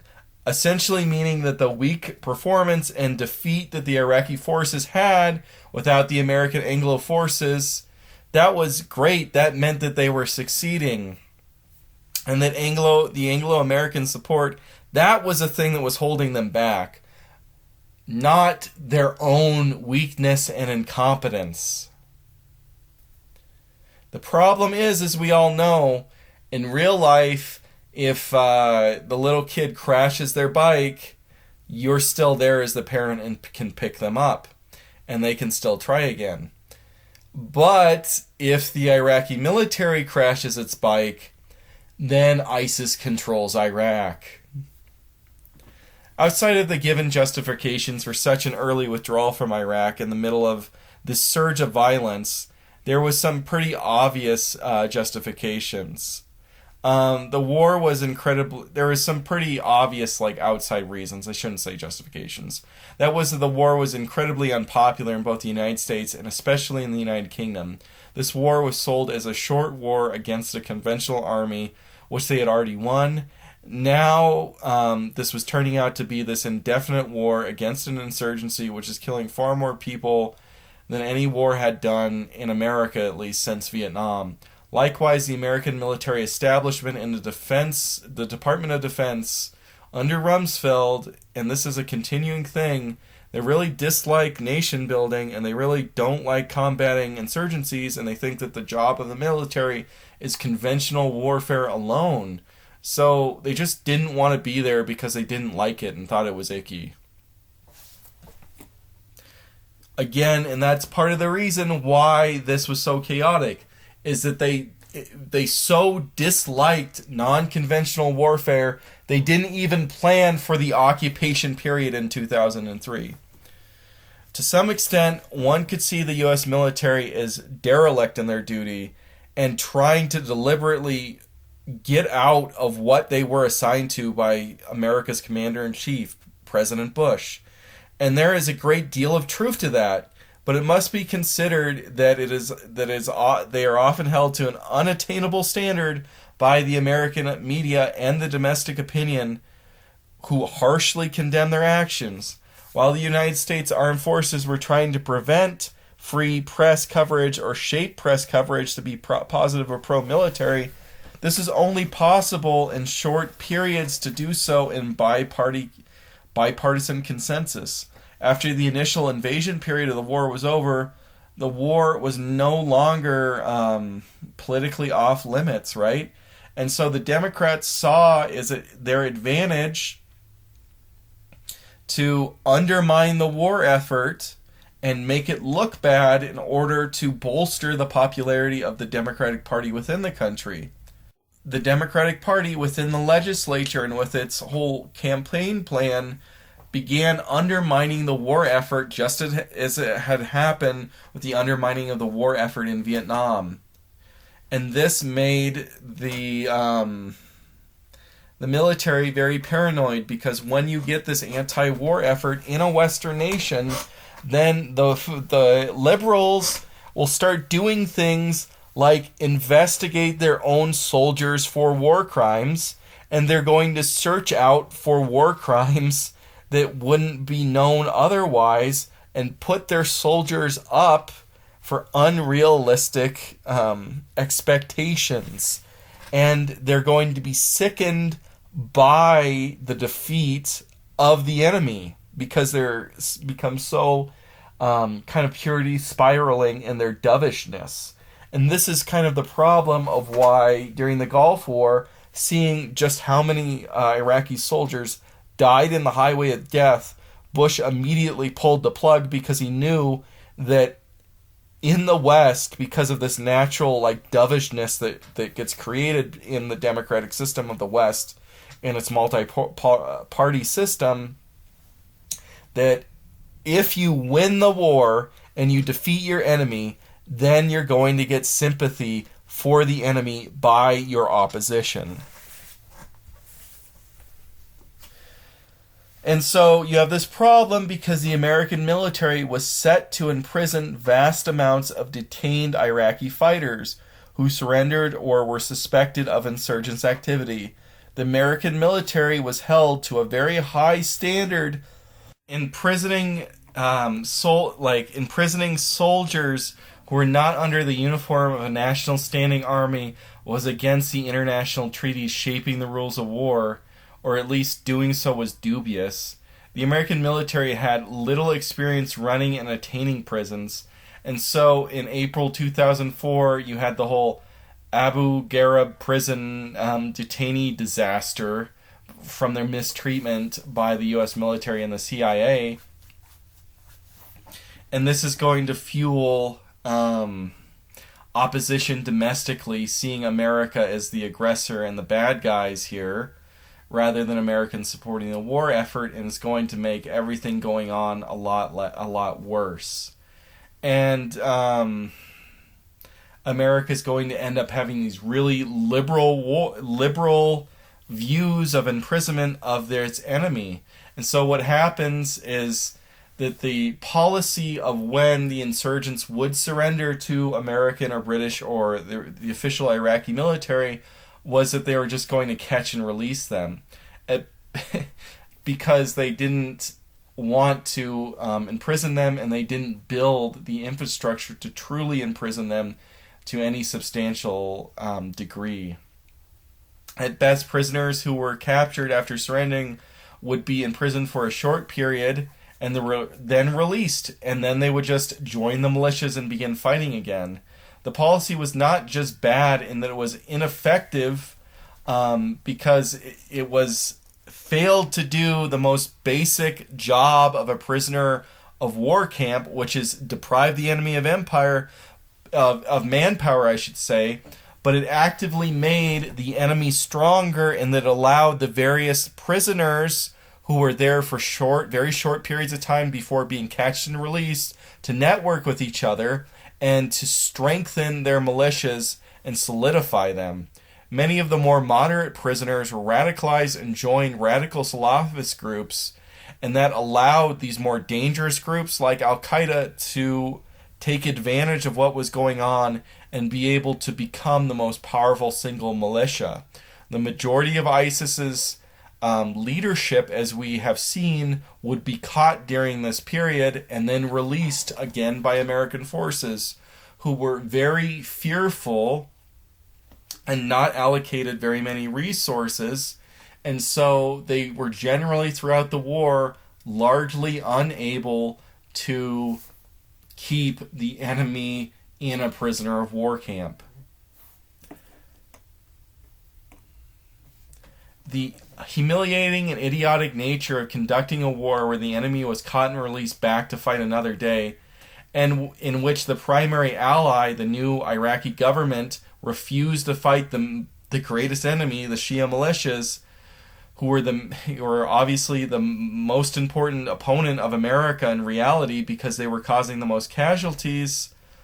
That was too much for many American military to really stomach, from the lowest enlisted man to the general staff.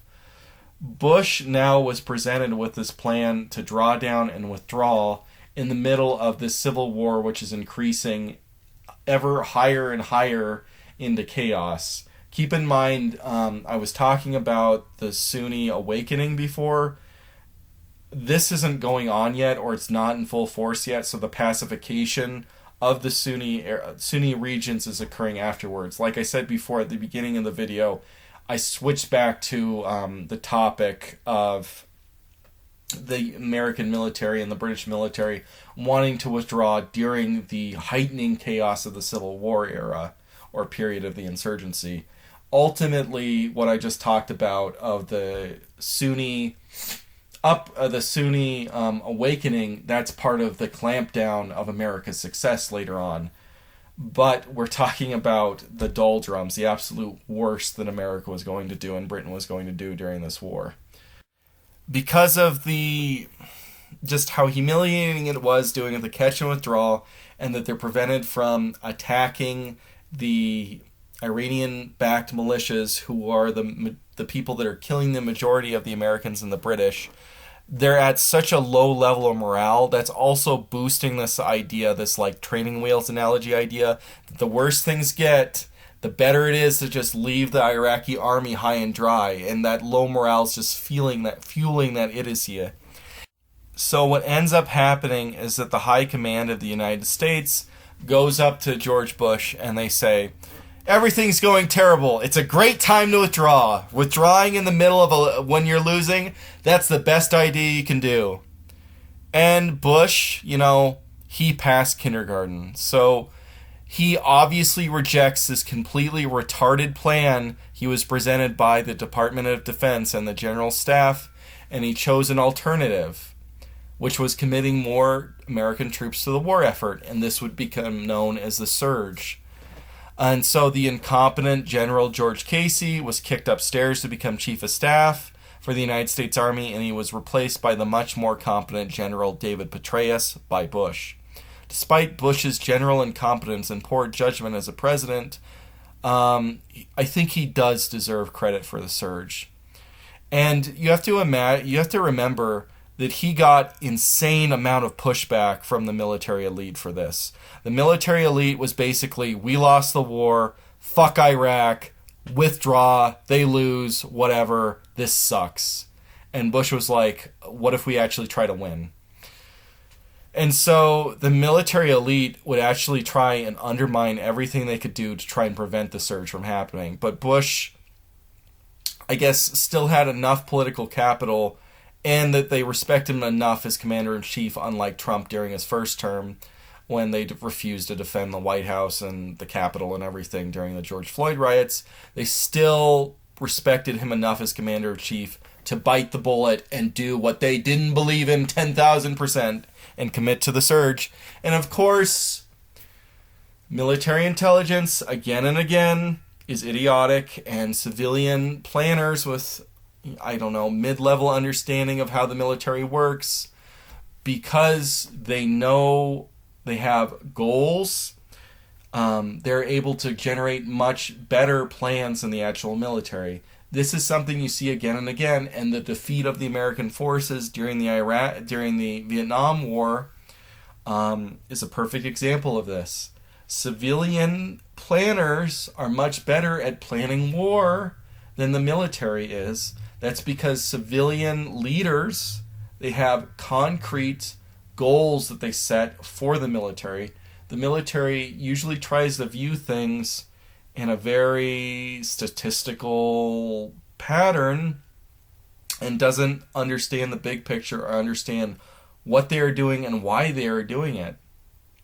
So here, Bush, on the other hand, clearly understood that his political legacy was going to be tied to the Iraq War. Whether or not America should have been there or not, and whether I would say he's completely unvindicated in starting the war in the first place, he knew that his presidency would be viewed as much more of a failure if America was directly lost in the Iraq War. And so Bush sought to win it, and that's what led to the surge. Keep in mind, the Democrats were very upset with this, and the surge happened around 2006, so that has to do with the whole massive blue wave during the second Bush term. But anyway, the surge did actually happen, and spoiler warning, it's going to be successful. But we have to remember that in reality, despite the immense pushback of the military and the criticism of the liberal media in the United States and the criticism of the Democrats and everything that happens, the surge is just kind of like a drop in the bucket in the increase of soldiers. It was only 5 additional brigades or 20,000 more soldiers, but these extra troops really served a purpose, and any increase in manpower measurably increased America's effectiveness in the war. We didn't go all the way from, Rumsfeld's idiocy to full-on 500,000 soldiers, but 20,000 soldiers and not withdrawing anymore for a while. That made all the difference in the world. The increased American troop presence, coupled with close American cooperation with the Sunni awakening, because you have the surge going on when the Sunni awakening starts, that greatly reduces the power of Al-Qaeda and the Sunni militias who were the opposition. Al-Qaeda, during this surge, the surge started by just attacking Al-Qaeda as hard as it could, and so Al-Qaeda took great casualties and was essentially defeated throughout the central and western portions of the country, and was reduced to a small redoubt force in the very rural mixed Sunni Arab and Kurdish portions of the extreme north of the country. The surge, coupled with the Sunni Arab awakening, completely changed the course of the war and put America on to a victory path when it came to the Sunnis. At the same time, the whole problem with the Shia militias was still going on, but a bizarre series of events, due to incompetence by the Iraqi and British government, would cause the Americans to be able to defeat the Shia militia and pacify Iraq. Since the formation of the democratic Shia Arab-dominated government, the Anglo-American forces had gone significantly lighter in fighting the Shia Arab militias due to the interference of the Iraqi government within that effort and their unwillingness to cooperate in any kind of battle against these Shia militias. To make matters worse, the Shia Arab majority areas of the country, those were in the British occupation zones, the southern third of the country. The British forces, who consisted of about a third of the coalition, at its peak, were basically worthless. While the British Special Forces aided the United States in the Iraqi militaries, the British regular standing army refused basically to engage in any combat operations against the insurgency and just allowed the Shia Arab militias in their sector to go and operate unimpeded. The result was the Shia Arab militias just straight up controlled the southern third of the country. In effect, after the invasion, the 40,000 odd British forces were just a garrison for the military bases there, and the British were only participating at that point in order to maintain relations with the Bush administration. The war within Britain itself was extremely unpopular, and the British military were laughably casualty adverse. The reluctance of the British High Command to fight was seen in the incredibly low British casualties they took in comparison to their American counterparts. The British, and keep in mind, per capita, the British are not pulling their weight here. But we're just going to talk about the mean numbers for a second. So the British during the war suffered 179 fatalities. The Americans suffered 4,508 fatalities. Keep in mind, the British constituted a third of the total forces, and the part of the country that they're in, those are often the best supplied forces with which the Iraqi government will not help you fight against. And that those forces are going to be the ones supplied by the Iranian IEDs, the most dangerous and the most effective way to fight the coalition. So, yeah, to say Britain wasn't pulling its weight during the Iraq War, that's quite an understatement. Indeed, outside of the United States, almost all the militaries of the coalition of the willing were worthless, and the militaries were only deployed basically as a diplomatic decision to curry favor with the United States, or at least for their officers to observe the United States' military in action as a kind of like a training exercise. For the most part, the coalition partners were extremely casualty adverse and would oftentimes just straight up withdraw after they were attacked. Al-Qaeda realized this and deliberately, as a matter of policy, thought not only that their matter of policy and their strategy was to not only to attack Shia soft targets, but they were also going to attack whatever small coalition ally America had to make them withdraw due to their extreme casualty aversion. The most infamous example of which is Spain, who withdrew its troops after the country had a domestic terrorist attack that killed 193 people on March 11, 2004. The result of their terrorist attack was not to strengthen the Spanish will, but they just gave in to the demands of the terrorists and left the country. The weakness and unwillingness of the Western militaries to fight during the Iraq War, to me personally, just straight up as a white person, is disturbing. And the connotations it has when we think about the actual strength of Western states is disturbing and unnerving and upsetting. When the British forces withdrew in late 2007, the main Shia Arab militia, the Sardist movement, was left in control of Basra and the majority of southern Iraq. But one of those black swan events, those accidents of history happened, and so due to the internal machinations within the Iraqi legislature, Prime Minister Maliki broke with the Sardists and ordered a military operation to be conducted in Basra, breaking their previous ceasefire agreement.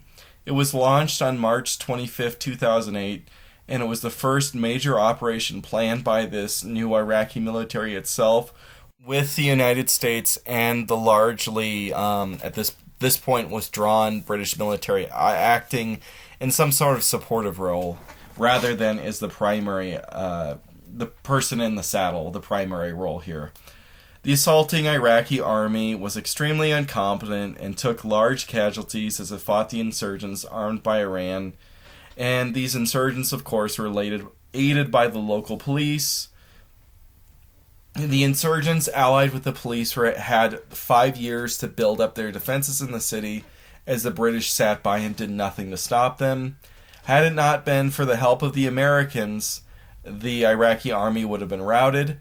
But the breaking of the ceasefire led to the Sardis throughout the country attacking Iraqi and American positions, which caused a general open battle across most of central and southern Iraq between the coalition of the official Iraqi government and the United States against the Shia militias. This was the most open battle up to this point that Iraq had seen in years, and this was the most open battle at that point against any Shia militia.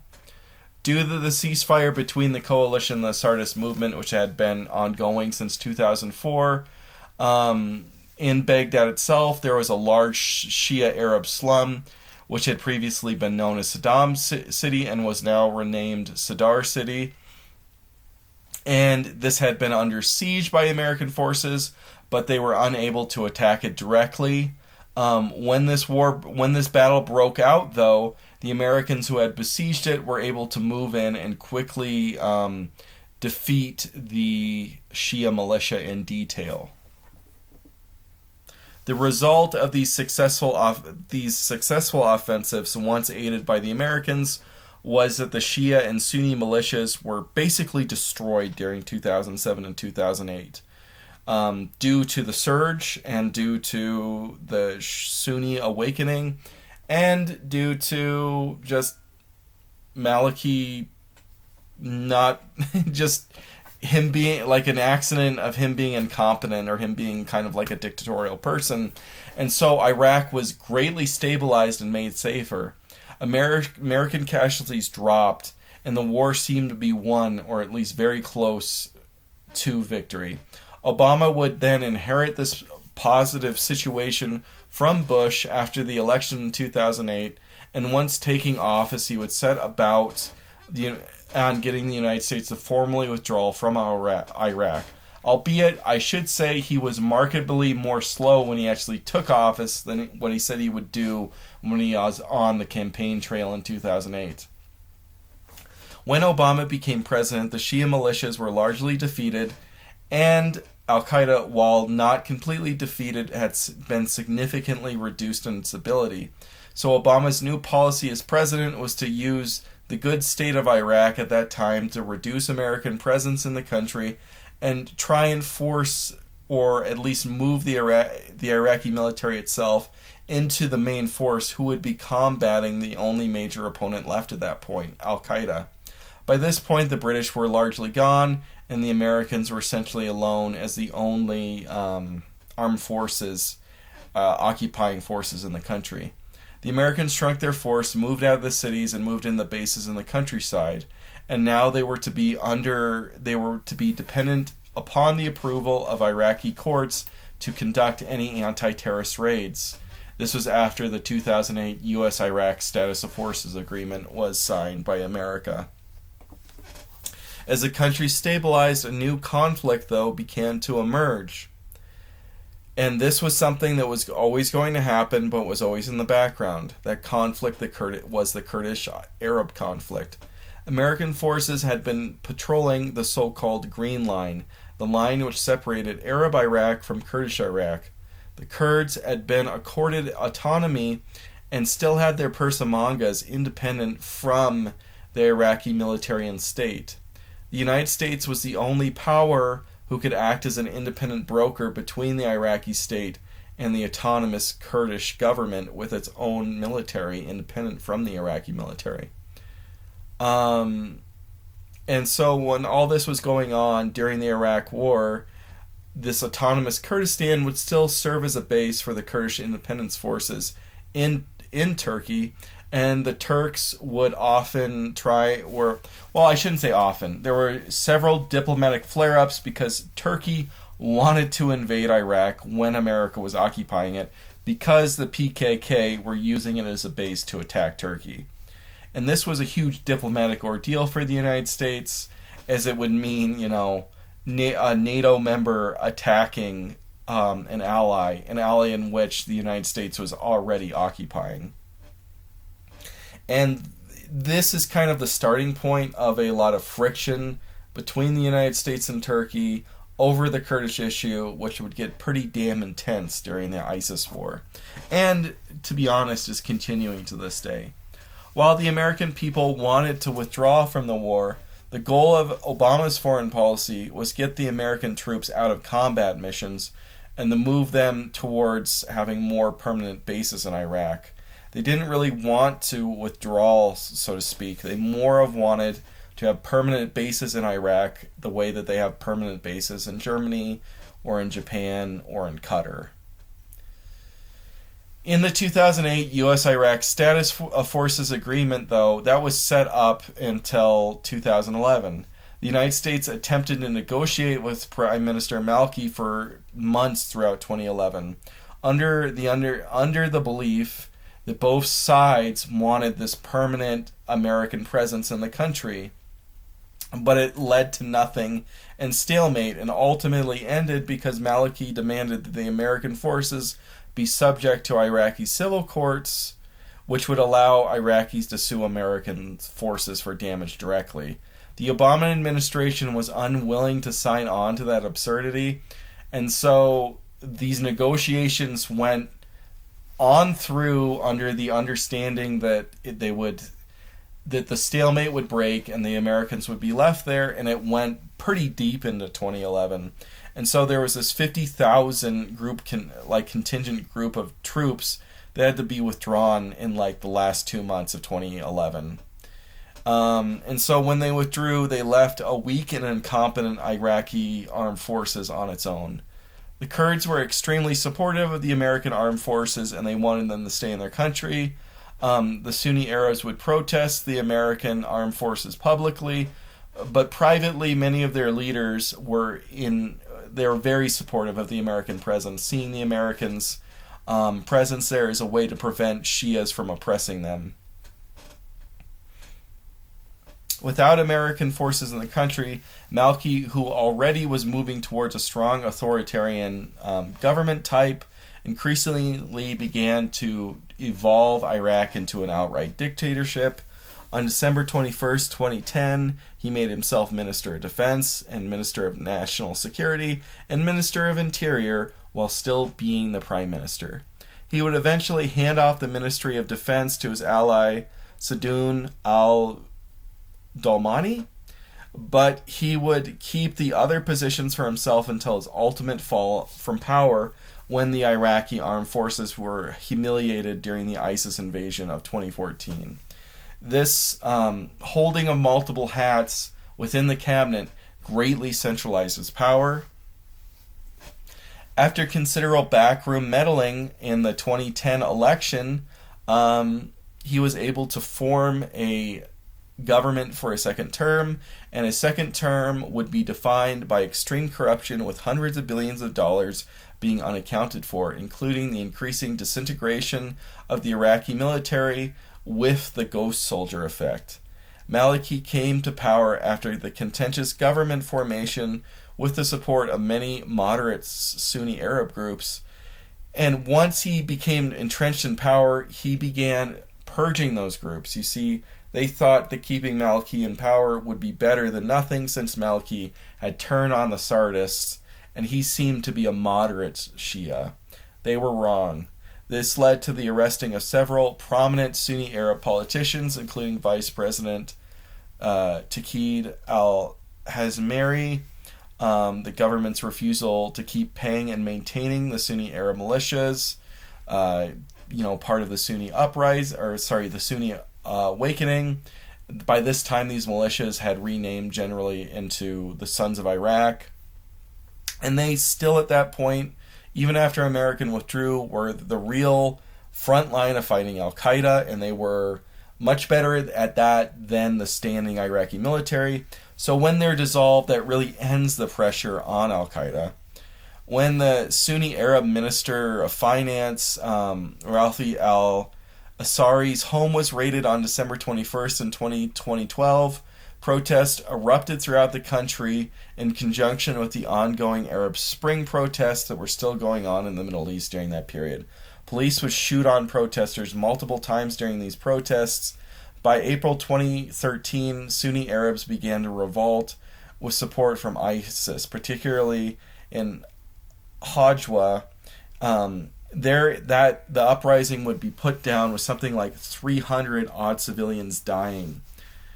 This would be seen as a turning point, with the Sunni Arabs being completely dissatisfied with their government, and it would lead to their reluctance to fight back or resist ISIS during their invasion of the country in 2014, as the civilians would cooperate en masse, seeing them as the lesser of two evils in comparison with the Shia government. On December 17th, 2010, protests broke out across Tunisia, and by January 14th, 2011, President El Abdine Ben Ali resigned and fled the country. The forces of the Tunisian state the armed forces of the Tunisian state initially resisted the protest and hundreds died. But as the protests gathered in strength, they became a revolution, and Tunisia saw a period of liberal democracy afterwards. Protests then spread across the Middle East, including Syria. Syria's Bashar al-Assad was made of considerably sterner stuff than Abdine Ben Ali, and he did not flee Syria when these protests spread to his country, as they began in March 2011 there. Like as in Iraq, Ba'athist had come to power in Syria, but the Syrian regime was considerably more secular and more leftist compared to the Iraqi regime. And the Syrian regime stressed not just pan-Arabism. The Iraqi regime didn't just stress pan-Arabism. The Iraqi regime also stressed a pre-Arabized Mesopotamian identity, and in its later years, Sunni Islamism. In Syria, the Ba'athist regime, the Sunnis were a relatively disenfranchised majority, while the Alawites, a peculiar off-branch of the Shia, disproportionately held positions in the higher government and received benefits, being the main patrons of the Syrian government. As throughout the Arab world, these protests included multiple ideological factions, but the dominant faction would become Sunni Islamist as time went on. The Syrian Ba'athist regime reacted harshly towards these protests with massacres. The protesters became armed Islamist militias who began engaging the government in set battles. The situation disintegrated into a full-scale, multi-sided civil war between the Ba'athist central government, Kurdish-led leftist Peshmergas, who unified as the Syrian Democratic Forces, and an innumerable amount of Sunni Islamist factions, which were basically warlords. And this has continued on to this day. In many ways, the Sunni militants should be viewed as blowback from the Ba'athist regime's support for the Sunni militants within the Iraq War during the occupation period from 2003 till 2011. Syria viewed the United States as an antagonistic nation for many reasons. The Ba'athists in Syria had been a key ally of the Soviets, their closest ally in the Middle East throughout much of the Cold War. The Bush administration had, of course, publicly singled out Syria. The second Bush administration had purposely singled out Syria as an enemy of the United States when Undersecretary of State John Bolton called Syria a rogue state. The United States of course, is an unconditional support of Israel, and Syria and Israel had been technically at war without any peace treaty since 1967, when Israel annexed the Golan Heights. Territory which Syria claims to this day, which Israel continues to occupy. The United States has declared Syria a state sponsor of terror, a term which has been the label of Syria from 1979 through until the toppling of al-Assad's regime. Finally, the United States had a role to play in the 2005 Cedar Revolution, which ultimately resulted in the situation falling apart for Syrian armed forces who had been occupying the country for decades at that point, and they withdrew from Lebanon. Anyway, Syria served as the main route during the Iraq War for foreign fighters to enter Iraq and fight the United States, Shia militias, and the Iraqi government. Its large border with Iraq was lightly defended, and most of it consisted of a Sunni Arab majority, areas which were in pretty strong opposition to the Shia-dominated Iraqi government. Syria supported both Iraqi Baathists and Sunni Islamists who fought against the government, and they served as a safe haven for them, which the United States could not attack outright due to their rules of engagement, in a sense acting as the insurgency, or at least the Sunni insurgency's strategic depth. When the protest occurred, these Sunni factions, who already had organizational bases deeply entrenched within Syria proper, were ready and willing to start attacking the Ba'athist government directly. And it's no wonder that of any place throughout the Middle East, beyond Libya, that Syria would have this sustained civil war which has lasted so long. These Sunni militant factions, often in conflict with each other, took control of large portions of this country, and now they're in some sort of uneasy alliance trying to form a central government, but still at its core, they're kind of just these petty warlords. And they rule kind of like fiefdoms. And these factions and their fiefdoms, they shift sporadically and radically, trying to attract different militants and mid-level leaders who flip and flop back and forth between these various alliances, these various warlords, and these various fiefdoms.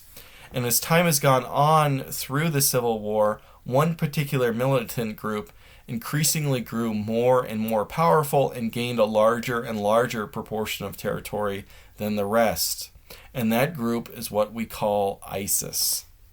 Other than being a militant group, is also a radical Salafist cult, which was founded by Abu Mazab al-Zawahiri. I'm really bad at pronouncing stuff, if you guys haven't noticed. Anyway, it's gone through several names. Jama al-Tawad, I keep saying al, but it's Wa Jihad. Then it became Al-Qaeda in Iraq. Then it became the Islamic State of Iraq. Then the Islamic State of Iraq and Syria. Then ISIS. And finally, it became the Islamic State in general, as its identity shifted between being a regional power and declaring themselves into a universal Islamic caliphate. Prior to 2013, these organizations were allied with what you could call core Al-Qaeda and fit in with a global Al-Qaeda Salafist group, and it was a regional faction of that group. But in 2013, it would break off and there was a schism between them. The vast majority of forces in both Iraq and Syria would be loyal to what became ISIS, but there was also a Syrian rump that was loyal to the Al-Qaeda core, and that became Al-Nusra. There is always a division in what we call ISIS and Central Al-Qaeda or Core Al-Qaeda. The two biggest divisions between them were ISIS' belief that there was always this need to form an Islamic State over territory rather than allying with local tribes or governments. Al-Qaeda, compared to ISIS, generally wanted to wage a war solely as an international terrorist army, while ISIS wanted to form an Islamic State which fought with a conventional army. Another key difference was that in general, ISIS was always more extreme than core Al-Qaeda.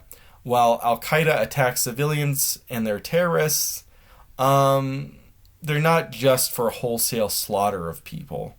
There's a key difference here, as ISIS outright advocates genocide of all non-Sunnis, or, even worse, anybody who ISIS doesn't think is Sunni. So ISIS will declare you non-Sunni and then says you're up for being killed, just straight out, by the way.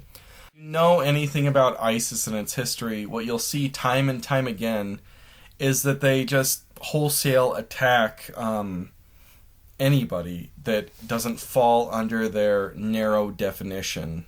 And so you see the wholesale slaughter of Shia, Christians, and Yazidis whenever they held territory. And I think that the defining aspect, if you're going to say what one thing defines ISIS as a group opposed to all other Salafist terrorist groups or extremist groups, and that is the belief in total Shia death. The Shia population in Iraq, in particular, have always been their main target, and they just want to just wipe out the Shia of Iraq en masse. And it should be noted that being Sunni doesn't matter in a lot of cases. Even if you're not, I'm not even saying like being a liberal Sunni versus being what they define as a believing Sunni. If you are an ethnic group that doesn't jive with them, they'll just slaughter you. That's what happened to the Turkmen and the Kurds oftentimes. Anyway, after shifting their locus from operations from Iraq to Syria during the Syrian civil war, ISIS began to conduct major incursions into western Iraq again, starting in early 2014, culminating in a general offensive in June 2014, where they captured about a third of the country, which is primarily the Sunni Arab areas of western and northern Iraq. One particularly stunning victory for ISIS was the capture of Mosul, which fell on June 10th, 2014. The city was one of the largest in Iraq and had a population at about 1.7 million in 2023. That's after this, so probably was bigger at the time.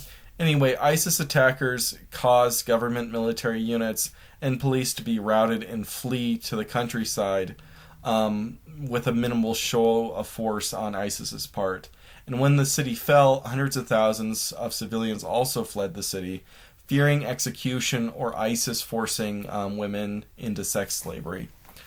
ISIS holds that the Yazidi ethno-religious group are Satanists, and that's because they have this misunderstanding of Yazidis' belief in the guiding angel, and I'm going to mispronounce it, Taqi Malik, who they basically just think that it's Satan. They have this idea that there's this guiding angel that guides humanity, and so because it's an angel, a lot of people end up believing that it's Satan.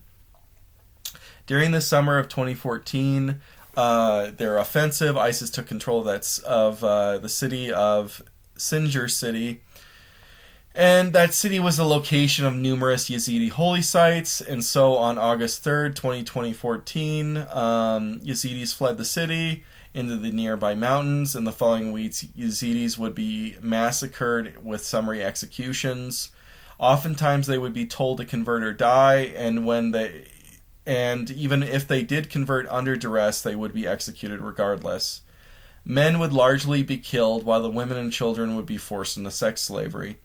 On August 8th, Anglo-American airstrikes along with the Syrian YPG Peshmerga and the Turkish PKK Peshmerga intervened to break the siege and free the Yazidi civilians.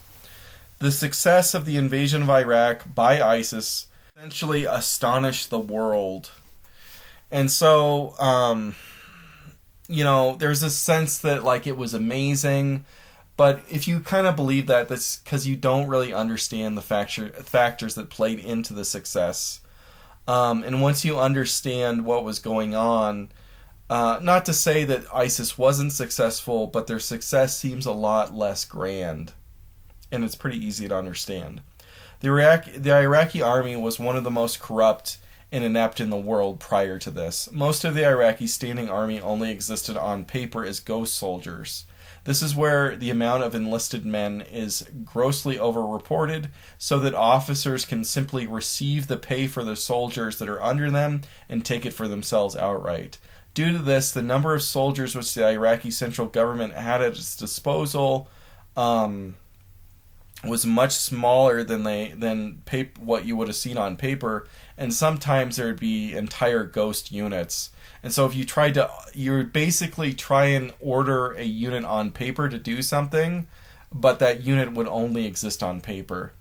Even when the troops actually stayed into their enlistments, they received little or no training. The pay for them was extremely low, and it was common for soldiers just to abandon their posts outright if they got a better job. And so they didn't really fear any kind of court-martial for abandoning their post, or at least some kind of dishonorable discharge. There was no real mechanism to punish deserters, and officers actually thought it was a good thing if there were deserters, because then that would pay into the whole ghost soldier thing. Because if somebody deserted, then the officers would be tempted to just keep that person on the roll and receive their pay for themselves. Likewise, the officer corps, as is endemic within most Arab nations, was extremely politicized, with Shia Arabs receiving almost all prominent posts, and these Shia officers who were in these posts having close connections with Prime Minister Maliki's government. Sunni Arab Iraqis were largely indifferent by this time to ISIS, as they viewed them as the lesser of two evils when compared to the Shia Arab Maliki government. The Maliki government, which had been responsible for ethnic cleansing of Sunni Arabs in the Shia Arab majority areas and in the mixed areas throughout the country, even during America's occupation. The true magnitude of the killings and death squads that resulted in the deaths of many Sunni Arab civilians, not even members of the insurgency or members of militias. We don't know how many died, but it had to be at least in the thousands, maybe tens of thousands. Anyway, ISIS provided outreach to local tribes allied with the pre-existing Sunni Arab groups, and provided services to the local population, which the Shia-dominated central government would not. As such, Sunni Arabs were willing to tolerate ISIS if not actively support them when ISIS invaded the country from Syria. ISIS atrocities in both Syria and Iraq, along with the apparent possible collapse of the central Iraqi government in the summer of 2014, led international outrage across the world and a willingness throughout the West to support an intervention to defeat ISIS. Maliki attempted to declare a national emergency as the Iraqi army was routed. But the Iraqi parliament refused this, fearing further centralization of power under him. You have to remember that he was trying to turn the country into a dictatorship at this time. And so this effectively ended his reign as prime minister, and he resigned from office. Ironically, this meant that Iraq's first peaceful transfer of power and what authenticized them as a democracy was the invasion of ISIS. In exuberance due to the seemingly stunning victories over the Iraqi central government, the leader of ISIS, Abu Bakr al-Baghdadi, declared himself the universal caliph, or leader of all faithful Sunni Muslims. ISIS renamed itself from the regional term, the Islamic State of Syria and Iraq, into just the general Islamic State, claiming to have universal jurisdiction and over all Sunni Muslims. And this was the first time anyone really claimed to be a caliph, and that there was anybody claiming to have a caliphate since the fall of the Ottoman Empire with the Turkish Revolution in the 1920s. The United States, several NATO states, Australia, New Zealand, the Gulf states, Russia, Iran, they would all come to the aid of the Iraqi government and bomb ISIS from the air. The United States, Canada, France, Italy, Britain, and Iran would contribute small ground contingents to train and aid Iraqi forces. It should be noted that Assad's government and the Iraqi government often cooperated against ISIS as well, despite Western and Gulf state animosity towards the Assad regime. Much of the brunt of the fighting was conducted, though, by Shia militias, Christian militias, ethnic Turkmen militias, and of course the Kurdish Peshmergas, rather than the official military of Iraq. The Peshmergas actually ended up being incorporated directly into the Iraqi military, and Kurdish leaders were able to exploit the necessity of the need for their forces in order to further extend Kurdish autonomy. Then Kurdistan would declare its unilateral independence, and Iraq and the Kurds would fight their own side civil war during the Greater ISIS War, in fact, in 2017 after this happened. The Kurds would give in and give up on their plans for independence, and Iraq took control of the major city of Kirkuk on October 20th, 2017 after this all happened. Anyway, returning back to the main story, ISIS advances in the summer of 2014 were rapid and occurred over a course of a few months, while the Iraqi army and its militia allies and the coalition allies, it took them 3.5 years to take back that same territory. Despite the forces being arrayed against ISIS, having much greater access to heavy weapons and vehicles, outnumbering them, and having complete air superiority, the war turned into this 3.5-year-long attritional slog. Despite aid from outside forces, the Iraqi military kept trying to fight attritional wars and would literally be told what not to do, and would enter I don't want to say it's deliberate, because I think it largely is just from incompetence, but then you reach the point whether is that truly incompetence, because if the officers in this case understand and recognize what their units are able to do, maybe the only thing that they're able to do is get engaged in attritional warfare. Keep in mind the criticism of Saddam not invading Saudi Arabia. Well, his troops probably literally didn't have the ability to invade Saudi Arabia in the Gulf War. So anyway, they often just ended the Iraqi forces, despite how much America or whoever or Iran or whoever supports them, they just can't do combined warfare operations.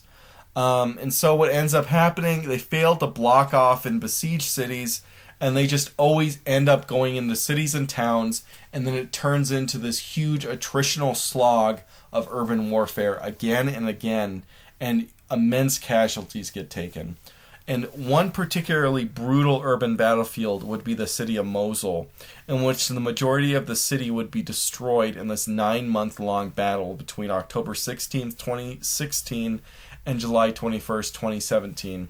While the Iraqi government claims it suffered relatively low casualties, something like 1,000, the real toll was probably several times higher, and it's believed that the toll of dead for ISIS was over 10,000 at least. And there are probably, no doubt, thousands of dead civilians as well. Anyway, the fall of Mosul broke the back of ISIS in Iraq, and by December of 2017, the last major towns of Al-Qawm and Rawa fell to the coalition forces. The Iraqi Prime Minister Haider al-Abadi declared victory over ISIS. But in the rural areas of Iraq, western Iraq that is, there were holdout and loyalists who would remain and harass Shia civilians there in the central Iraqi government for years to come. At the same time that the Battle of Mosul was being fought, there was a twin battle with the Battle of Raqqa being conducted in Syria against the ISIS capital. They chose Raqqa to be their capital within Syria.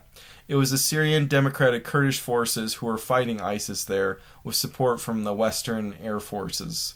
Raqqa fell on October 20th, 2017. Following these two major territorial defeats, ISIS would crumble and effectively decline from being the foremost warlord state in Syria, and by spring of 2019, ISIS would hold no formal territory in Syria nor Iraq, and it was just simply a small local insurgent force. Though after ISIS declared itself the Islamic State and claimed global jurisdiction over all Sunni Muslims, several terrorists around the world would swear allegiance to ISIS and their caliphate, and basically what would happen out of this was that they would franchise with ISIS.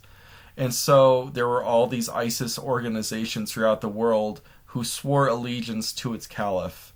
The largest ones including the ones in Libya, Afghanistan, and the Sahel. At the same time, Al Qaeda was also competing in this whole kind of global Islamic franchising campaign. And so these international terrorist organizations, while being defeated in their core homelands in conventional warfare, they continue to influence radical Salafists throughout the world, and in particular the Sahel and Africa. Anyway, let's return to Iraq. After the ISIS war, Iraq remains a weak state with little effective control over its former borders. The military of Iraq, while better than it was when the United States left in 2011 and during the early stages of the ISIS war, it's not the sole armed faction within the country. With Shia militias having a strong connection to Iran being in the country, and you still have the independent Kurdish Peshmergas. And so that means that the Iraqi government, in a sense, is still kind of a failed state because it doesn't really have, total sovereignty over its own political area. Low-intensity warfare continues against Sunni insurgent groups, including ISIS itself. America still has a contingent force of thousands of soldiers there to train the weak Iraqi military. And then there is Iranian influence, of course, with the Shia militias there, who are being trained by the Quds force of Iran. But Iran also has significant influence with the Shia-dominated parliament, and it's significantly invested in the country economically. And Iraq kind of depends upon Iranian investment after the destruction of the 2003 to 2011 war and the ISIS war.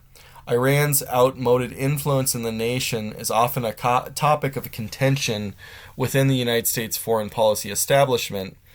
And Iraq is able to kind of balance America's influence on Iran's influence back and forth. And the two countries are always kind of seemingly in this jockeying match over who can control Iran or has a closer upper hand over internal affairs there in Iran. Kurdish separatist groups continue to push for more autonomy and eventual independence. And so the problem of the fraction between the Kurdish groups and the Arab groups continues, and it's never really been resolved. The wars have demographically transformed Iraq, with minorities such as the Mandeans and Christians fleeing the country to settle in other countries, which are much more peaceful, either in the West or in Latin America.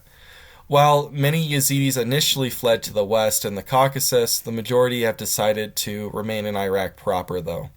The constant warfare in Sunni majority areas has disrupted their lifestyle and killed a much higher disproportionate amount of Sunni Arabs, or Sunni Arab Iraqis, and depressed their life the warfare has depressed their life expectancy and increased their child mortality, and so that's only increased the Shia Arab majority over the country. Iraq's future is uncertain, as the country is still unstable, poor, brain-drained, and has suffered a great deal of infrastructural damage, which is yet to be repaired. There is a great rift in society which remains between the Sunni Arabs, the Shia Arabs, the Kurds, and the smaller minority groups. And they're split over the conflict, which still is not formally resolved, of the Syrian civil war. And this Syria, I think for the foreseeable future, could be a base of operations for support for Sunni Arab rejectionism for the current state of affairs within Iraq Popular. The government is technically a democracy with transfers of power between opposing factions, but these factions will often engage in street violence and backroom deals in this form of government, and people will die during transitions of power between different factions. This was seen recently with the 11-month deadlock to form a government following the October 10th, 2021 parliamentary election. Ultimately, there was a settlement, though, on Mohammed Shia al-Sudani as prime minister. The Iraqi government is mired in an intense corruption, and the majority of the populace will say outright they prefer a dictatorship in which they are the clients of the dictatorship, and the dictatorship supports their ethnic group and provides their ethnic group with resources. So I guess only time will tell what the ultimate fate of Iraq as a country and its democracy installed by the United States for it and imposed on it will be in the coming years and decades ahead.